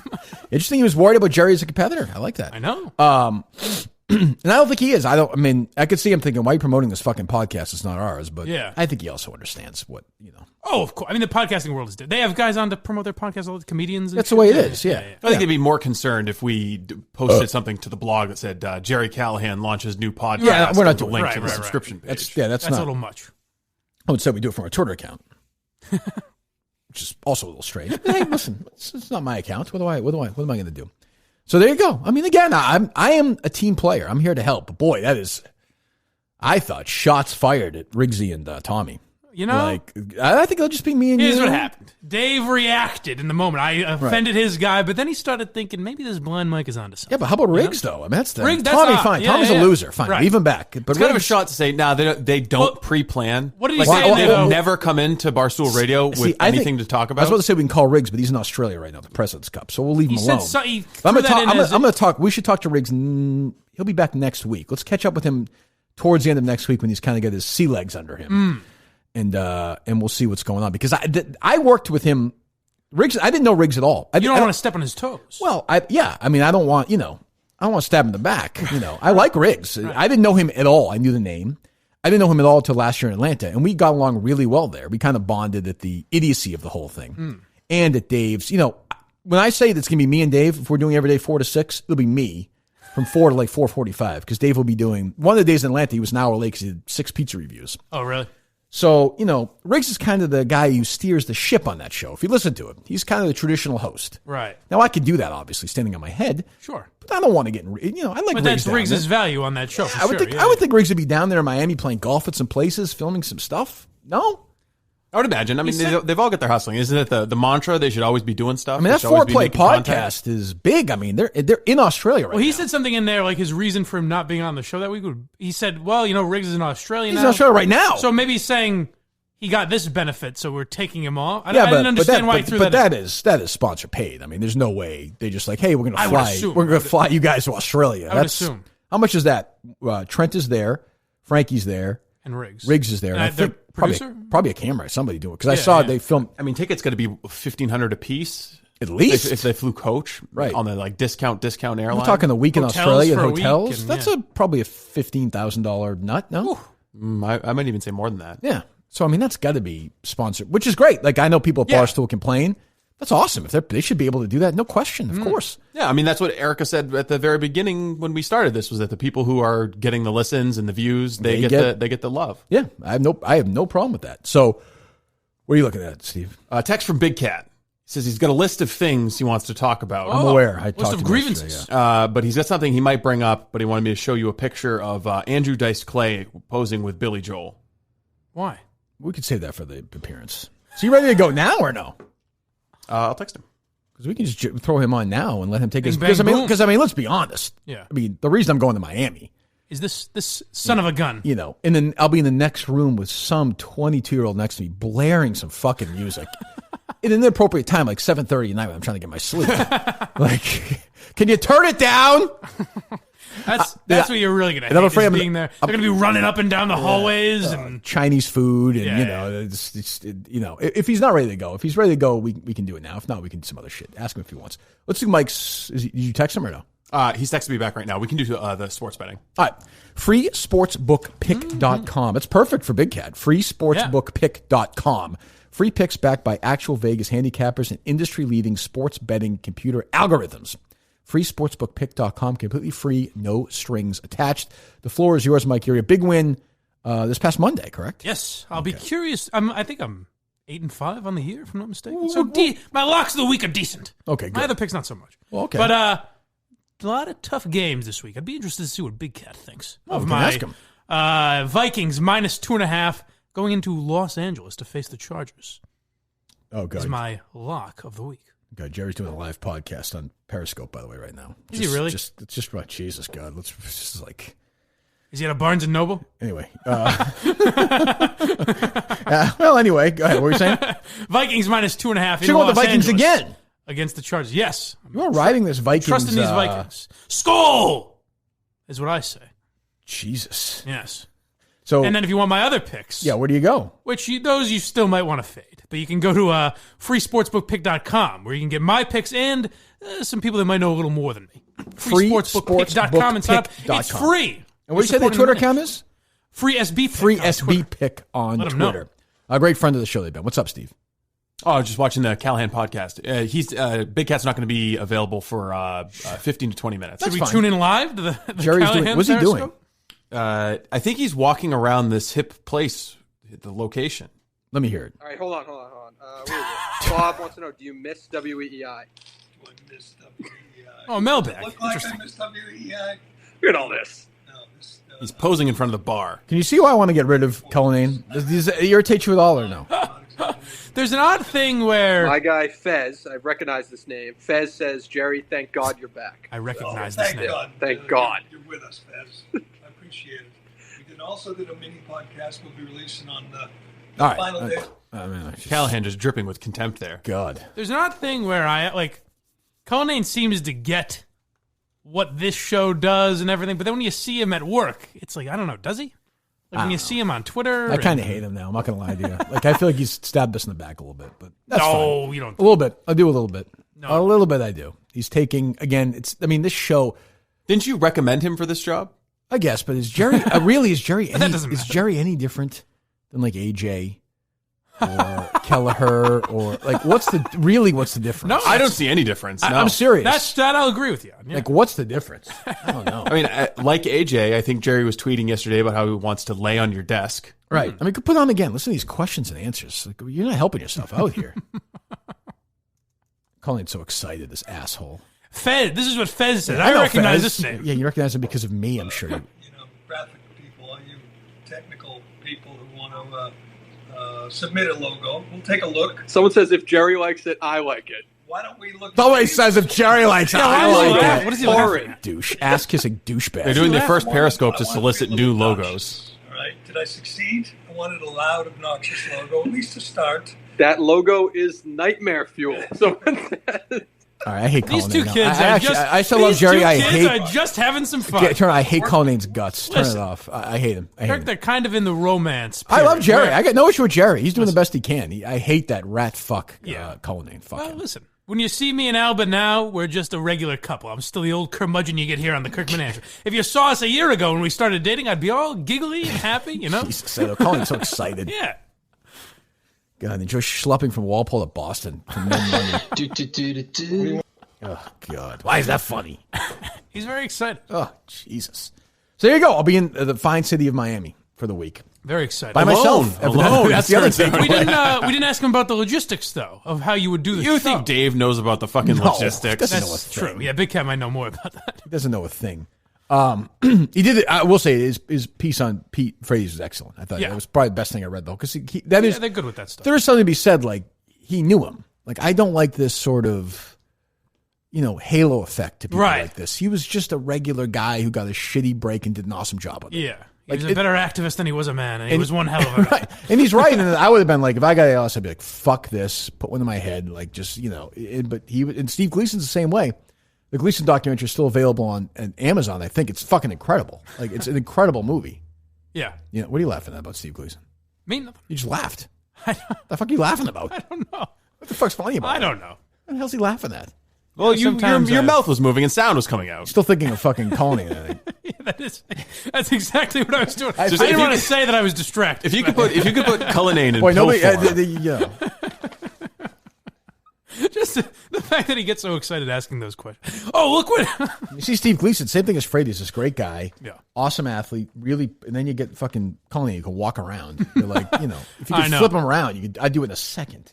I do understand. I like that you. What are you laughing at? Just the idea that you would curse Dave Cullinane with ALS. No, I wouldn't. I'm saying I'd rather he have it than Steve Gleason or Pete Frady's. Oh, okay. These are productive people in society. Instead of, but not in addition to. No. Yeah, no. Well, I hadn't thought of it that way.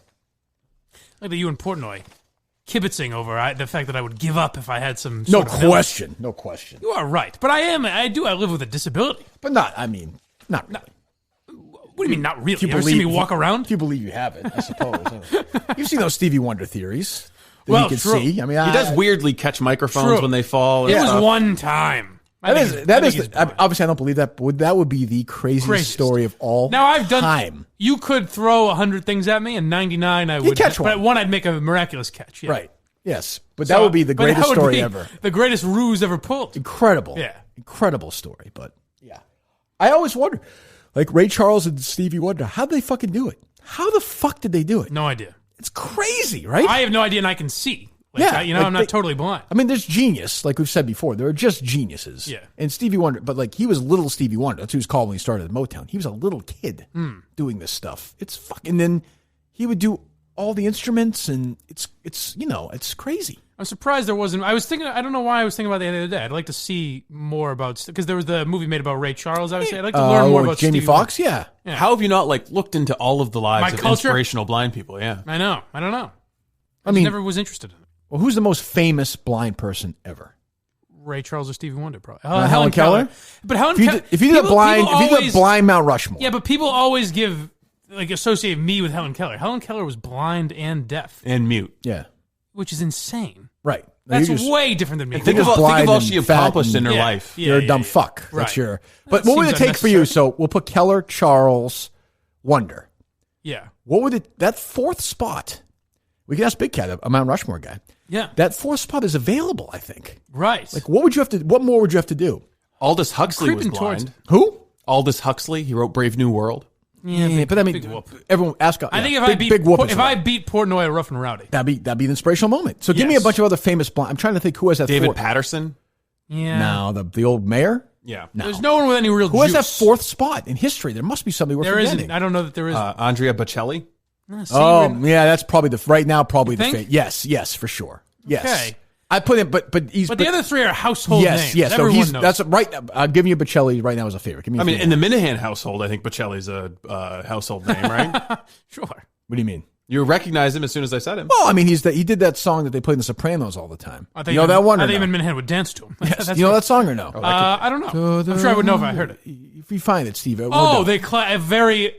Like if you think of Italian Carmela's music, listening to it that time in the restaurant. She starts crying. You know that one? The one that Will Ferrell sings in Step Brothers? Yes. Yeah. Good. Give me a few. Supposedly Harriet Tubman went blind, but I think that was after. Yeah, but that's not what she's known for. Yeah. Right.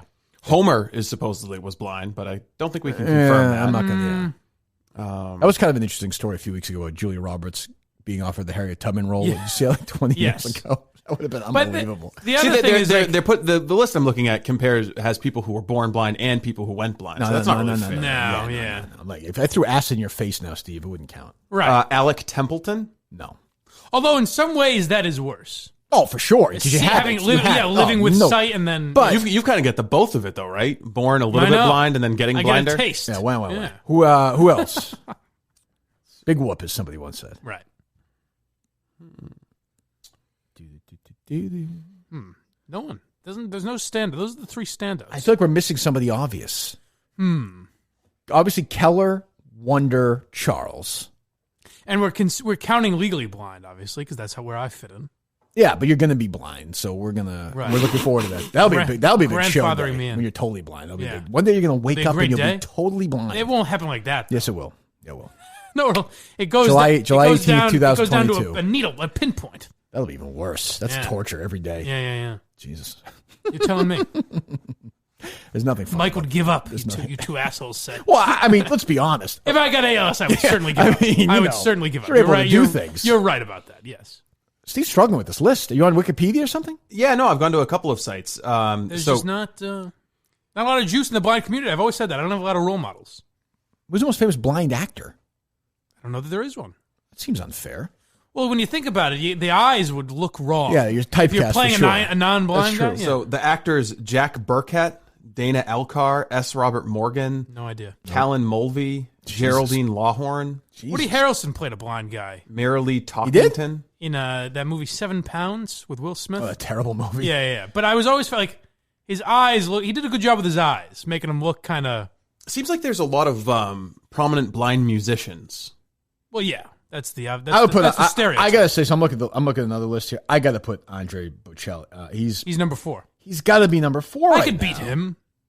I could surpass him in my lifetime. I mean, if you became even like a serial killer or something. Sure. There's never been a famous. I don't think. Ooh, yeah, you could be the most prolific blind serial killer. There's a lot of things I could do in that. Athletes and sports persons, blind in one eye. Fuck off. That is stupid. Yeah. What about Joseph Plateau? He's a physicist who went blind at 42 for gazing. And then he kind of trailed off. He was gazing too long into the sun. No, you're just a dummy. Like, I don't, I'm not seeing a lot of saints. There's some saints, but, Yeah, big whoop. Fictional. I mean, what good does that do me? Daredevil they have. Jesus. Oh, come on. I mean, that's ridiculous. Although Daredevil will probably be 4th right now. Daredevil's more famous than Andrea Bocelli. Yeah. There are a few blind long snappers. There are? Yeah, there would be. There's always a story to like USC. Oh, like that kid, yeah. But I wouldn't count him as the. This guy's the most famous because he had the record for blind cricket. I mean, come on. Now we're being silly. If I beat Portnoy at Rough and Rowdy, that's I'll put you in the mix. That's a big, for sure. No question. It's all the same. But you heard him. He's a little scared. Actually, to be honest with you, I didn't hear him.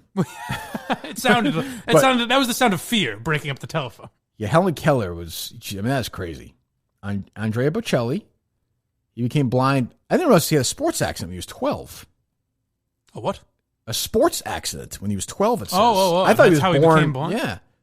I mean, you want to give? I mean, are we Braille? No. Louis Braille? Yeah. No. Oh well, yeah. I mean, you might want to put him up there. He did a lot. He did. That still exists today. You know. Casey Harris, the bass keyboardist for the band X Ambassadors. Oh, come on. I'm not giving you that. I'm not giving you that. Oh, I got to say, number 4, probably, Jose Feliciano. Feliz Navidad. Yeah, but you didn't even know he was blind a week ago. I don't know if that's not part of his bio. You know? And even Mike's Mom's Really Hot's probably a more famous song now. Sure. Yeah. Took over. I'd put him in the top 10. I can't give you Homer. I'm not giving you Homer. No. I don't care about that. There's got to be someone we're missing. A TV. I remember Jeff Healey from the Jeff Healey Band, but you probably don't. No. Doc Watson. Googling blind people who accomplish stuff. Mike will not be on Google that Mount list. Rushmore. Oh, Dan! I know the actor Dana Elcar, but he became blind later in life because of glaucoma. He's got one of those faces. Now, George Shearing, I know him, but not. No. I'm already not the least valuable member of Barstool Sports. That's something. Seems like you were tied. I think he put me above. He said no. You said, would he be the least valuable? He said no. He said if they added you and Mantis together, that would be We'd three be quarters. 3/4 of a person. So does that mean that could be? But he still said I'm not. Maybe I'm 2/4. He's 1. He didn't seem that mad at you today. He did not. Yeah, that's good. Well, that's progress. It's something. All right, well, there you go. So we'll find out. I don't know. A big cat might have an answer that dazzles us. He might. But I think the floor is... Find that Andrea Bocelli song, would you please? From The Sopranos that year. If you look it up, let me see. I think I'm right. I think that was him. It's a very famous song. Bocelli. And this guy is blind. He's blind. He's as blind as it gets? Yeah, he's got the... Yeah. See, that's what a lot of people would argue. Soldiers in his family. I'm not scared of them. See in the background? Yeah, this is what I'm talking about. New York to AC, Atlantic City, a much different place. No, go look, find the... better class of people. Let me see. Oh, shit. Who the fuck really knows? Now, find the actual song itself. It's Conti Parito? C-O-N... Portofino? Or no, C-O-N space T-E space P-A-R-T-I-R-O. I'm going blind. I need my glasses. Am I on the list? That's what a lot of people would, if I was... Oh, boy. Hey, boy. It's my college radio show. Let's put that seems like a Friday potential. Get to it tomorrow? I don't know if we have audio.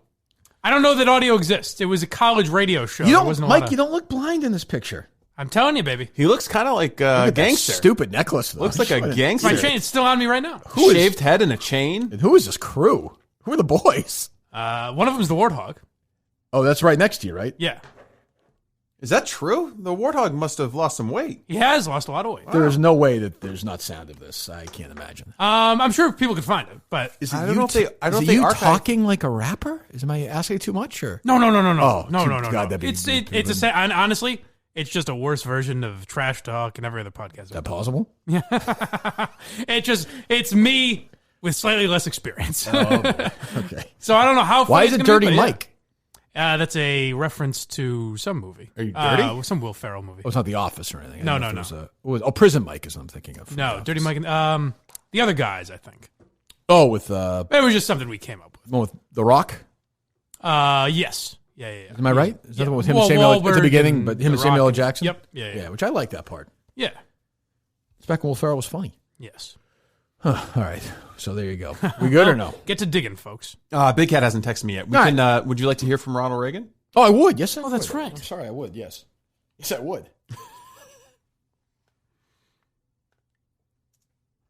There aren't any voice recordings of Lincoln. Wait, hold on. It's me again. Hold on. Start at the beginning. Throw off. That's him responding to that. Yes. I guess. I beg your pardon. I thought it was you. Yeah, Ronald Reagan has a producer up in heaven that he pulls sound from the Kirk Minahan show to replay to locate his tirades in context.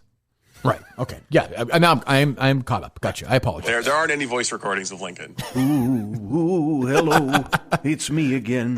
P1 since day one. The ghost of Ronald Reagan. Yes. That clip awoke me from my eternal slumber because I need to prove to your audience that Steve Robinson, to the surprise of no one, is full of shit. I have in my hands a recording of Abraham Lincoln that will tear down this narrative that he's a funny president. Here goes. And that government of the people, by the people, for the people, shall not perish from the earth. Thank you. You guys want to hear a joke? Yeah, I love you, Lincoln. Oh, God. How do you make a tissue dance? You blow a little boogie into it. They booed Lincoln back. See, what did I tell you? Even Fitzy is funnier than that tall, goofy-looking Marfan syndrome having hack. Yes. I'll leave you with a real joke. Steve Robinson and a rabbi walk into a bar. Yes. Bartender says, I thought you hated these people, Steve. Oh! Until next time, this is the funniest president in U.S. history. The ghost of Ronald Reagan. Don't you forget it. Ooh. No, that's funny. Now, Lamar Jackson's going to be an issue in the playoffs. Yes. That's gonna be Yes, it's amazing what you can do when you get a little... Now, to me, it seems odd that Reagan would care if you thought Lincoln he's competitive. was Well, no, he's a competitor. Right. Gipper's a competitor. Right. Do you have a problem with would you put Lincoln in the comedy mix or no? Steve, what do you Yeah, have? I did. Steve said not at all. I thought you said no. No, I said I would. That's what the whole thing about the letter that he wrote about that failed blind date. Oh, right. But you had Trump ahead of him. Reagan, Trump, Lincoln. Right. Reagan, Trump, Lincoln. Yes. Funniest comedians And Reagan of all time. disagrees. Reagan on Twitter would have been incredible. I think so. Endless. It'd been wet falling dream. hardy. It would have been unbelievable. Well, That's a great call. We love the ghost of Ronald Reagan. Sure do. All right, here we go. It seems like he's critical of the work of Fitzy. Which is odd. The former president who has expired. Hello? Big Cat. One second. One moment, if you would. Steve texted his own number wrong to me. Well, he's fucking stupid. That's why. What do you want me to say? He's dumb. Some poor girl who picked up and was like, "What is going on?" I was like, yeah, It's Dan Katz from Barstool Sports. Yeah, all right. Sorry. Go ahead. Keep going. That's fine. No, that's okay. We'll let you gloat in a moment. But you're a Mount Rushmore guy, so we're trying to figure out. We have Stevie Wonder, Helen Keller, and Ray Charles. We're trying to get Mike in the blind Mount Rushmore. See what he has to do to get there. That fourth spot, unless you can help us out, is completely open right now, right? Yeah, I actually don't know. Like, I'm trying to think who would be. We got Andrea Bocelli, the the guy who sings that, like, he's a famous Italian singer. You'd know his song if you heard it. Yeah, he did the song from Step Brothers. Yeah. That's how I know it. Well, right. The Sopranos. If you watch that, I know. I appreciate it. I have lots of culture. Point is though that if that's your fourth guy, if you do stuff, you could get that spot. I think. Yeah, although Mike has like a lot of negatives going against him, doesn't he? You know, like the incest thing and everything. Correct. but is that also fame though? That adds to the mystique. That's what I'm saying. He's the most famous blind person who also fornicates with his mother. Well, that's not. I don't know about the Wonder dynamic. I can't speak to that, but I think that's true. No, it isn't. Not true. Well, what are you saying? Somebody's more famous than you, doesn't? No. That's not what I'm saying at all. What are you saying? I'm saying that I don't engage in such activities. We'll play like that. Fuck my mother. Well, now the floor is yours. I just talked to your boss and mine, David Portnoy, and I happily accepted the offer to the great city of Miami. So go ahead. Congratulations. Thank God. Thank God. I'm so excited for this. Every time your name came up in a meeting, I was like, yeah, I really do think. Like, they'd be like, hey, Dan, do you think Kirk would be good in Miami? I was like, I actually know he'd be good in Miami. I think he'd be great. He would be a star. I was texting with you a couple weeks ago. Mm-hmm. I think that it would actually be genuinely hilarious. And this might be one of those things that's very esoteric and only funny to a certain amount of people, but hey, that's kind of like that's what you do as a podcast, right? So, on my little podcast. Yes, go ahead. Continue. No, I didn't say little. No, I didn't that's say fine. little. No, that's fine. No, that's we understand. You're big swinging dick. Continue. I didn't say little. We need to get to the timestamps discussion in a minute. We will. Yes, we will. We will. I think it would be so funny if you did an hour of Sirius every single day live from Miami, and we only did like the worst of the worst product placement. Yeah. Trying to do the tchotchkes, the Nutrisystems, and like the herbal teas. Herschel Walker coming in. So everything. Sterling Sharp, I'm going to let you go in a minute, but you're telling me right now, Century 21 is giving away a free home to some. I can't even. I think that would be funny. Do you think that'd be funny by like Wednesday though, like 45 minutes into the third show? Yeah, it would take a little bit of time, but here's what it would also do. I think if you didn't ask any questions about the people's career either, and you just focused on the product. Yeah, Caleb Presley, who's a tremendously talented guy we have here. But also, is he doing okay? I know he's fallen ill. He had stomach surgery because I guess he has some like gas. I don't know what. Okay, he's all right though. He timed it perfectly, so he's out for December. But good move. Yeah. Anyway, Caleb interviewed T.O. I think it was about 4 years ago when we were at the Super Bowl in San Francisco and T.O. was pushing Butterfingers. Right. And Caleb only asked Butterfingers questions. Like, what's your first memory of having a Butterfingers? Like, so if you did that every day for an hour with, the defensive lineman from the Carolina Panthers. It's going to be an issue. I think it was very fun. That's going to be a test of my mental health. But you could even do Inside Boston stuff. You could have Drew Bledsoe on and you could talk about his wine, I guess. Yeah, you got this. So wait, so when you talk to Dave, who is going with you? Just you yourself? Kirk Seamus Minahan will be flying to Miami solo for the week. And I know, you're a big star. You'll be doing your thing. Everyone's going to be doing their stuff. It's going to be me. I'll do my dumb periscopes and I'll do the show with Dave and try and do my podcast. It's going to be me at Chipotle every night at 5:30 having my dinner and then shuffling up to bed at 7:00. No. Yeah, I think that's best for everyone. First of all, your radio show goes till 6 p.m. Well, but my theory is Dave's going to take the first 45 minutes off, so I could probably do the last 45 minutes off because he's going to get there. He's going to get there. I was in Atlanta last year. You know this better than anybody. 3 of the days he wasn't even there the first hour because he's doing fucking pizza reviews or taking. I am on my own on this one. Well, you and Dave are the Spider-Man meme, just pointing at each other. You both are tremendous, like world-class narcissists. So if you just teed him up with a question and just said, "Hey, Dave, tell me about like that time that you delivered papers," right? And your knuckles were red from delivering all those papers and actually printing them with your hands, and then just said, "I got to go grab a drink real quick," or "I got to go take a piss," and then just never come back. Yes. I think he would fill in the last 45 minutes. Do you think it would be just spitballing ideas here? Because I like your idea about me interviewing these people. Do you think it would be equally as funny if I interviewed these celebrities like Franco Harris and I just spent 20 minutes with each guest telling them my Murchison story and just complaining to them? And I'd be like, no, you don't understand, Franco. The Globe got together with them too. I mean, it was an effort against me. Yeah, no, and you could tie it in because everyone's got something in their past where it's like, hey, Franco, I know you're a big Joe Pod guy, and we're trying to get that statue back up. You want to talk about real persecution? Right. So let me tell you about this guy, Bob Murchison. Maybe I'll do that. I might do that. So I'm excited. So you're going out to dinner with us every night too. I'm not going out. You don't, Dan. You don't want me. I like you a lot. I actually like you a lot. You don't want me at dinner with you every night. You're good at dinner. I've been to meetings with you. You don't want me there. You don't want me there. Big Cat, he's an amazing conversationalist. He's got a million stories. No, I am no raconteur. You don't want me there. I am going to suffocate you with my friendship. Every morning it's like, hey, Kirk, going to Starbucks. Need anything? Hey, Kirk. I don't think that's. I think it's going to be. You want to go sit by the pool? Like, what do you want to do today? You're going to be hustling around all week. I'm going to run into you one time on like a Wednesday afternoon. We'll say hi to each other, and that'll be it. And that's okay. You're a very busy guy. No, it's actually going to, like, on Wednesday, I'm going to see you and be like, wait, you're here this week? That's true. That's true. So, I mean, I don't know. I'm concerned. So, like, from my perspective, I don't know. I imagine you'll have your whole crew down there. I don't know how the fuck I'm going to do my show down there. The podcast. Yeah. They're not bringing. Well, no, we have extra people, so you'll definitely be able to set up, and you'll be able to do it with, like I'll do it one day. Kevin will do it, so you'll be set up nicely, and I'm sure we can get.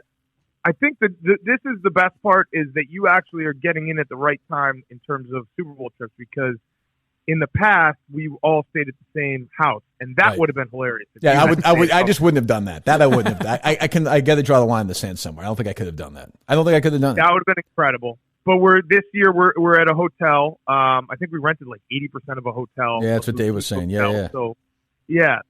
So you'll be set up. I'm sure there'll be someone who can set up like the podcast in your room every morning, or you can actually. I think we rented a couple rooms that are like basically static studios.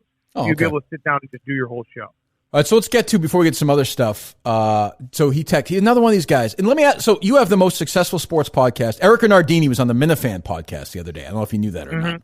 She said that. Yeah, I did. I saw that. She compared your podcast to my podcast, and I thought kind of took a shot at me, frankly. But that's okay. Look, I don't take things personally. She said that, you guys wanted to have the biggest sports podcast in the world, and you've accomplished that. And I agree, and I think that's great. But then she's like, I don't know if Kirk's really that concerned about success necessarily. I think did you hear that part, Steve, or no? Yeah, she said you're not necessarily concerned about being the biggest podcast of all time. You just want to be yourself. Yeah, I don't know. I mean, that's fine, but it seemed like a shot at me. But look, whatever, that's fine. But so you're going to be, no, go ahead. No, finish it. Sorry. No, but my point is, being the biggest podcast in the world, you're going to be down there in Miami, fucking, you're probably going to do 90 interviews or 90 fucking things. I mean, that week for you is going to be total madness. Oh, yeah. Super Bowl week is absolutely insane for us. It's definitely the hardest week of the year. But it also, we don't do as many interviews as we used to. When we were starting off, and I know you make fun of them all the time, and I agree with you a lot of times when it's like you do an interview that's basically just to, pitch someone's product and glad hand them and be like, oh, remember the time? There are interviews that we do like that kind of suck, but they also serve a purpose, because I always do think that once we get someone face to face, we can kind of break them down a little bit and move outside of that mold. Well, you're also aware of the joke too. I mean, it's not like right. And we've moved outside of that a little bit, so we don't do as many interviews as we used to, mostly because what we found, like a few years ago, we made the mistake where we must have done like 20 interviews. And then when you get to the third week in February, people don't want to hear about someone who won the Super Bowl in 1992. You know what I mean? Like they don't care about, Thurman Thomas and what he wants to talk about in March, Yeah. So we've stopped doing as many, and we do more of the Dan Marinos who want to cut our throat while we're in the back of a van. Right. But let's get to the real reason. I mean, first of all, obviously you're gloating. You got your win. You're going to get me down to Miami, and I know that you're going to have me sit at some uncomfortable dinner with a bunch of people I don't know, which is going to be absolute torture. You're going to take advantage. Called his shot, by the way, when we were in New York. He's going to take advantage of my anxiety and mental health. That's fine. I no problem at all. No issue at all. I could play along. Yes. No. But those are definitely things I'm going to do, and also your anxiety and mental health will become content for the week. You've mocked it. You've mocked it. Right. You've mocked it privately and publicly for years, and that's fine. That continues. Do you have an issue? Put a video camera at the dinner, and then every morning we'll have a recap with an anxiety meter as it goes back and forth, like the fucking Geiger meter in Chernobyl. It's just like. Hey, Kirk, what are your biggest fears in life? Tell me that, as like taller daddy girls ask that. I know what I was going to ask you. I got off on that weird thing a minute ago. So we have this Discord thing with listeners of our show, right? And they argue with each other and do whatever. I have now fallen into the habit of jumping in there and occasionally going at individuals who have a problem with the show. I mean, what the fuck is that about? Oh my God! That's what I'm saying. Big Cat, it's basically like if you went on Reddit and argued with Pardon My Take fans. Essentially, and I'm talking about like this guy's name was Jerry Calicand was the guy's name, and I was sitting there at Brugger's this morning drinking hot chocolate and like going back and forth with this one individual for 20 minutes. Do you know what I've always like? And this is something that's taken time for me to get to this point, because it definitely, I used to, 5 years ago, would get very upset when people were like, you stink, or this sucks. At this point, I've realized that in life, everyone, like, there's half the people that want to enjoy things and half the people just want to complain about things. And the people who want to complain about it are probably enjoying it secretly. They just can't bring themselves to say it. And their enjoyment of your product is actually the fact that they have something to complain about.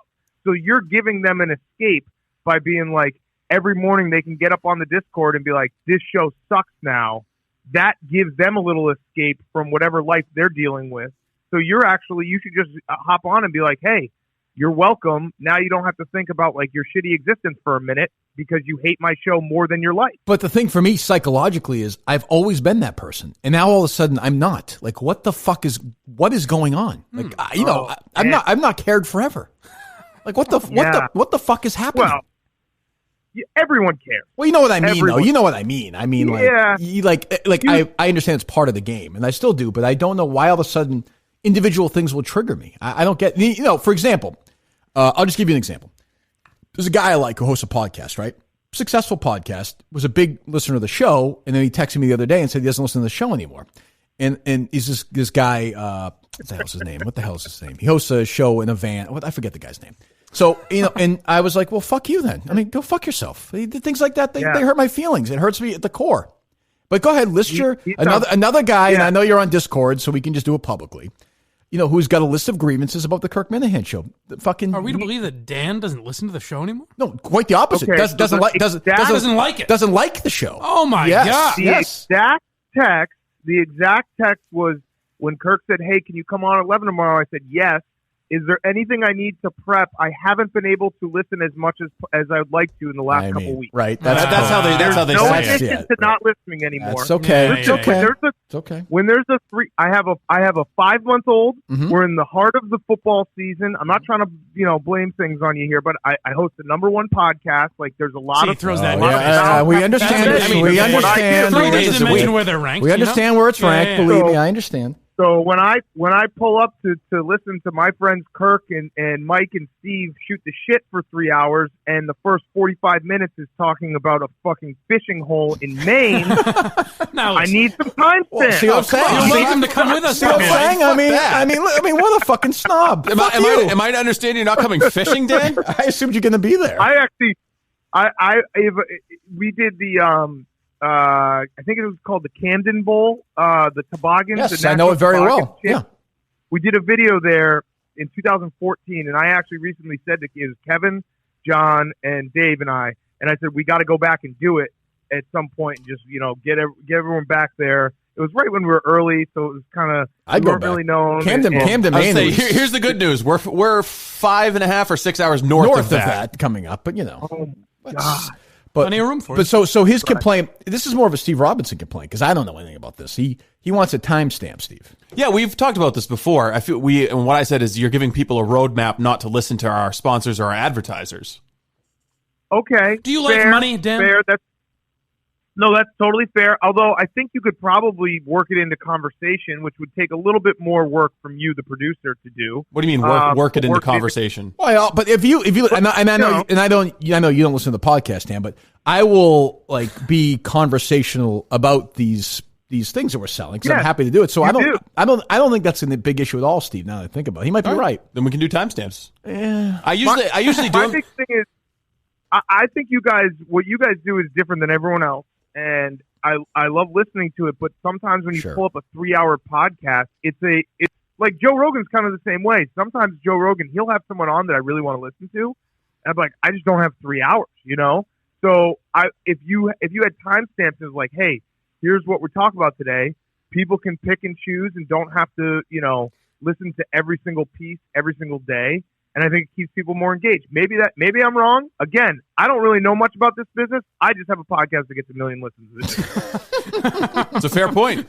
Well, and by the way, I have not said once that you don't know more than I do about this business. I'm just trying to do my own thing. But I think that's he wants to skip right to the inside Minifans. He thinks we do too many current events. He just wants to skip to the end so he can say listen to it. You don't fucking listen to any of it. Yeah, fuck him. I don't know what to do. We've talked about it.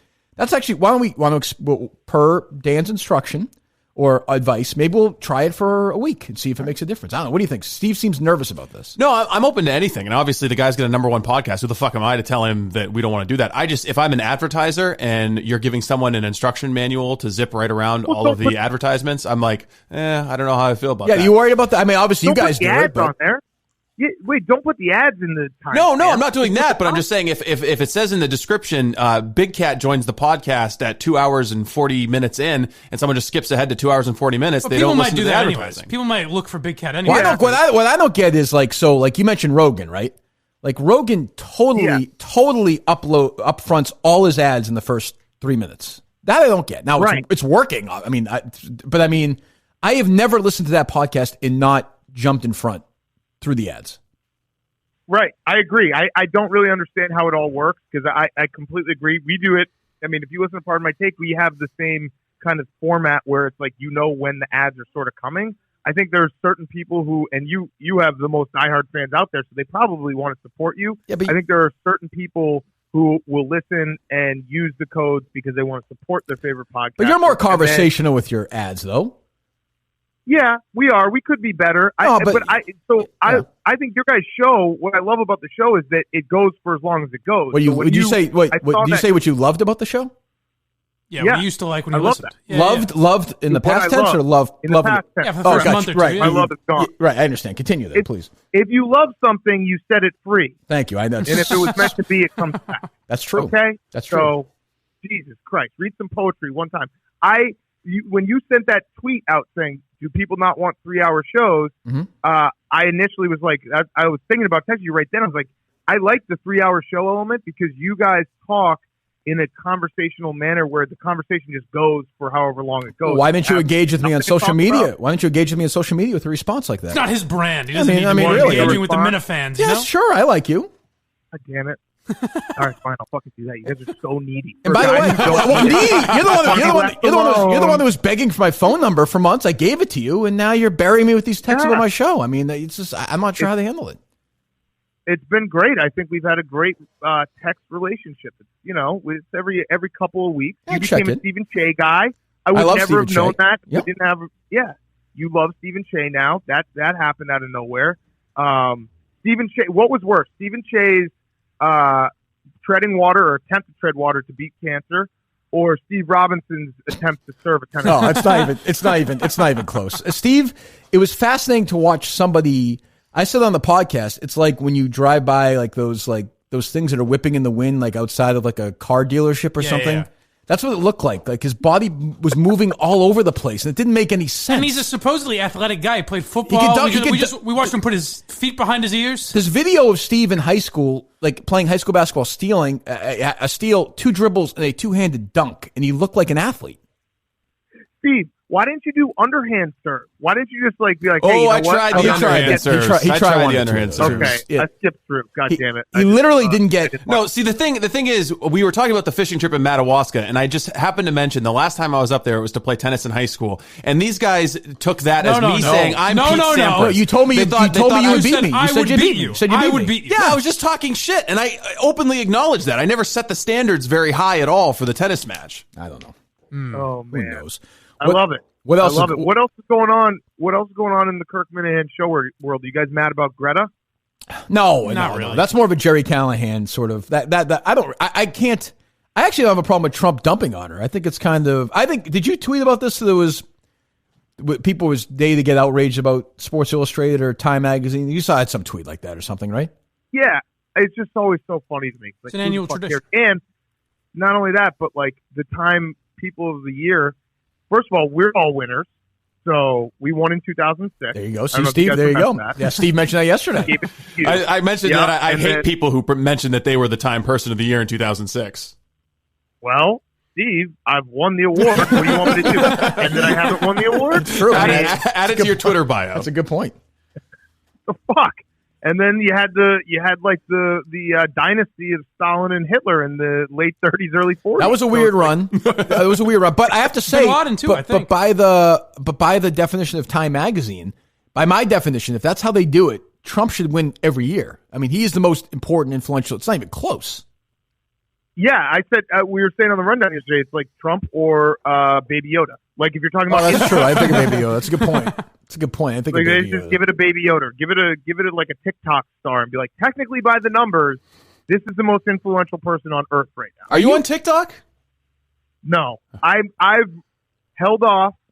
I think there are certain elements.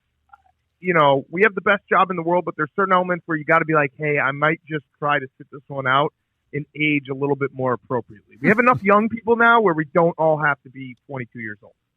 Yeah, I mean, obviously, my daughter watches. I literally don't understand it, and it bothers me when I ask questions like to my daughter, like, "Can you show me what this?" Like, I hate that I'm getting old like that, but at least I can acknowledge it. It's weird, like I don't want to be afraid of getting old. It's like De Niro at the end of The Irishman.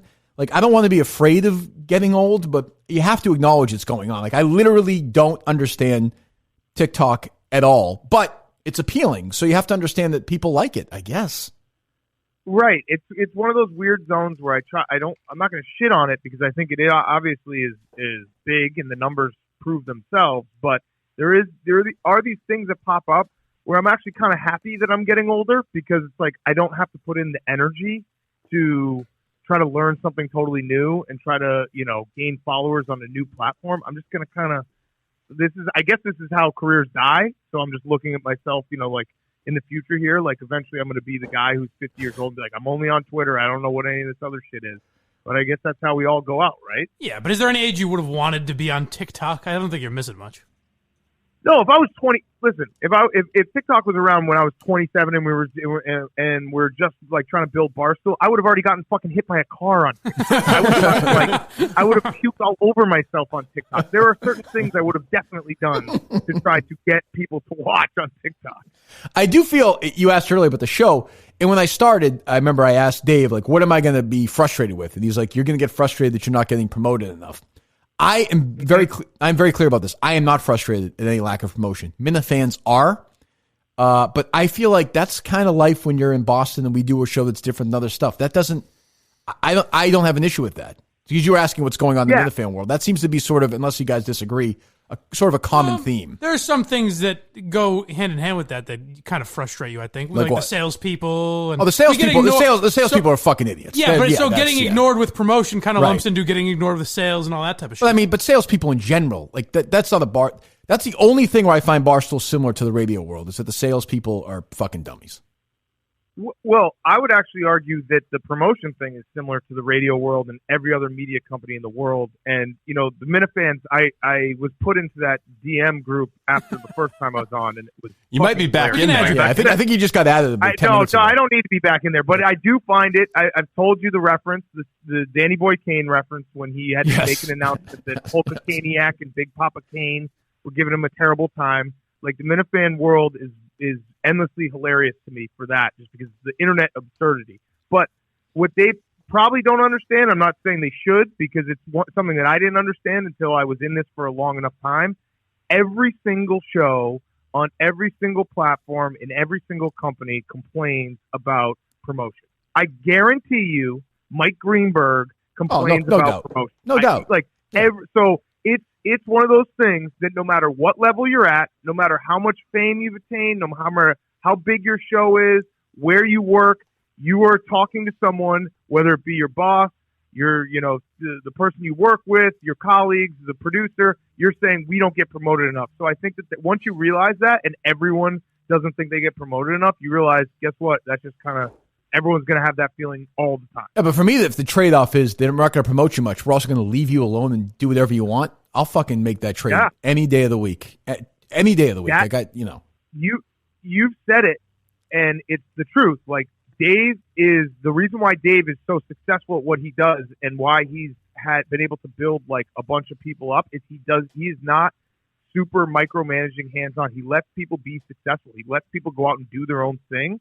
And unless, I can't even think, when was the last time you guys got on like the radar? You guys haven't been on the radar, like in terms of in a bad way, in a while. Albright probably? Right? No, it's probably when Blind Mike got his face mauled. That guy was the worst. I agree. I also think Dave's lack of curiosity in a weird way is an ally as well, because he never checks in on anything. So it helps that he's so fucking, he has ADHD and he doesn't really care about stuff. Right. It is, again, you and David, one and the same. Well, I have great curiosity. I'm a reader of books, of art. But, actually, no, you're right. You're very well read, whereas Dave is not. Illiterate. Books are disgusting. Yeah, I don't think he knows how to read. Yeah. So, I mean, it's great, though, that he lets everyone kind of do their own thing. Now, Super Bowl week, there will be the email. Be ready for this. Uh-oh. Erica sends out a yearly email basically being like, I've seen people just sitting around with their thumb up their ass.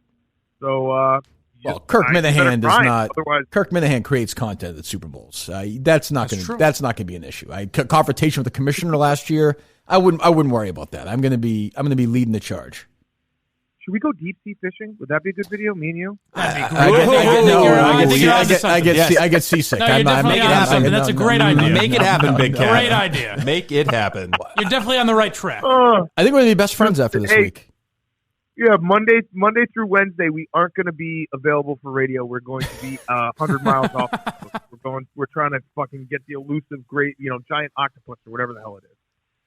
You got any questions for this guy or no? I want to know. Oh, okay, go ahead. If you're involved with Rough and Rowdy, Big Cat, is Portnoy ducking? Is Portnoy ducking me when he says I wouldn't pass whatever physical I would need to? Is he just afraid of me? No, I think you actually truly wouldn't pass him. Damn it! You are blind. There's no way to get it done. I think you have to fight another blind person. Yeah, but that wouldn't be as funny. I want to fight Portnoy. How about if he was blindfolded? Portnoy said he would fight me.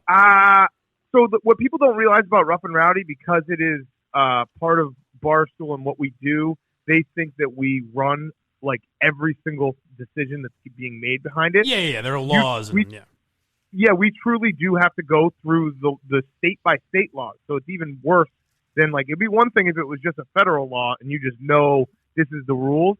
But you've seen it even, like, when we went to Kentucky, there was a law that the first sign of blood, the boxing match ends. Right, it's like state commissions, yeah. Like we didn't fucking know that, and it was just terrible, and it was like, we'll never go back to Kentucky. So state by state is just ridiculous. We may be able to get you to fight in West Virginia, because West Virginia is where Rough and Rowdy is kind of from, and they don't really seem to care as much.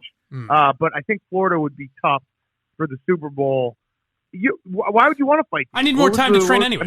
Well, Dave said he wanted to fight me. Well, Dave yelled at me because of you're a good guy. You're a very nice guy. Do you understand? And maybe you can articulate it better than I can or Mike can. Dave's level of vitriol for Mike. I mean, a month ago on that show, he killed him. He thinks he's disloyal. I mean, you're an old school. Like, what am I missing in this battle?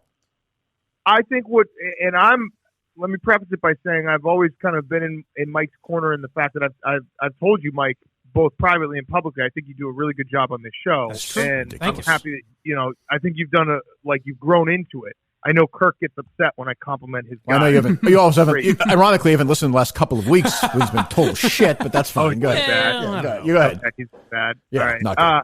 I think it comes back to, Mike, truly, it stems from when, I don't know how it ended, the first time it ended, where you didn't come to New York and he left you in Boston. I don't know, if it was clear how it was ending.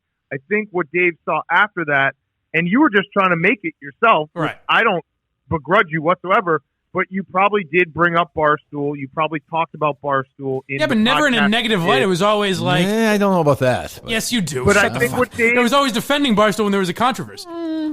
Right. I think what Dave thinks sometimes, and I don't really disagree with this sentiment, that when people leave Barstool and then they try to use Barstool to prop themselves up, that's when he gets mad. Yeah, so essentially... That's definitely what it is. So it's sort of like you're not dissimilar in that way than when one of the Minifans tries to do their own Periscope or go on. That's who you are. You're sort of the AJ of Barstool. Sure, yeah. Yes. Exactly. So he's like, this guy's trying to build something off of the fact that he was an intern for Barstool for 2 months. Nothing, And Dave's a big loyalty guy, so I think that's really what it comes down to. I think that's where I'm on the side. No more loyal guy than me. Yeah, he's made mistakes since then, but that's probably Dave is also very easy to figure out. If he doesn't like you for a specific reason, that's going to be the reason forever. He's never going to. Yeah, I think you should just give up on trying to, I said I would fight him. Get him on your side. What are you going to say, Steve? Big Cat. So since Kirk's going to be down there for the Super Bowl, he doesn't want to bring it up with you, but he really does want to get into the game itself. Is there any way you could help him get into the game? That's a great question. He wants to go to the game. Shut the fuck up. I'm so happy you asked that. Now, I unfortunately can't get us into the game, but what I do have is 2 tickets for Kirk and myself for the Fan Fest that goes even on better. during. That's even better. That's even better. Honestly. We're going to run the 40. We're going to because he said it's not about the game; it's about the experience. Yeah. Because the thing is, exactly. We're going to get Erica Nardini tattoos on our face.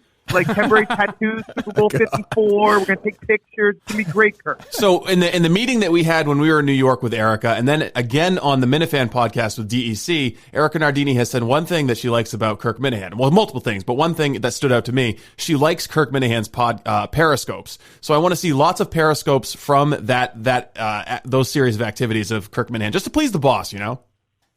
Yeah, no, we can get a lot of periscopes up. We can go, just Kirk going about town. I think Kirk, maybe we'll recreate some Scarface scenes, maybe that chainsaw scene in the bathroom. So they have the thing in the NFL experience where I can sort of like take a picture, like, put my face in somebody's body, one of the famous NFL players, like Lynn Swann or something, and take a picture. I would love that. Yes. Good. Yeah. O.J. Simpson.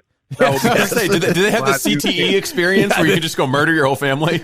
Jesus. What is this? You said what picture did you send you, Steve? What are you talking about? Oh, he sent me a picture of Andrew Dice Clay posing with Billy Joel. Oh, why'd you do that? Because aren't you an Andrew Dice Clay guy? I am an Andrew Dice Clay guy. Yes. When did he become like everyone's Jewish grandmother? He is. It's weird. He is like. He's also become very. Yeah, he's become very cuddly with like. I think what happens is you get grandfathered in.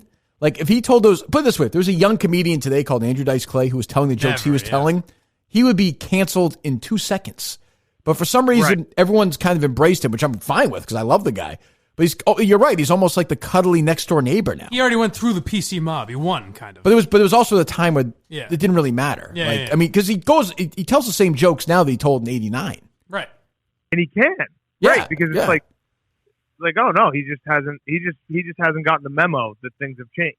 Right. Yeah. I don't know. Yeah. I mean, and I fucking hate Billy Joel. I don't have any use for Billy Joel. Why? You know why? Because Billy Joel's bad songs are fucking really bad. Like, really bad. I don't know. Like Big Shot, My Life. I mean, these are terrible songs. Toe tappers. Terrible. I like 'em. But he's got so many good ones. Yeah. You're a big fan of his? I'm not a big fan. I just know that like he's one of those guys that if I go down a rabbit hole, I'm like, damn, he's got a lot of hits. Oh, sure. You always kind of forget. You like Uptown Girl when you're in your car? It's on. You start. You listen to it. What about Italian Restaurant? Why you don't like that? It's okay. It's okay. It was good. You know what? I liked it the 7,000th time I heard it. I liked it. But okay, I'm really Mr. I only listen to Bruce Springsteen. That will be another thing. Put that on the list, Steve, for things we got to do. Kirk's going to try to make me a Bruce Springsteen fan. Done. Oh, that'll take. Because you know why? Because I know guys like you. You're that happy clown all the time with a big smile on your face. But I know there's darkness under there. There's some fucking darkness there, and I'm going to take you on. You know what I'm going to do? You know what? I'm embracing this now. I'm going to make Dan Katz get on the verge of suicide. So Big Cat comes on here and says, hold on, Steve. Hold on, Steve. It's the Kirk Minahan Show. Shut the fuck up. By the end of the week, me and Dan are going to be hand in hand on a railroad track somewhere in the Florida area. Yeah. And I'm going to talk you out of it. I'm going to say, you know what? There's life to be led, and we're going to walk away together, hand in hand. What do you think of that? Yeah. I like that. Forget the Super Bowl experience. You get the Kirk Minahan experience. Depression. Sadness, anxiety. I'm going to give you the whole thing. You want to talk about real bonding? I think you guys should drive down together. He recommended that. He texted me that. We may do that. Yeah, we're talking about maybe getting a timeshare together in Boca Raton and maybe spending a month together every year. That may happen. Gotta get out. Steve, what were we going to say? What unfunny thing were you going to say, Steve? No, I was saying he comes on here and says he's going to smother you with his friendship, and you're like, I'm going to make you commit suicide. There you go. That's the joke that Steve was going to tell. Yes, there you go. There you go. All right. Yeah, well, I will pen the letter right before we hand in hand and be like, here are my real thoughts about trans people. I really wanted to get that out. I don't think that's going to be necessary. I think it's a strange instinct. By the way, Mike is dating a trans person, a transgender person. Not correct. He is actually. Nope. He's a little bit. He's dipped his toe into that world, which is a weird side story. We flirted back Mike, and forth. your Periscope with your mom was fantastic. Thank you very much. Well, you thought so. And I mean that, like, your mom was fantastic. Right. You masturbated to it. You should have seen what happened after. Yes. All right, folks. Yes. What's going on? This has gone on too long. All right, goodbye. You know what? You know what? I'll see you in a couple of weeks. Yes, I'm excited. Very excited. All right, see you guys. Goodbye. There you go. It's the biggest podcast host in America. Fucking wasting time with us for 40 minutes. Tough not to like the guy, though. Tough not He's to very like him. likable. He's very likable. That's what I think you're going to find. Maybe in Miami you're going to find as much as he thinks this is a joke, you enjoy spending time with him. You want to go to the fan fest and the. Well, I mean, if you said to me, "Hey, you can go to dinner with Dan and Kevin for a night," fine, you do that. But I get you don't want to go with Roan. It's not that I don't like those guys. I'm comfortable with people I know. Right. That's not on those guys. They're probably all very nice guys. I understand. But I'm just not. I'm not a performer at dinner. I'm there to eat. I've seen you spin some yarns. You spin a few yarns. I've seen the conversational Kirk. Where at Foxwoods? Yes. Yeah, but I was with 3 people I know though. Right.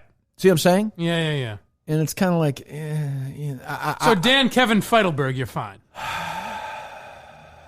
I mean, I guess. Yeah, I guess. Just Dan and Kevin? Yeah, well, even then. I'd much rather go. If you said to me, can you have dinner with Dan and Kevin or be alone? I'd much rather have dinner alone. Sure. And that's nothing against those guys. Right. I don't mind a nice book in the company of my own brain for an hour or two.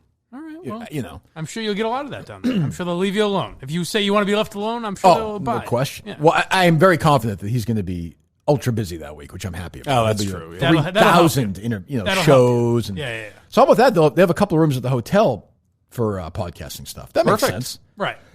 I think you just want to figure out exactly how are you just going to do that solo with KFC? How do you want to handle that?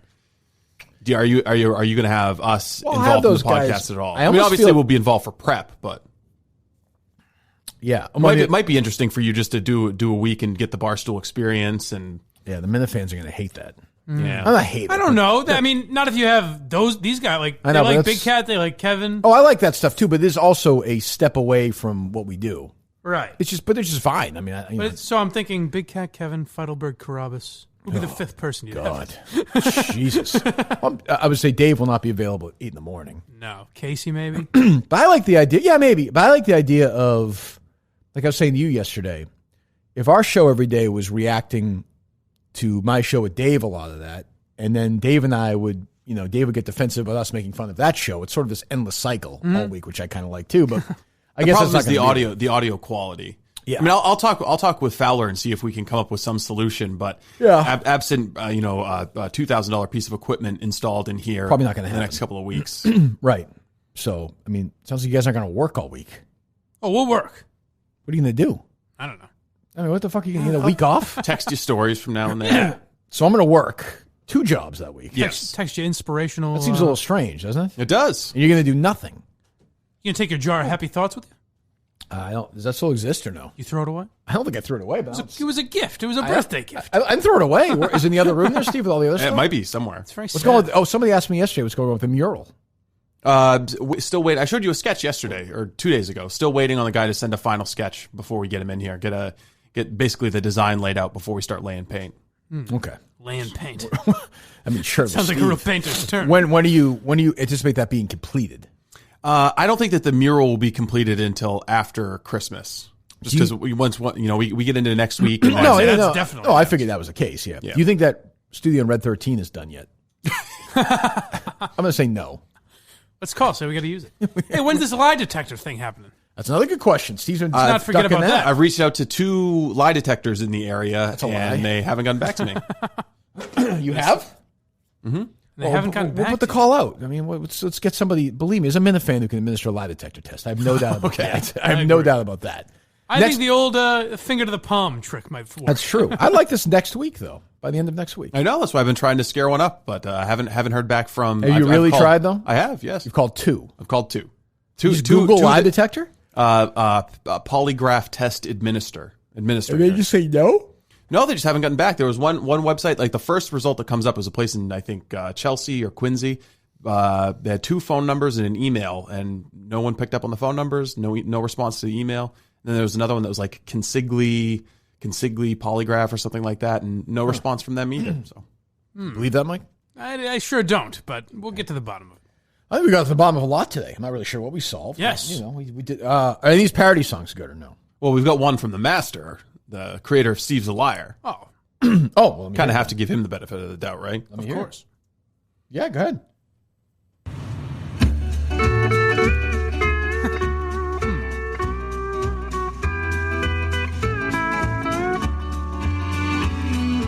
A Dulcie, our young seaman, was Kirk's roommate, sleeping in a room that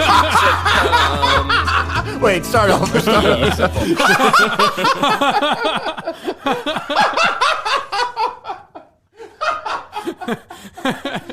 I didn't know what he was doing it for. I think you can see where this is going. These fucking people, this fucking roommate, the stupid Star Trek thing. Leave me alone. Jesus Christ.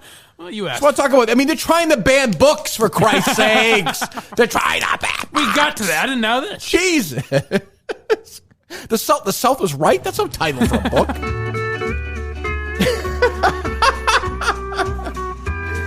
That's the right time of year. A dulce young seaman was Kirk's roommate. He's sleeping in a room that reeks of cum. He's a foreign student who just wants to learn, but living with Kirk isn't fun. He lays in his bed and just cries at night, while Kirk lays in his and jerks off with all his might. A dulce young seaman was a nice guy. Kirk stealing all the money from a duel. A dulce young seaman was Kirk's roommate. He's living with an insane lunatic. He stays behind while Kirk's off to see the shrink to talk about their latest movie picks. The smell of all the jizz is making Abdul ill. Kirk buys pizza with Abdul's $100 bills. Abdul's young Simon can't believe his eyes. Kirk's walking through the hallways in the nude. Abdul just can't wait to finish this semester. His money has been stolen by a kid from Winchester. Abdul young Simon wants to leave today, but his family lives too far away.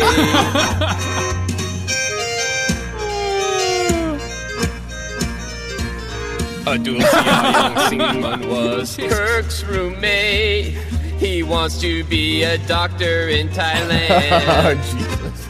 He studies really hard to make his parents proud, while Kirk still has his hands shoved down his pants. Abdul's out for revenge on that stern wannabe. He's hunting down Kirk in a black SUV. Abdul's young seaman was Kirk's roommate. Kirk stealing all the money. He's taking Abdul's money, stealing every bit of money from Abdul. Very well done. What is the actual song? What is that? What would the lyric be? It's some Hawaiian song. You never seen Christmas Vacation? Sounds familiar. Yeah, okay. You know, da is the right way to say Merry Christmas to you. I'm going to say it. That's my favorite song so far. Really? Yeah. I mean, it may change in the week, but I'm going to put that at number one. Steve, tweet that out. High praise. I just heard, tweet that right now. There is a new, all we can say, to whether you like it or not, a classic, Kirk's favorite song of all time, and a classic Ronald Reagan bit today. Oh, without a doubt. I mean, you know, you can have your Dave Portnoy's, your Big Cats. Again, you know, I mean, fucking dime a dozen fucking podcast that has McCaw, Portnoy, Cats on. I mean, and the Ghost of Ronald Reagan. And the Ghost of Ronald Reagan. I mean, you know, McCaw has been paired with Cats and Portnoy as a podcast guest trio for years. Right, and so finally someone nailed it down. Holy shit, actually hurt my stomach. I guess the title is a dual C-U-R-ong Simon, right? Yes. I think it has to be. Yes. So I say those long titles don't work, but put it this way, that's on his album for sure. Oh, without a doubt. That is great. I'm surprised that's song. your favorite. I think it might have been the shock value. You didn't see it coming. Yeah. But it's very funny. I mean, this guy is fucking a genius. He's a fucking genius. And, I know. And if you want to go to another podcast, go. Good luck. You know. I'd like to meet this gentleman. The podcast song today. Let me guess, you played a song? Sucks. Lawn darts. What do you think the mini episode's going to be like? I don't know. I'm rooting for it. We are. I'm rooting for it. What are you laughing at? No, I added Big Cat to the Minifan thread, and they're tweeting amputee porn at him. No. He's actually talking to him. Is he really? Jesus. One of the biggest podcast hosts in America. Yeah, it's interesting. So really, these people engage with two of the biggest podcast hosts in America. That's true. By the way, I think a very underrated, really smart guy, Dan. Just talk because we do text back and forth fairly regularly now, and I actually consider him sort of. He's a Barstool friend anyway. I won't want to call him a friend because I don't think he thinks of me as a friend. But he doesn't respect you, obviously. Well, no, but he looks down the podcast. Yeah, we're that little he's directing these blockbuster movies. We're this little cult favorite, critics' darling, which is fine. But when the host of the biggest sports podcast and one of the 5 biggest podcasts in the world says that we should consider timestamps, you have to have I'm open to timestamps. You have to have an open mind. I'm not saying yes or no, and we can talk about it. Today's podcast will be easy to timestamp. Guests. I don't know if you timestamp the parody songs, but sometimes I think it's a lot of work. We weave in and out of topics. It's not really that much work. Like if you know going into it, you're going to timestamp something. I timestamp the show every day. Yeah, if you know going into it that you're going to timestamp it, you just make little memos along the way. Like I'll give you December 3rd. Pardon my take. Which I believe is brought to you by the Cash App. You sure? Just want to let them know. So we start the show with an explanation of Baby Yoda. I mean, 2 minutes to 6:05. Monday Night Cleanup. Monday Football Cleanup. Russ Wilson. 6 minutes to 12 minutes. Ron Rivera fired. 12. Oh, so they do it. Yeah. Then it can't hurt that bad. But I think Steve's point is, I get it. I understand. But I do think also we, it's not like, hey, we're going to take a minute here to talk about our friends at Manscaped. And also most people are not going to do that. Most people are going to listen to the show. True. And here's what I do. Like that happens to me in certain podcasts where I'm like, I just want to listen to the guest they have on the second half of the show. So that's if they don't timestamp it, I just fast forward anyways. I'm not listening. What I've been doing is if we have a big guest on, like we do today, when I do the blog post for Barstool, I'll say Portnoy joins at X. The Erica Nardini talk starts at Y. Big Cat starts here. Right. So I have been timestamping them in the Barstool blog posts, but I haven't. I'm hard pressed to find the Minifan who's going to be like, well, I'm going to skip over the MHB talk, but I want to hear Dan that Katz. parody song or something. Well, we heard from one. There's one here about the ice fishing. Yeah. Fucking snob. I know. Yeah, but I mean, I'm definitely much more open to it than we have been in the past. For me, it was always just giving all the advertisers listen and giving listeners a roadmap to avoid at least some of the advertising. I guess, but if you do it to a point where you don't leave a second out of the timestamp, they're going to get it. Right. So basically, timestamp in front of the advertising? We just timestamp that. Yeah, I mean, I don't think we go. This show is not all right. Well, our great friends at Milton's. Let's move on to this topic. Like frequently, I'll take a break and then continue. And usually, especially with like Roman or something, it's half of what we're talking about. That's true. Also, I mean, there's also that. Yeah. So I don't know. Experimentally, if you want to try it, you can do whatever you want. Yeah. I mean, I think it might be. I don't know if it makes things easier or more difficult, or if you know going in, hey, I have to timestamp this. It's not a problem. You just take notes during the show, right? Yeah. Like here we go. But even then, like I don't know. But yeah, I think we'll try. If you want to try it, I understand you're sensitive to me having to do more work, but I'm fine with it. I'm trying to be. I know. You got enough going on. I mean, we could get somebody. I'm sure somebody will do it. We do have a Twitter account that timestamps it. We have a Twitter account that also quotes us in Spanish too. I do it every day for the intern, but it would mean that Steve couldn't upload it until I was done with that. Basically, yeah, that's not. Yeah. Well, no. I mean, like I said, Steve wrote today. Portnoy 1 hour 26 minutes in or whatever. Yeah, so if you're timestamping today's show, it's the Care interview, Portnoy, Big Cat. Pretty much. I don't think we timestamp the parody song, do we? But you start by how do we start today? Talking about Mike and the intern, or Kirk bitching about whatever the Discord guy. I don't know. I don't know if that's so. I mean, I don't know. Do you timestamp the first 5 minutes? Because it makes more sense for them because they've just got basically an hour-long show. But see, if someone's dipping in for 15 minutes. But see, I think if you do that, if you just say here's Portnoy, here's Dan, here's song, then you're jumping ahead an hour and a half, and then you're skipping advertising. Exactly. So I'm saying so there's no way. What then do you timestamp? I think you got to be more. It's not a clear cut thing. In our case, isn't the same. And with all due respect to our great friends at Pardon My Take, like they're how many times a week? Twice a week? Three times a week. An hour and a half. Usually, yeah, an hour and a half, 3 times a week, and they're also segment they focused. Have segments, yeah. And from my perspective, I guess from a downloads perspective, I don't care if someone listens to a minute or 3 hours. We've got the download either way. Sure, I mean I care, but I do care, but I'm just saying if it's all about downloads, which is what the advertisers care about. Right. I mean, they care about the effectiveness. I understand, but the sales pitch is downloads based. Yeah, but I think, but the people we talk to also it's loyalty and yes, of course. Well, they want results, right? Yeah. But I also think, like, for example, with our show, I'm not saying we're different or better or worse. I think we have the best podcast in the world. Fine, but like if you're jumping around to stuff and you hear the Duel song today, you might not know what the fuck we're talking about. Right? Yeah, you missed that, which is a huge part of. So you're going to go back and say, kind of a huge part of what we do. Yeah. I think from a business perspective, though, is like, if someone dips in and listens to Big Cat for 5 minutes talk about Baby Yoda, or comes in and listens to this for 3 hours, statistically it's the same. That's a listen. That's a download. I understand that. But if we jump, I think a big reason Milton's does so well, just an example, that 20% off is because we did a read and we cared about it. Whereas if people jump past it, now I think our reads are different because we bring shit into it. Yeah. Whether it's fucking Get Your Man or just dicking around, or fucking Steve came in today and did that thing during that was in the script. Yes, that was in the Manscaped. Oh, every producer has to do that? Yes. During the Manscaped thing, Steve came in and did that, right? Mm-hmm. Just to kind of conversationally doing it. So I think that's different. I don't know. Conversationally doing my yoga pose. There are a lot of times where I send like the intern something like timestamp this, and I realize it's in a Roman ad or something. Where it's like I think it's something interesting, and then I realize there's a read around it. Yeah, which is good. I think if there's 3 or 4 timestamps an episode, I don't know. I mean, I don't know if that's good. I don't know if that's good or not, though. You know what I mean? I don't think Big Cat's experience perfectly translates to what we're doing. I don't either. Maybe that's just his personal preference, is that he would like the Kirk Minahan show timestamped so he can skip around this stuff. Could be. What's that, Mike? What I think the reality is that either way, this is not going to have that much of an impact. No, I'm just curious. The downloads aren't going to go up or down based on it. People aren't going to have that much tougher time. No, but that's not. But to me, it's not the downloads. It's the attention paid by the. Yeah, I think. But if you're a diehard fan of the show, you're really going to skip ahead an hour and a half? That's what I'm saying. If you're Dave Portnoy, this is not going to affect that many people. If you're like Dan will tweet this out today. Yeah. So if you're a fan of his, you might jump skip right to Big Cat. And you'll get it, or Dave or whatever.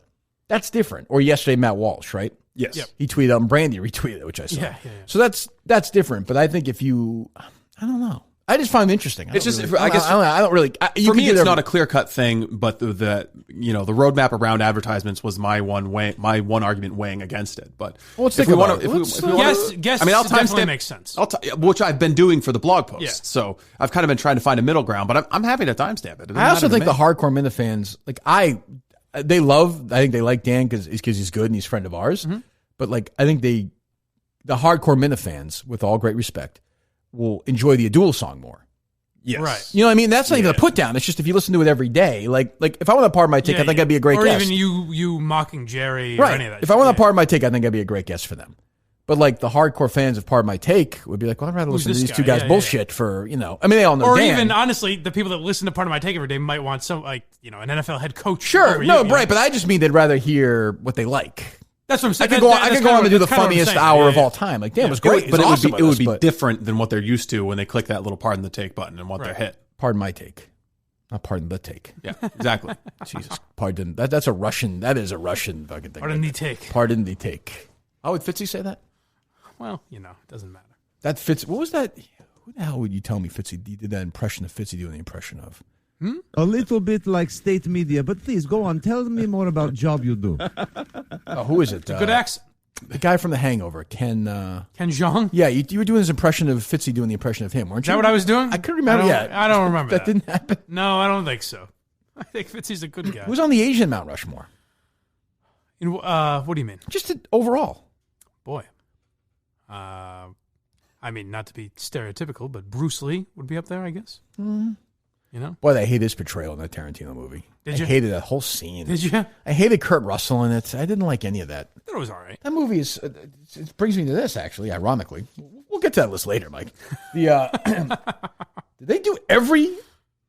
They didn't rank all 5,000 movies. They did a lot of them. I just printed off the first 11 or so pages of it. So, we've done some of this movie of the decade talk. They had Once Upon a Time in Hollywood in the top 10 of the decade, I think, right? Really? I think so. Am I wrong? Yeah, it's just very weird. Yeah, no, I'm sorry. They had it 18th. Tarantino's had 2 better movies this decade alone. Tarantino has had 2 Django and Hateful Eight. I didn't like Hateful Eight that much. I liked it better than Once Upon a Time in Hollywood. I think I liked Once Upon a Time, but Inglourious Basterds last decade we did this, right? I thought it was 2010. No, that was 2009. Oh, was it? Okay. Yep. So, okay, we said two better in the last 10 years, I guess. Whatever, if you're counting 09. I didn't love Hateful Eight. But, I mean, I could see I thought those were on the Like same. you? I thought Hateful Eight and Once Upon a Time in Hollywood were the same level. Yeah, I mean, right. I think they're both, a Tarantino movie is such an event. Yeah. I feel like those are both misses by his What standard. didn't you like about Hateful Eight? It just didn't connect with me. Made me laugh more. My big black Johnson. Samuel L. Jackson always gets me. Yeah, I mean, I didn't hate it. I didn't love it. It was fine, but I didn't walk out like I walked out of Bastards or Django, where I was like, that is just a fuck. Whether you like, they're flawed. Yeah, but you're like, this is a fucking great time. Like, I would put Hateful Eight above Django. Oh no, I wouldn't say that. Django wasn't even, a lot of people. Django wasn't even flawed to me. I had a great fucking time at Django. Really, and it had a great DiCaprio performance. Yes. Like, we've probably talked about this before. He was at the time the biggest movie star in the world, and agreed to play that character in a movie. Yeah. The idea, imagine Tom Cruise deciding to do that would never happen. He doesn't care. He did apologize for his use of the N-word. Who? Leo. Yeah, but I mean, said it made him uncomfortable. Whatever, you got to do that. But you know what? He did it though. Yeah. So he looked pretty comfortable when he was saying it's sort of this ugly, evil, disgusting character with absolutely no redeeming values whatsoever, and he fucking dove in and did it. You had my attention. Now you have my curiosity. It's just a great. And what's his face won the Oscar for that, and it should have been DiCaprio. Who won? Christopher Waltz? Chris Waltz won for that. Yeah, and he shouldn't have. I mean, he should have won for Bastards. Yeah, but that Leo was wasn't better. Yeah, and Jamie Foxx was great. Mm-hmm. Samuel L. Jackson was fucking great. Unbelievable in that movie. Might be his best performance I was ever. going to say I might put Samuel L. Maybe. over Leo and Christoph Waltz in that movie. And Samuel L. Jackson says it's the most evil character he's ever seen in motion pictures. Yeah. He's just a fucking evil guy. It's a great performance. And you're totally in an entirely different world. I actually like the first 30 or 40 minutes was just the two of them. It's probably my favorite part of the whole movie. Christoph Waltz and Jamie Foxx? Yeah, where he's kind of training him and they're learning all the way up to when they go to the little bar there. Yeah. It's awesome. That's a fun movie. I got to watch that again. It is underrated a little bit. Don Johnson had a huge role in it that got cut. He's in there for a little bit. Yeah. But that role was bigger originally, I guess. I didn't know that. Yeah, supposedly. So, I mean, the movie's probably like 5 hours long. Also, a great Jonah Hill performance. Well, that's true. He's in that too. That's right. That is weird. Jesus. So, yeah. I mean, I just, what's funny about, I've actually thought about The Irishman a lot more. I've watched the last half hour a couple of times since. Mm-hmm. So it's actually starting to resonate with me a little bit. Once Upon a Time in Hollywood has no resonance with me. I never think about it. It doesn't matter. Like, the idea of De Niro growing old and struggling and being scared and mistakes he's made, that's interesting to me. I'd like to see Once Upon a Time in Hollywood again. Yeah, so would I. I think it's probably worth watching again. But I just never got that buzz when I watched it. It never clicked with me. It was, I mean, maybe I was expecting too much, but I find Tarantino movies hilarious usually. And Once Upon a Time in Hollywood didn't make me laugh. No, that whatever that humor strain was did not work for me in that movie. Yeah. It just didn't work. I don't know. You saw it, right, Steve, or no? No, I haven't seen Once Upon a Time in Hollywood. I went to the theaters a couple of times, but it was all booked out. Booked out? Yeah. Booked out, they say. I've never heard that phrase used from Sold you out before. Sold out. It was booked out. I went to No once seats. a Hollywood and it was booked out. What the fuck is wrong with you?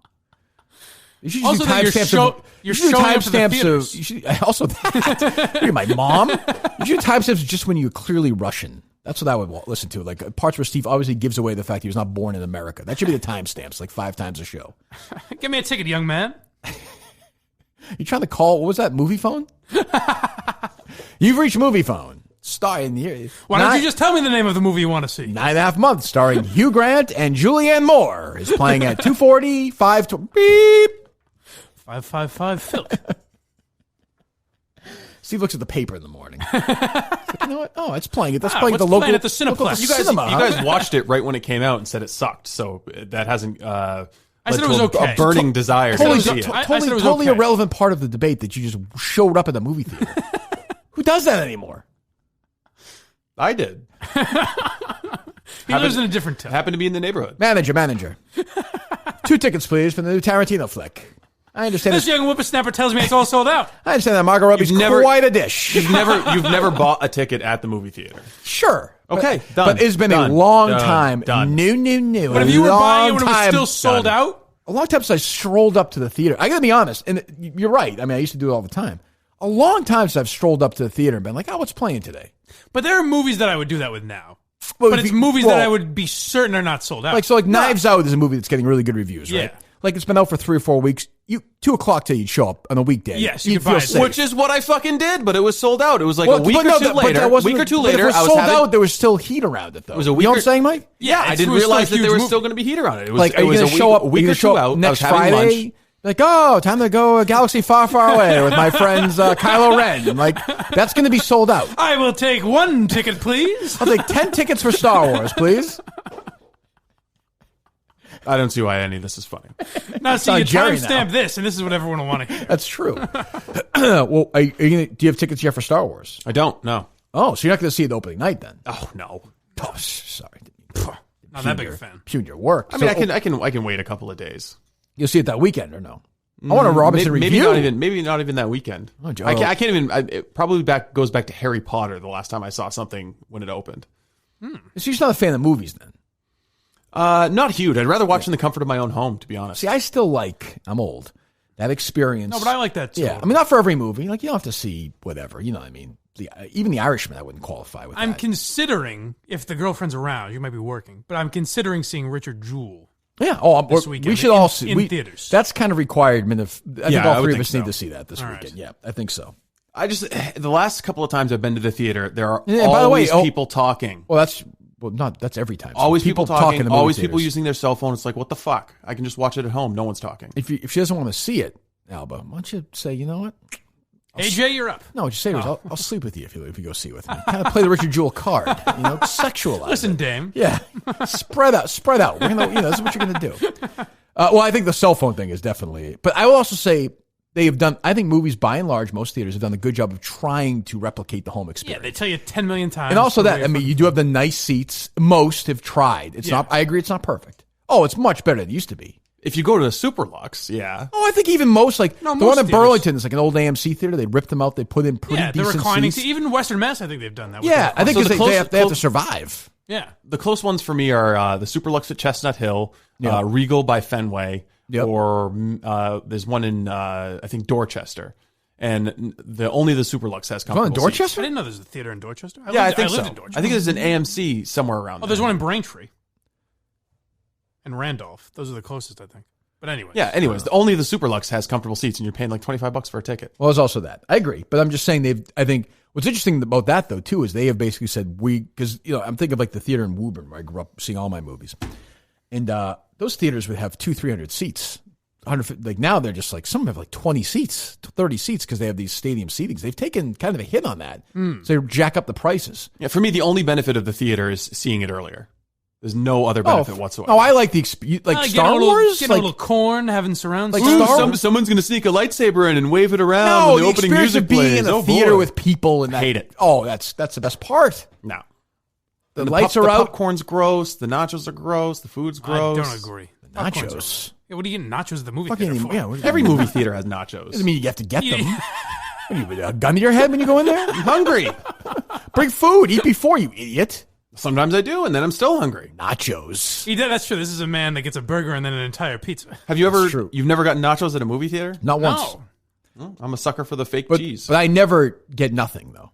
I always get at least some corn. Yeah, you got to get a little popcorn and a little. I needed something to wash that down with. As Jerry said the other day, they give you the popcorn because they get more drinks. He's right. The guy is buttery. Right. He's right. Yeah, it's not good. It's not good. I can't believe it's not butter. I got canceled. I would agree with that definition. He did get canceled. You did, yes. Yes, absolutely. He did. For sure. Yeah, he did. Was it ratings? Was yes. it? Oh, yeah. He got canceled because of ratings. I'm saying he got canceled, yeah. Look at him now. What do you mean? Stuck with Dave Cullinane. Yeah, he's doing the best he can. That's I'm not going to have any canceled. Jerry criticism. He's doing the best he can. I think it was I agree. That's what I'm saying. Yeah, we'll see what happens. All right, so, tomorrow I hope to hear from Dirty Mike and the boys. Well, we don't have to. I don't know if they archive College Stations, but we're going to find out. It's going to be tough. A classic like that? It has to have life on YouTube or something. It's a cult favorite. We did, according to someone, I have no idea how they would know this, but we got 4 times the listeners of every other show on that. You really believe when people say that to you? No. Because there were 4 people hosting it. Yeah. that rating system of the College Station. The Arbitron number's huge. Yeah. Well, there you go. So I think we did it all today. One more advertiser? What we got? Kirk's Painter. Ooh, Kirk's Painter. We love Kirk's Painter. We know that. Is Kirk's Painter going to be up in Maine? I think he bought tickets, but then something came up and maybe he can't be there. But I don't know. If he can make it work, we're going to find room for him. Okay. Thank My God. brother wants him working, idiot. Kirk's, of course, he's probably dead or something. Kirk's Painter does an awesome job. And by the way, if you go to his Twitter account, is that at Kirk's Painter? Yes. You see some of the other work he does, by the way. Fucking jack of all trades. He does, yes. He's a general handyman, but painting is what he did for us. And he didn't want to try his hand at the mural. He's more of, paint your house, paint your business, professional Give me a little background music for this guy. Bruce Springsteen, jack of all trades, if you would, please. Thank you. Good. He's got his own theme music now. Well, it's nice to have, I think, isn't it? I wish I had that. I agree. Not my own theme song. Well, in a way you do. Podcast Jesus? I would say that or the McLean song would be. Oh, that's true. Yeah, that's a good point. Yes. Forget fucking whoever, Picasso or Caravaggio or fucking Andrea Bocelli. I mean, this guy is a miracle worker. He should be on the Mount Rushmore of painters. Yes. Kirk's Painter. Go to kirkspainter.com. Kirkspainter.com. Kirkspainter.com. He's made the studio look great.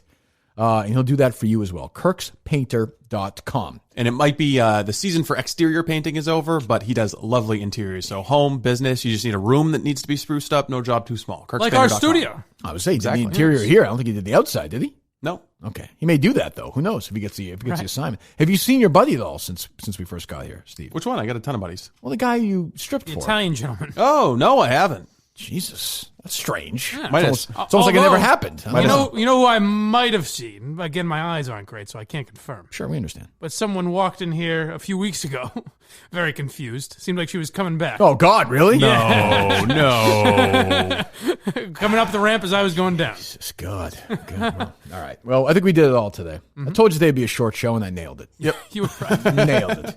If anyone had any questions about your thoughts on the poll question you tweeted out earlier this week. I always go with the right intentions, but then the show's run long. We had a lot going on today. Yeah, that's the thing. Maybe tomorrow will be a shorty. You can't control it. You know, who knows? We have a short one on Friday. I don't know. So you just do me a favor. Don't Discord while you drive. I can't help myself. We can do audio on Discord, right? That's true. Well, I suppose they have audio chats in there, don't they? Yeah, but I'm saying don't be reading Discord as you're driving I'm willing. along. I did Discord chat. I'll jump in once in a while in that Minifan chat, Big Cats chat. I am willing to go into the fire of Reddit and do a live. If they want to do a chat with me, I'm willing to do it. An AMA? And is that what they do on Reddit? That's what they call it. I'm happy to do that as well. I want to help all of them. I want us all to be together. Very good. That's all. That's all I'm trying to do. You know what I'm saying? I like it. Yeah, Homie will play that. No big deal. Homie does play that. Homie will in fact play that. Will you figured out the Discord, which is kind of complicated. Sort of. Yeah. No, I think you've got it down. Yeah. Will you be able to figure out Reddit? No, that Reddit scares the shit out of me. So am I going to? Reddit's a tough layout. Also, Are we going to? It's a dated layout. Yeah. Purposely so, I guess. Are we going to do this by phone, where I say, "Here's the question," and I type the answer? Probably. Okay. It'll probably be a disaster. Yeah. All right. We'll be back tomorrow. This was pretty reprehensible. I don't know how it can be anybody's idea of humor.